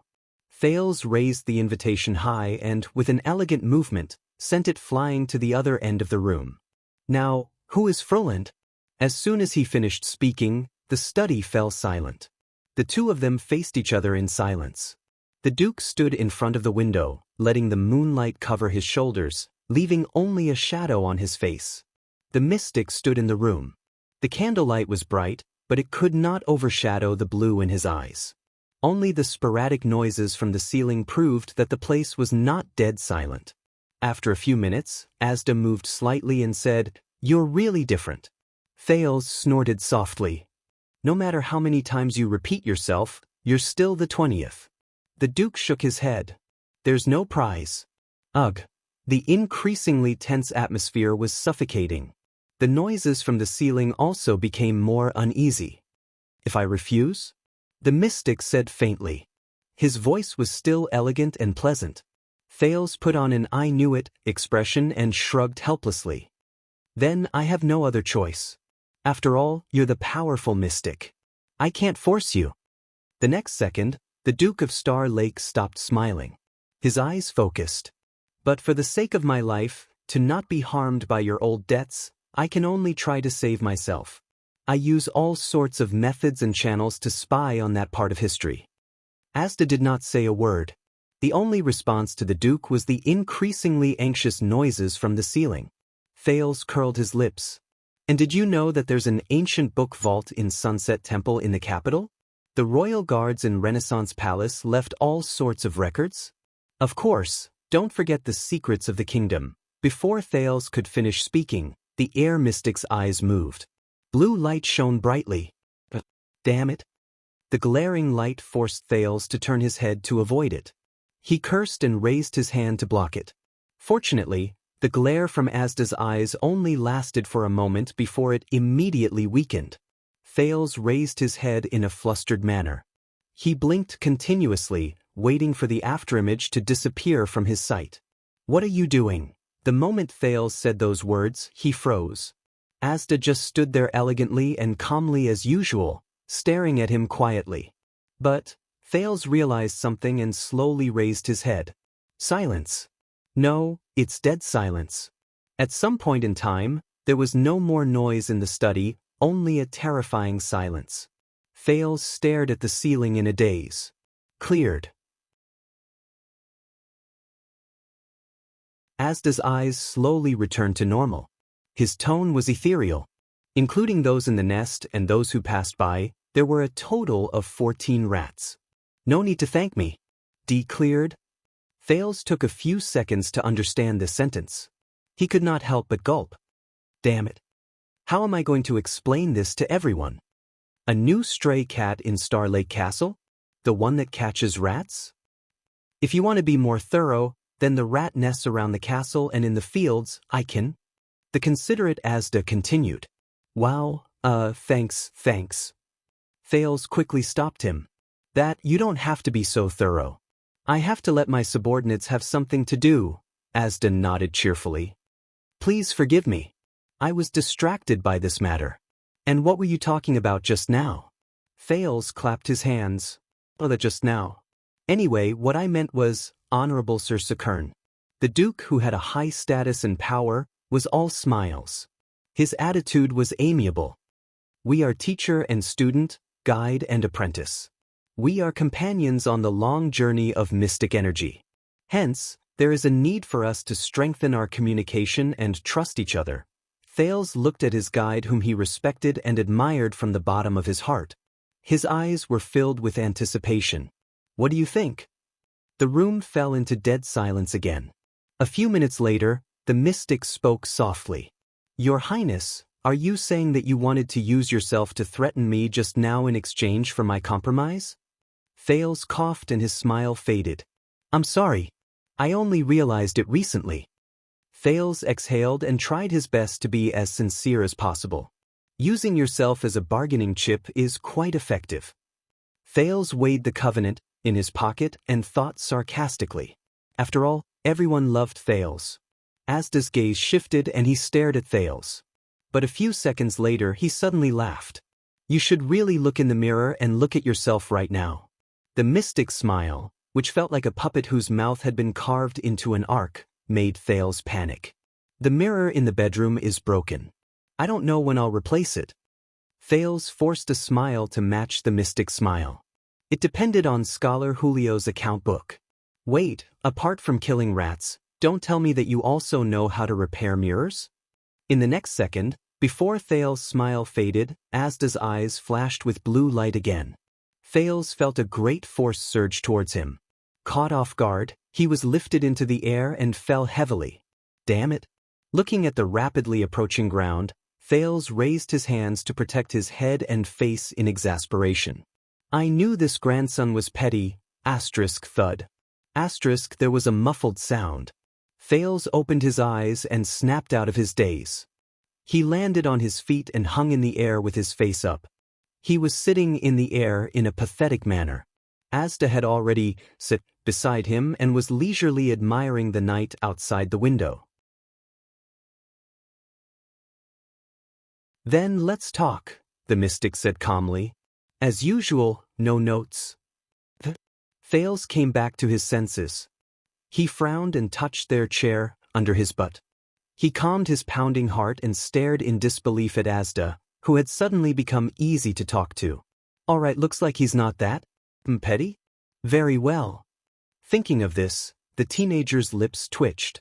But before you invite me to sit, perhaps you should first ask, thud. Thales fell heavily on the ground. He touched his buttocks and grimaced in pain. Ah, pain, if ck. Then may I ask, Your Highness, would you like to sit? Asda looked at him calmly. A blue light appeared on his left and outlined the outline of a chair. Your Highness, would you like to sit? Thales covered his butt and gritted his teeth as he climbed up. Sit your ass. But just as the word reached his lips, he caught a glimpse of the mottled and faded old, crooked chair that belonged to the Duke behind the study table from the corner of his eye. The noble and dignified Duke of Star Lake could only smack his lips in annoyance. Sulking, he sat on the chair that Asda had prepared for him. Damn it. Petty. Frillin Sanchez. In the room, Asda stared at the small patch of night sky that was locked by the window.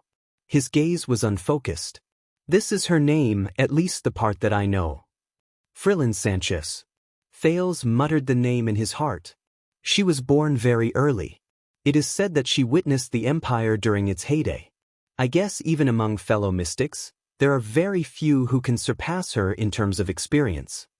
Asda's tone became tense. Before becoming a mystic, she was a magic apprentice at the Alchemy Tower. After becoming a mystic, her line of origin was named Senses.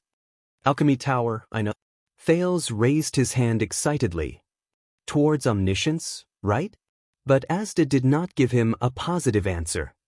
What did you say? Alchemy Tower, their motto, Thales recalled and repeated, towards omniscience. It's under the symbol of the strange eye. Asda narrowed his eyes and looked at him strangely. Seeing this, Thales had no choice but to stretch out his hand and draw a sentence in the ancient language of the empire in the air. Towards omniscience? The mystic was silent for a long time. They taught you the language of the empire, right? Of course, why? So, you failed? Thales' small face darkened. Why don't you try taking lessons 8 days a week? What? You're asking where the extra days came from? Of course it's squeezed out from sleeping time. Thales was puzzled. What's wrong? Or is it better to translate omniscience into omnipotence? The languages in this world do not correspond to each other, Asda said coldly. If that's the case, why don't we just learn nouns one by one, and when it's time to use them, we only need to say, you learn grammar, class idiot? Thales shrank back into his chair and crossed his arms in a daze. You actually really don't have to be so mean. And if you can be a little more generous and magnanimous, noble, studious, knowledgeable, and progressive, Your Highness, Asda said faintly, release a little of your touching feelings of being diligent in government affairs, worrying about the country, and caring about the welfare of the people, squeeze out a little of the time you stand in front of the window and sigh at the majesty of the kingdom's vast rivers and mountains, or a little of your heroic courage to bargain with me in the face of death, and then generously and mercifully give them to some boring grammar lessons that you think are insignificant. Then you may be lucky, coincidentally, unexpectedly, touching, and miraculously notice an insignificant point in an inconspicuous corner. In the language of the ancient empire, your so-called path is a concise combination of a noun and a verb. Thales felt dizzy as he listened. It took him a lot of effort to digest this long paragraph. Only then did the corners of his mouth twitch. That you only need to say the last sentence. That's enough. Asda ignored him. So, the Alchemy Tower's motto in the language of the ancient empire was not literally path to omniscience. For the sake of his academic dignity, Thales had to pull himself together and began to draw in the air again. Then, path is a noun, so it is not path, but path, or even simpler, road. And the verb, road, leads to omniscience? Thales looked at his guide expectantly. Asda did not even look at him. He said indifferently, look at the verb for omniscience. Thales scratched his head and continued to draw. All right, let me see. Thales came to a realization. So, path to omniscience is a modification of road. Path to omniscience? Asda snorted coldly. Look at the verb for road. Thales frowned. Look again? But there are only a few of them. The teenager's expression changed again. I get it, road is a passive object. It has a corresponding subject predicate. But Thales was immediately confused. But this sentence does not have a subject predicate. Asda snorted again. This time, Thales did not need to be reminded. He had an idea. I remember now.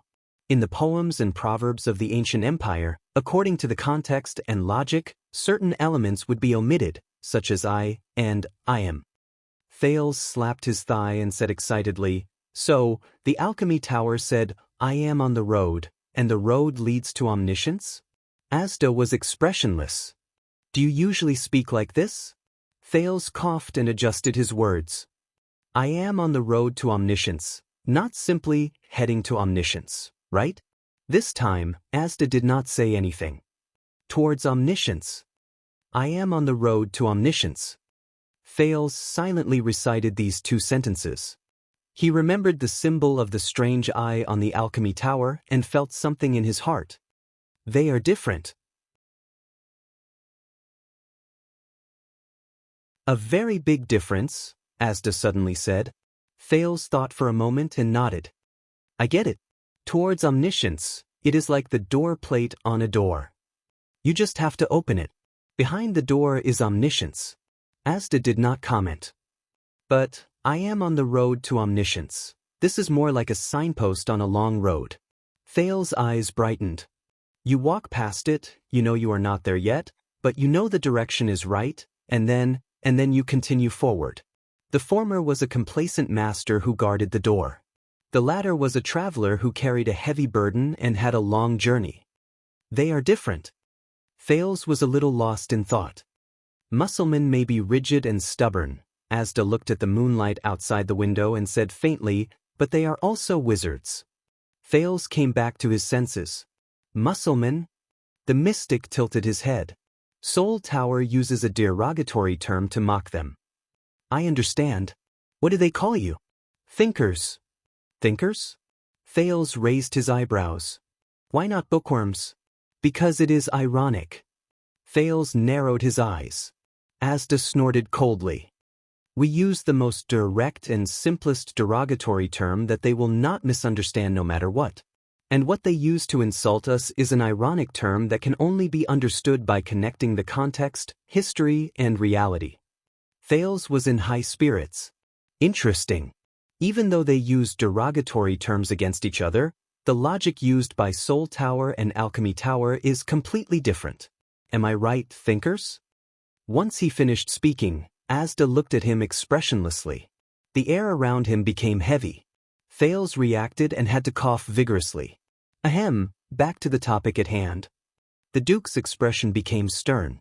So, Mr. Sakern, Fruland, she is an extremely experienced mystic, sensory mystic? Don't what? The mystic's tone instantly became cold. Don't call her that. You can either call her by her mortal name or use her full name, sensory mystic.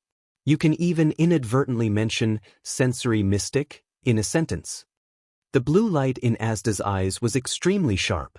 But the only thing you should not do is call a mystic by her name of origin in such a pure, simple, and crude way when you know who you are calling. Don't call her by her name of origin? Thales was puzzled. Why? The air mystic was silent for a while, as if he was thinking about something. But he still spoke in the end. Because we do not know Fruland's current situation. Whether she is sealed, whether she is complete, how she is, whether she still walks freely, and whether she exists in the world, we do not know. If you call a mystic's name of origin wholeheartedly when you know who you are referring to, and if the other party is normal, you will sense it. Thales' expression froze. If I call her name of origin seriously, alone, and intentionally, the other party will sense it. That means, once or twice might not be a big deal, but if it happens too many times, trust me, no matter how soft it is, no one wants to be knocked on the window for no reason. Asda ended his sentence with a warning tone. Thales had a brainwave. It's that amazing? Then let me try yours, Heir. At that moment, the air around him was compressed with the force of an avalanche. No, no, no. Thales had difficulty breathing. His face flushed and he waved his hands randomly. Ha ha. In the next second, Asda put down his finger. Thales only then regained his breathing and panted in pain.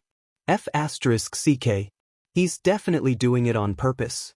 First of all, this is not a friendly move. Asda snorted coldly. Secondly, remember, the magic empresses stand at the pinnacle of the path of mystic energy. I strongly suspect that they can use some unimaginable method to sense and monitor known names of origin. Once a mystic reacts due to being called too much, the B***cheese will notice that something is wrong.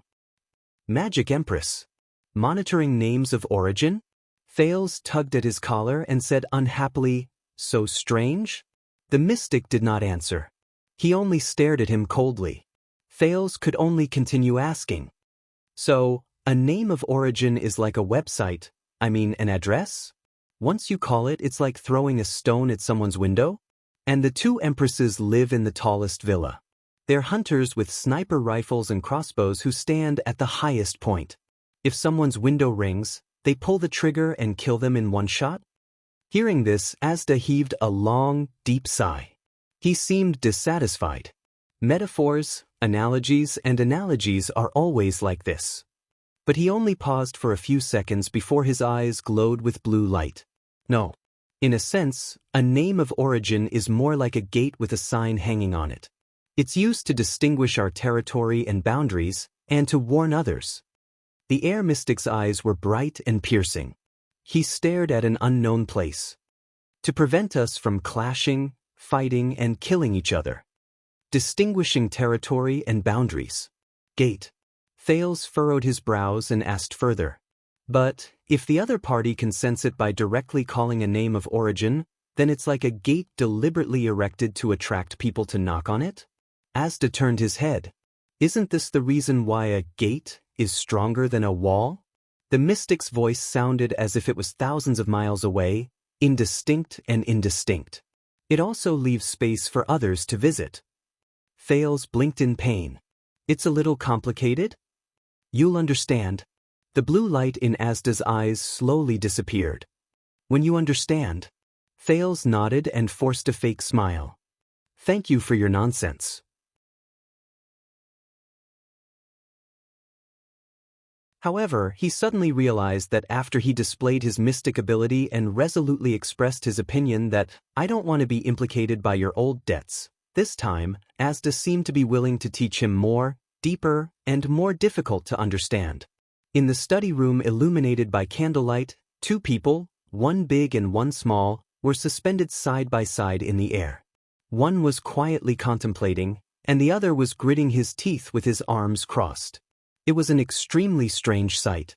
Thales thought of something and immediately asked, "Then, is the World Cleansing Project 700 years ago, which aimed to destroy the records and history of magic related to this?" The mystic turned his head. When there are fewer and fewer people who remember you, there are fewer and fewer people who call out to you. The teenagers slowly sorted out the logic and gradually felt that it made sense. Then, when your names of origin are heard, it will be extremely conspicuous. It will make it easier for the two empresses to hunt you down? Asda was silent for a while. Perhaps, the mystic said faintly. But it's not just that.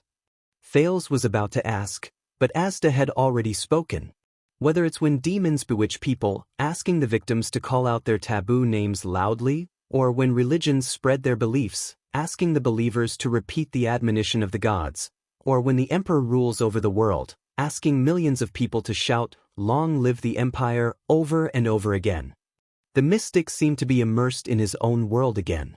Summoning symbols is always the most direct way to strengthen connections, establish habits, and build authority.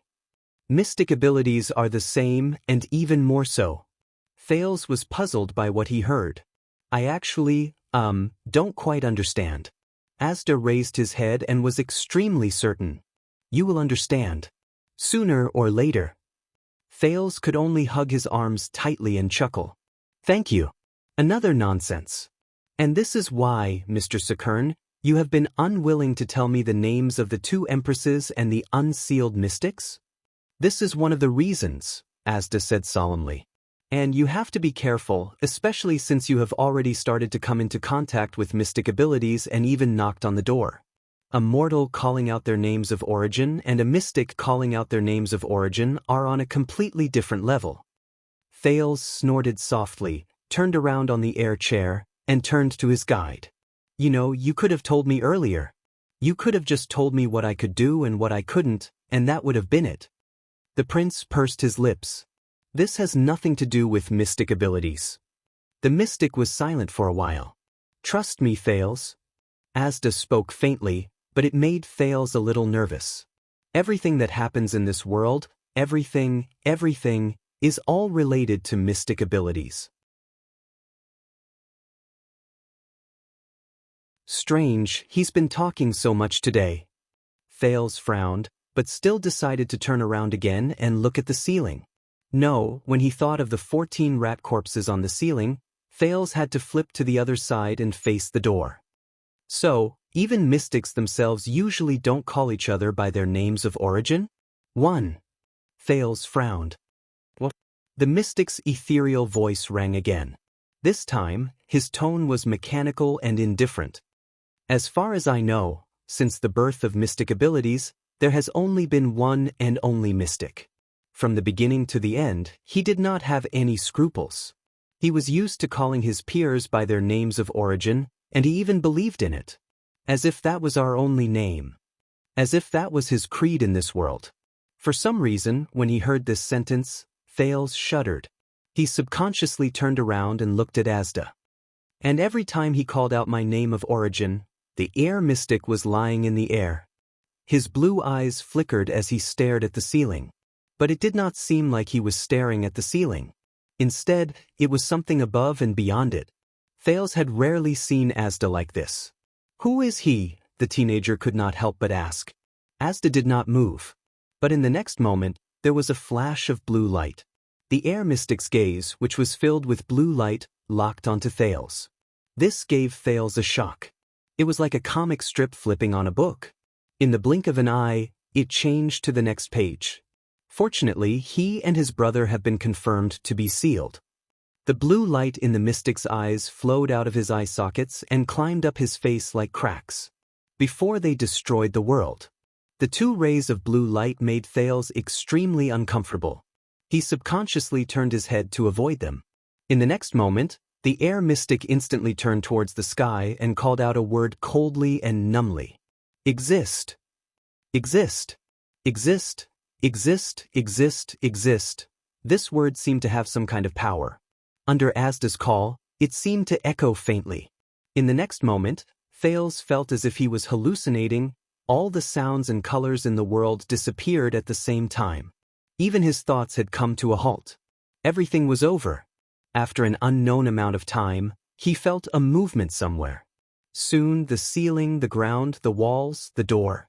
Everything in front of him and beside his ears gradually returned to him. In the next second, the teenager took a deep breath and sat up. Thales came back to his senses and realized that he was drenched in cold sweat. Asda sat beside him. Just like before, he looked at him calmly, elegantly, and indifferently. Thales panted rapidly and blinked his eyes frantically. Everything is normal. Normal? The only extra thing, or rather what was left behind. It's an omnipresent feeling from the inside out. Deep palpitation.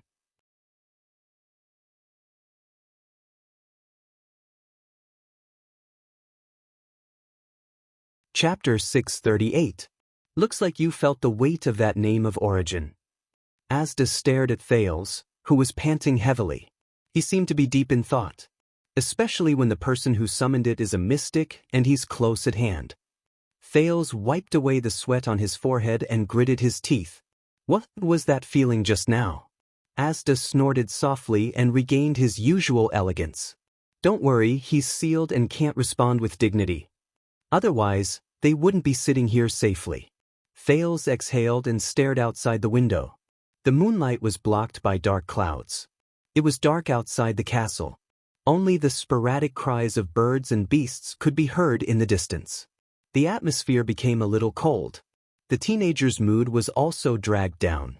What was that feeling? There was an ethereal quality in Thales's voice that he could not feel. When you, as a mystic, were sealed by the legendary anti-mystic equipment? Asda fell silent. But there was a faint blue light in his eyes, like the stars in the night sky. It's best that I don't tell you. Thales furrowed his brows. Why? Asda paused for a few seconds before he spoke. 7 years ago, when I was sealed by that short sword, what did you see? Thales was stunned. He could not help but recall his unpleasant first meeting with the air mystic. When he was sealed by Yodel. What did I see? Thales tried hard to recall.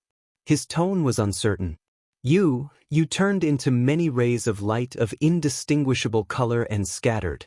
Energy, loud noise, impact, explosion. Then I don't remember. What about Giza? Giza? Thales tensed up. He remembered the blood mystic's last moments. Be careful of Asda. She withered, hardened, turned black, became brittle, then cracked, shattered, and turned into ashes that filled the sky. Thales recounted the past. He remembered the moment he used the blade of purification to seal Giza. For some reason, there was an indescribable sorrow in his heart. Like the embers of a burning fire, they scattered with the wind. The mystic nodded. He looked at the darkness outside the window. This is what you saw, but it already explains a lot. Asda's tone suddenly became tense. 700 years ago, as the first target of the mystics, Ban was sealed in a very straightforward and swift manner. He disappeared without a trace, and even if we knocked on the door, entered our original forms, and used the crudest method to call out his name of origin, we did not get any response or feedback. It was as if he had fallen asleep and would never wake up again. There were many witnesses when Eric was besieged. His indignant roar in his original form startled almost all the mystics, so much so that we always had the illusion that he still existed, but there was only dead silence left.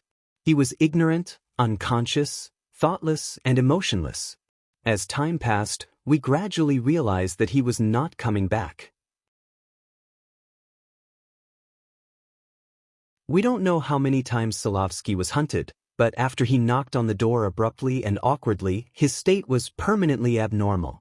His response to us was incoherent, confusing, and contradictory. The only thing he conveyed was coldness, desperation, and stillness. In the end, it became countless meaningless fragments. Ben, Eric, Solovsky. When these familiar names appeared from Asda's mouth, Thales's expression changed slightly. Lebla was hunted by 3 legendary anti-mystic equipment. Each time, he was restricted and weakened a little.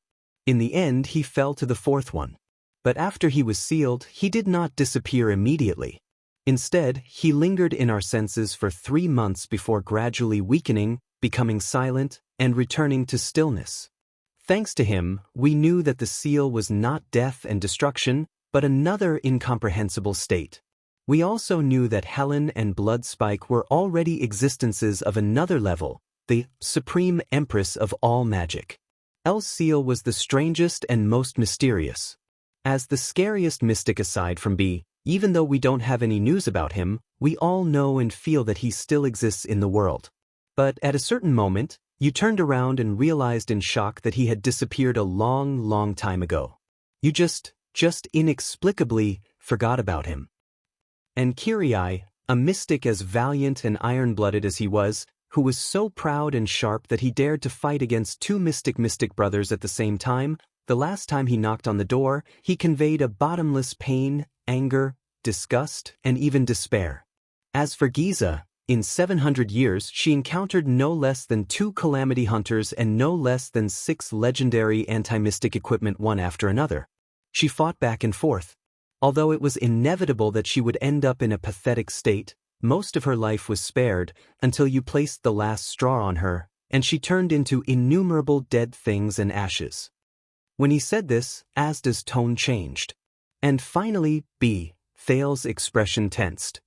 When he was sealed, even though he was thousands of miles away, Asda's voice was ethereal, The shock and waves that tore everything apart and destroyed everything made me think that the world was about to end. Hence, every mystic's performance and effects are different when they are sealed, and we suspect that this is because every mystic energy, Thales took over the conversation. The teenager's expression was solemn. So you can't tell me because of the mystic energy first covenant? Asta pondered for a while and nodded. Every mystic's mystic energy is unique. This might decide how they are sealed, as well as the state and feeling of being sealed. Thales was silent for a long time. His expression was solemn. Then, as someone with experience, do you have any suggestions? The teenager looked at the guide. When we face legendary anti-mystic equipment. The air mystic was also silent for a long time. Every legendary anti-mystic equipment can weaken mystic energy or even render it completely ineffective. We can't even get close to it, let alone touch it. Even if the same equipment is in different times, in different hands, and when faced with different enemies, it might have completely different effects and functions. You might not even be able to prepare for it in advance. This answer caused the atmosphere to become heavy. Thales furrowed his brows. Then why do I still want to become a mystic? At the very least, I can still touch them now, but after I take that step, I will have a fatal weakness, and any legendary anti-mystic equipment can kill me? If you don't take that step, you'll be full of fatal weaknesses. Asta shook his head with slight disdain. Even if you don't use the legendary anti-mystic equipment, any weapon, even a small nail, can kill you. Thales choked. All right, let's get back to the topic at hand. The Duke waved his hand.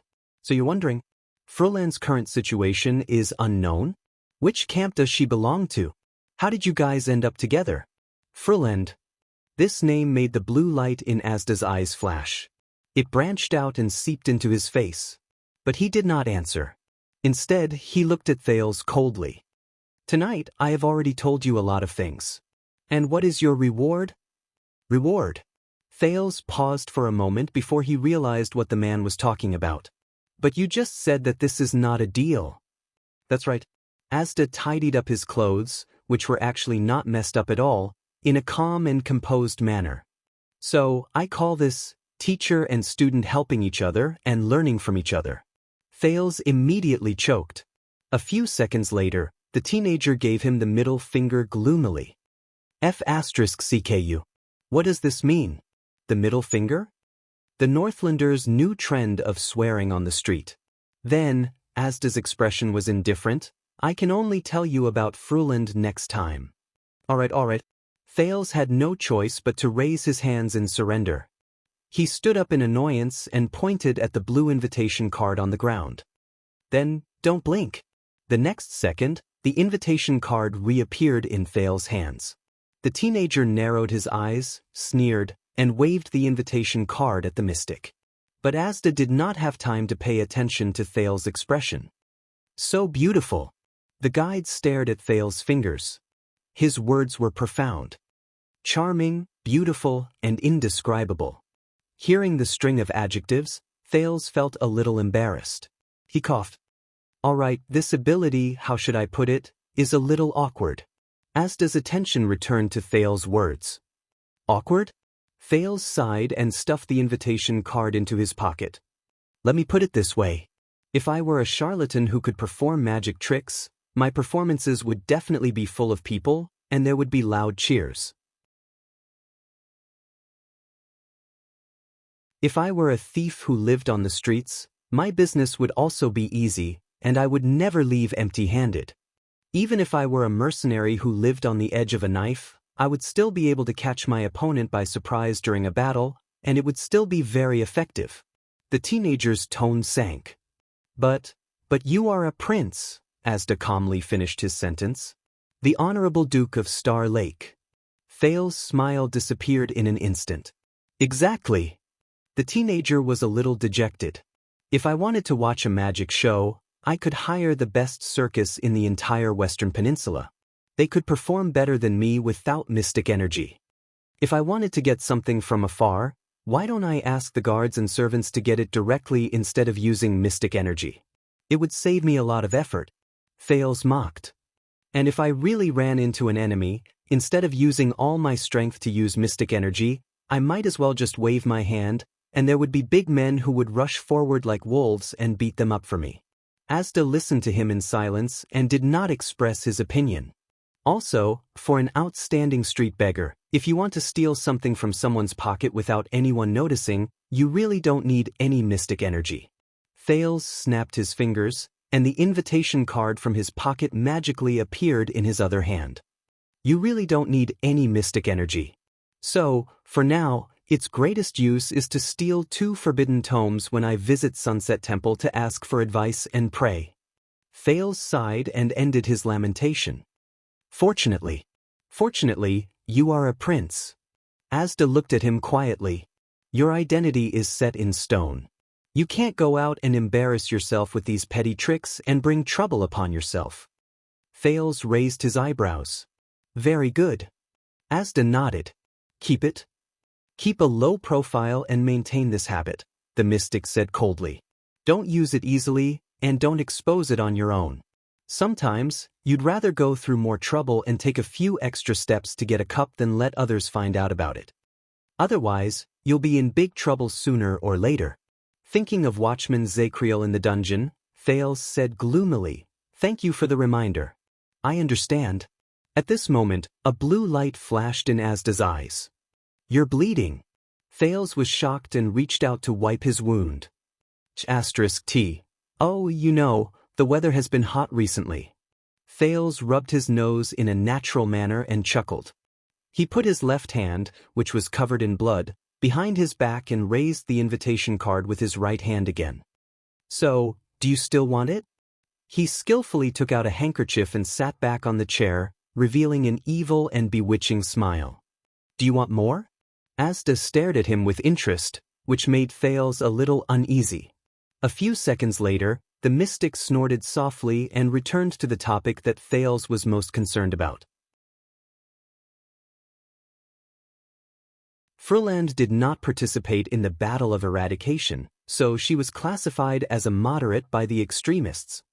But this classification is not convincing, because Fruland is estranged from most of her peers. When he said this, the air mystic suddenly changed the topic. However, even an omnipotent being like B respects her, or should I say, is wary of her. A mystic that even B is wary of. Thales pressed the handkerchief against his nose while he silently memorized these words in his heart. Is she very powerful? Asda shook his head. Powerful cannot be considered an appropriate description. This word is too general and pale, and its meaning is limited. Then, let's put it another way. Is she very special? Every mystic is special. The mystic's eyes shone with a strange light. But according to a senior, Fruland saw things that were even more amazing. Sensory mystic is even more amazing. Thales could not help but recall what he saw in the Prison of Bones and Zacriel's trembling statement. In fact, she has lived longer than all of us royal guards put together. Asda continued to speak. In the Battle of Eradication, the 2 empresses rose to power, the extremists suffered a crushing defeat, and the remaining mystics were hunted down one by the disaster hunters. Thales' gaze shifted. Disaster hunters? The first batch of masters of the legendary anti-mystic equipment, Asda explained softly, and there was a hint of displeasure in his tone. Unlike now, when the warriors who were granted the equipment were focused and pure, and they only had one goal. But in comparison, Fruland received special treatment. What special treatment? Asda paused for a second. His eyes showed caution and wariness. The 2 magic empresses, Helen and Blood Spike, personally went to hunt Fruland. What? Thales was shocked and put down the handkerchief. The 2 empresses personally went to hunt the sensory mystic? So, Fruland survived the 2 empresses' attack? Asda nodded. His gaze was profound. In the 700 years after that, I went into hiding. I once thought that Fruland was doomed. The mystic raised his eyes and looked straight at Thales. Until she took the initiative to contact us. Or rather, she tried to contact a lot of people, but the only ones who really responded to her were me and Giza. Thal's eyelids twitched. Contact you? For what? Asda snorted softly. She had a plan to rebel against the two empresses. Rebel against the two empresses of magic. Thales gulped. What plan? Asda stared into the distance. His gaze was sharp. Frühland believes that the oldest royal family in the world, even if most of them are greedy, short-sighted mortals, and as stupid as pigs, hides an important secret. An important secret. Thales thought of the greatest king mentioned by the mercenary Ricky in the Prison of Bones. He still clenched his fists. Thank you for your evaluation of our family. Thales' expression was solemn. What secret? Asda smiled. Do you really want to know? Thales became alert. Wait, you're not thinking of ending class, are you? The mystic smiled softly. Frühland did not say. I don't know either. Thales was stunned for a moment before he reacted. What? Aren't you working together? Asda shook his head. That's just Frühland's plan. Giza and I have our own plans. The three of us are working together, but we each get what we need. Thales was silent for a while. He felt a little helpless. So, the three of you in your small group do not communicate with each other, and each have ulterior motives? What a model of teamwork. But Asda was not bothered. This is the norm for mystics to get along, and you should be glad about it. But because the last time, there were more than two mystics working together. Asda glanced at him. There was a hint of warning in his teasing tone. It was the battle of eradication. Thales pursed his lips and raised his hand. Pretend I didn't say anything. But Frühland said that once she unravels that secret, the magic empresses will not be a threat anymore. Asda's eyes shone with blue light. Unravel that secret. The two empresses will not be a threat anymore. Thales thought of something and his breathing froze. A legendary anti-mystic equipment without any trace of the two empresses, without any restrictions or taboos. A secret weapon that can completely seal the blood spike and Helen. Thales tried hard to shake off Ricky's words and the appearance of the small red sword. He asked tentatively, So, for Frühland's secret, you attacked my grandfather and in the end, brought about the bloody year?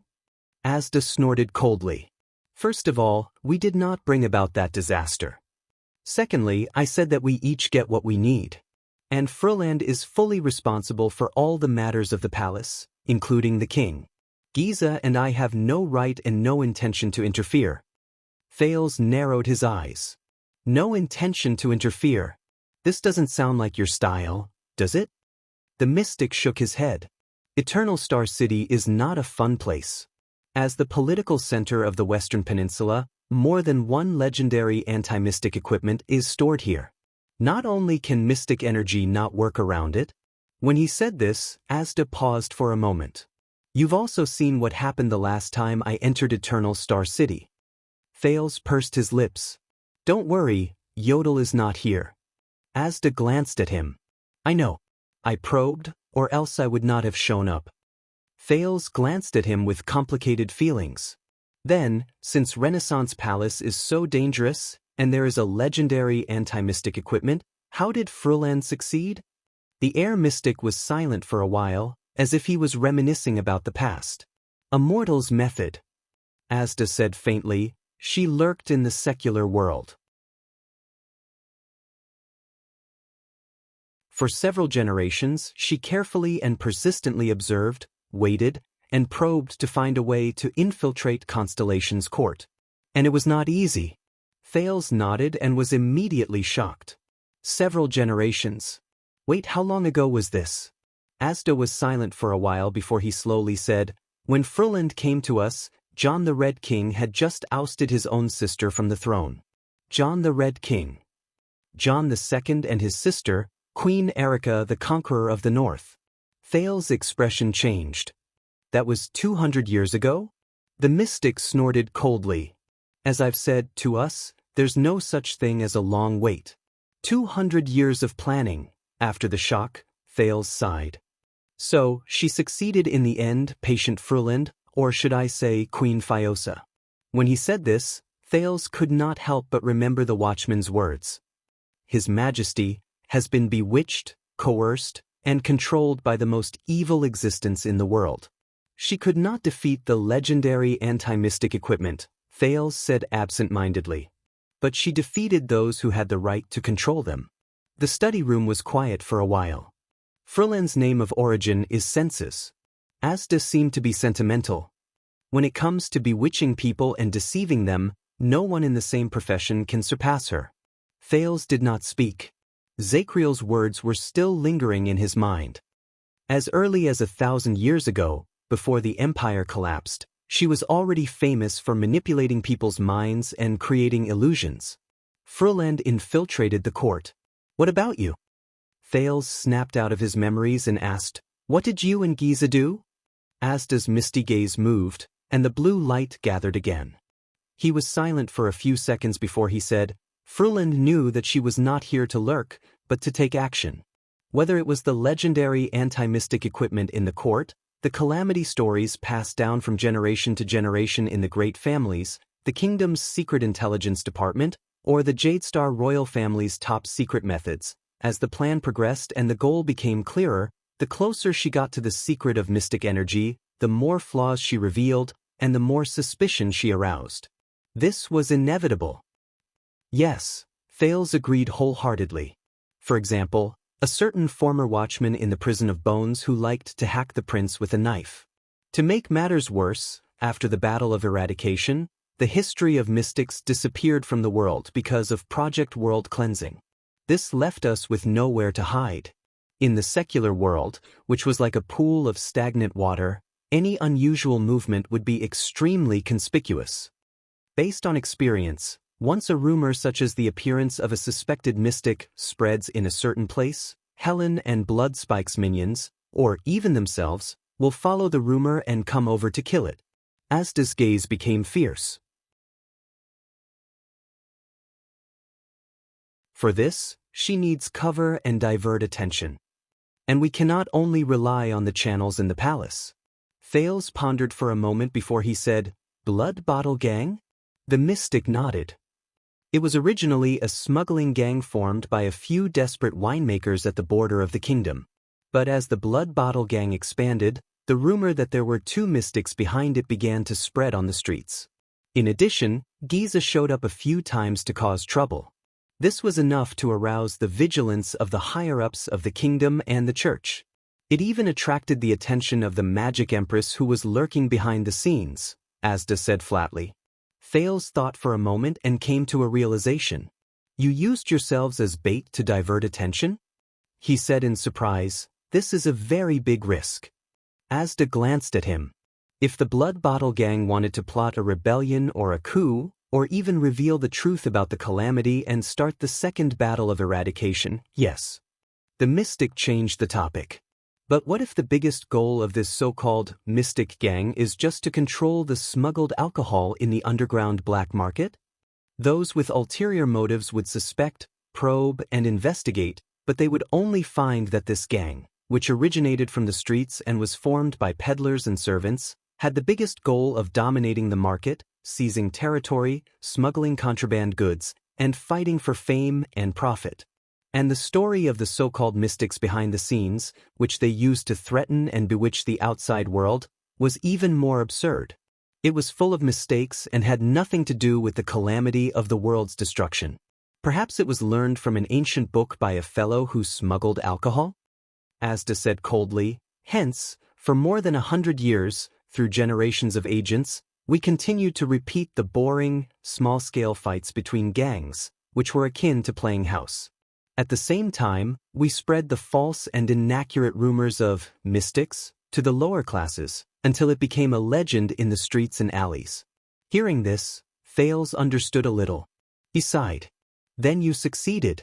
When I was young, I heard from Rick, a child beggar leader, that when he was rich, he would hire 2 mystics to guard his door and be his bodyguards.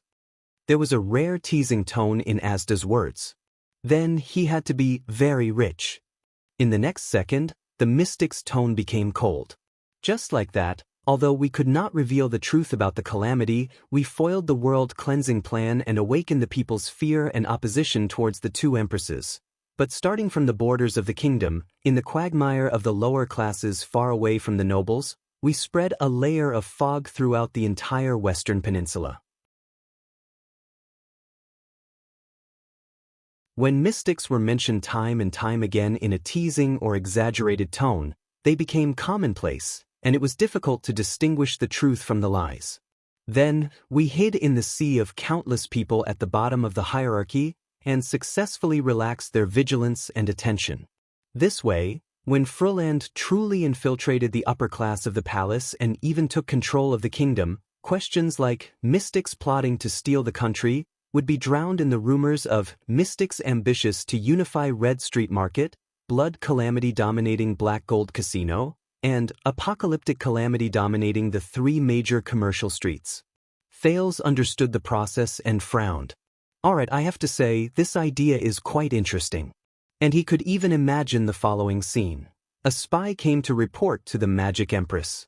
According to reliable information, the terrible calamity who once tore the continent apart has returned and secretly formed an underground force, a private gang.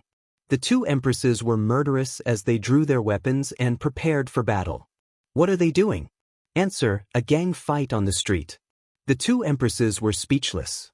The teenager wiped the blood from his nose. What kind of apocalyptic villain would do such a thing? Mystics walk the streets. Calamities are lesser than dogs. No one would believe it even if it was written in a novel. The power system would collapse. So, you used more than 100 years just to cover up? Asda snorted coldly. You should say, we only used more than 100 years to cover up. Thales sighed. So? Did Fruland and all of you get what they wanted? Asda shook his head.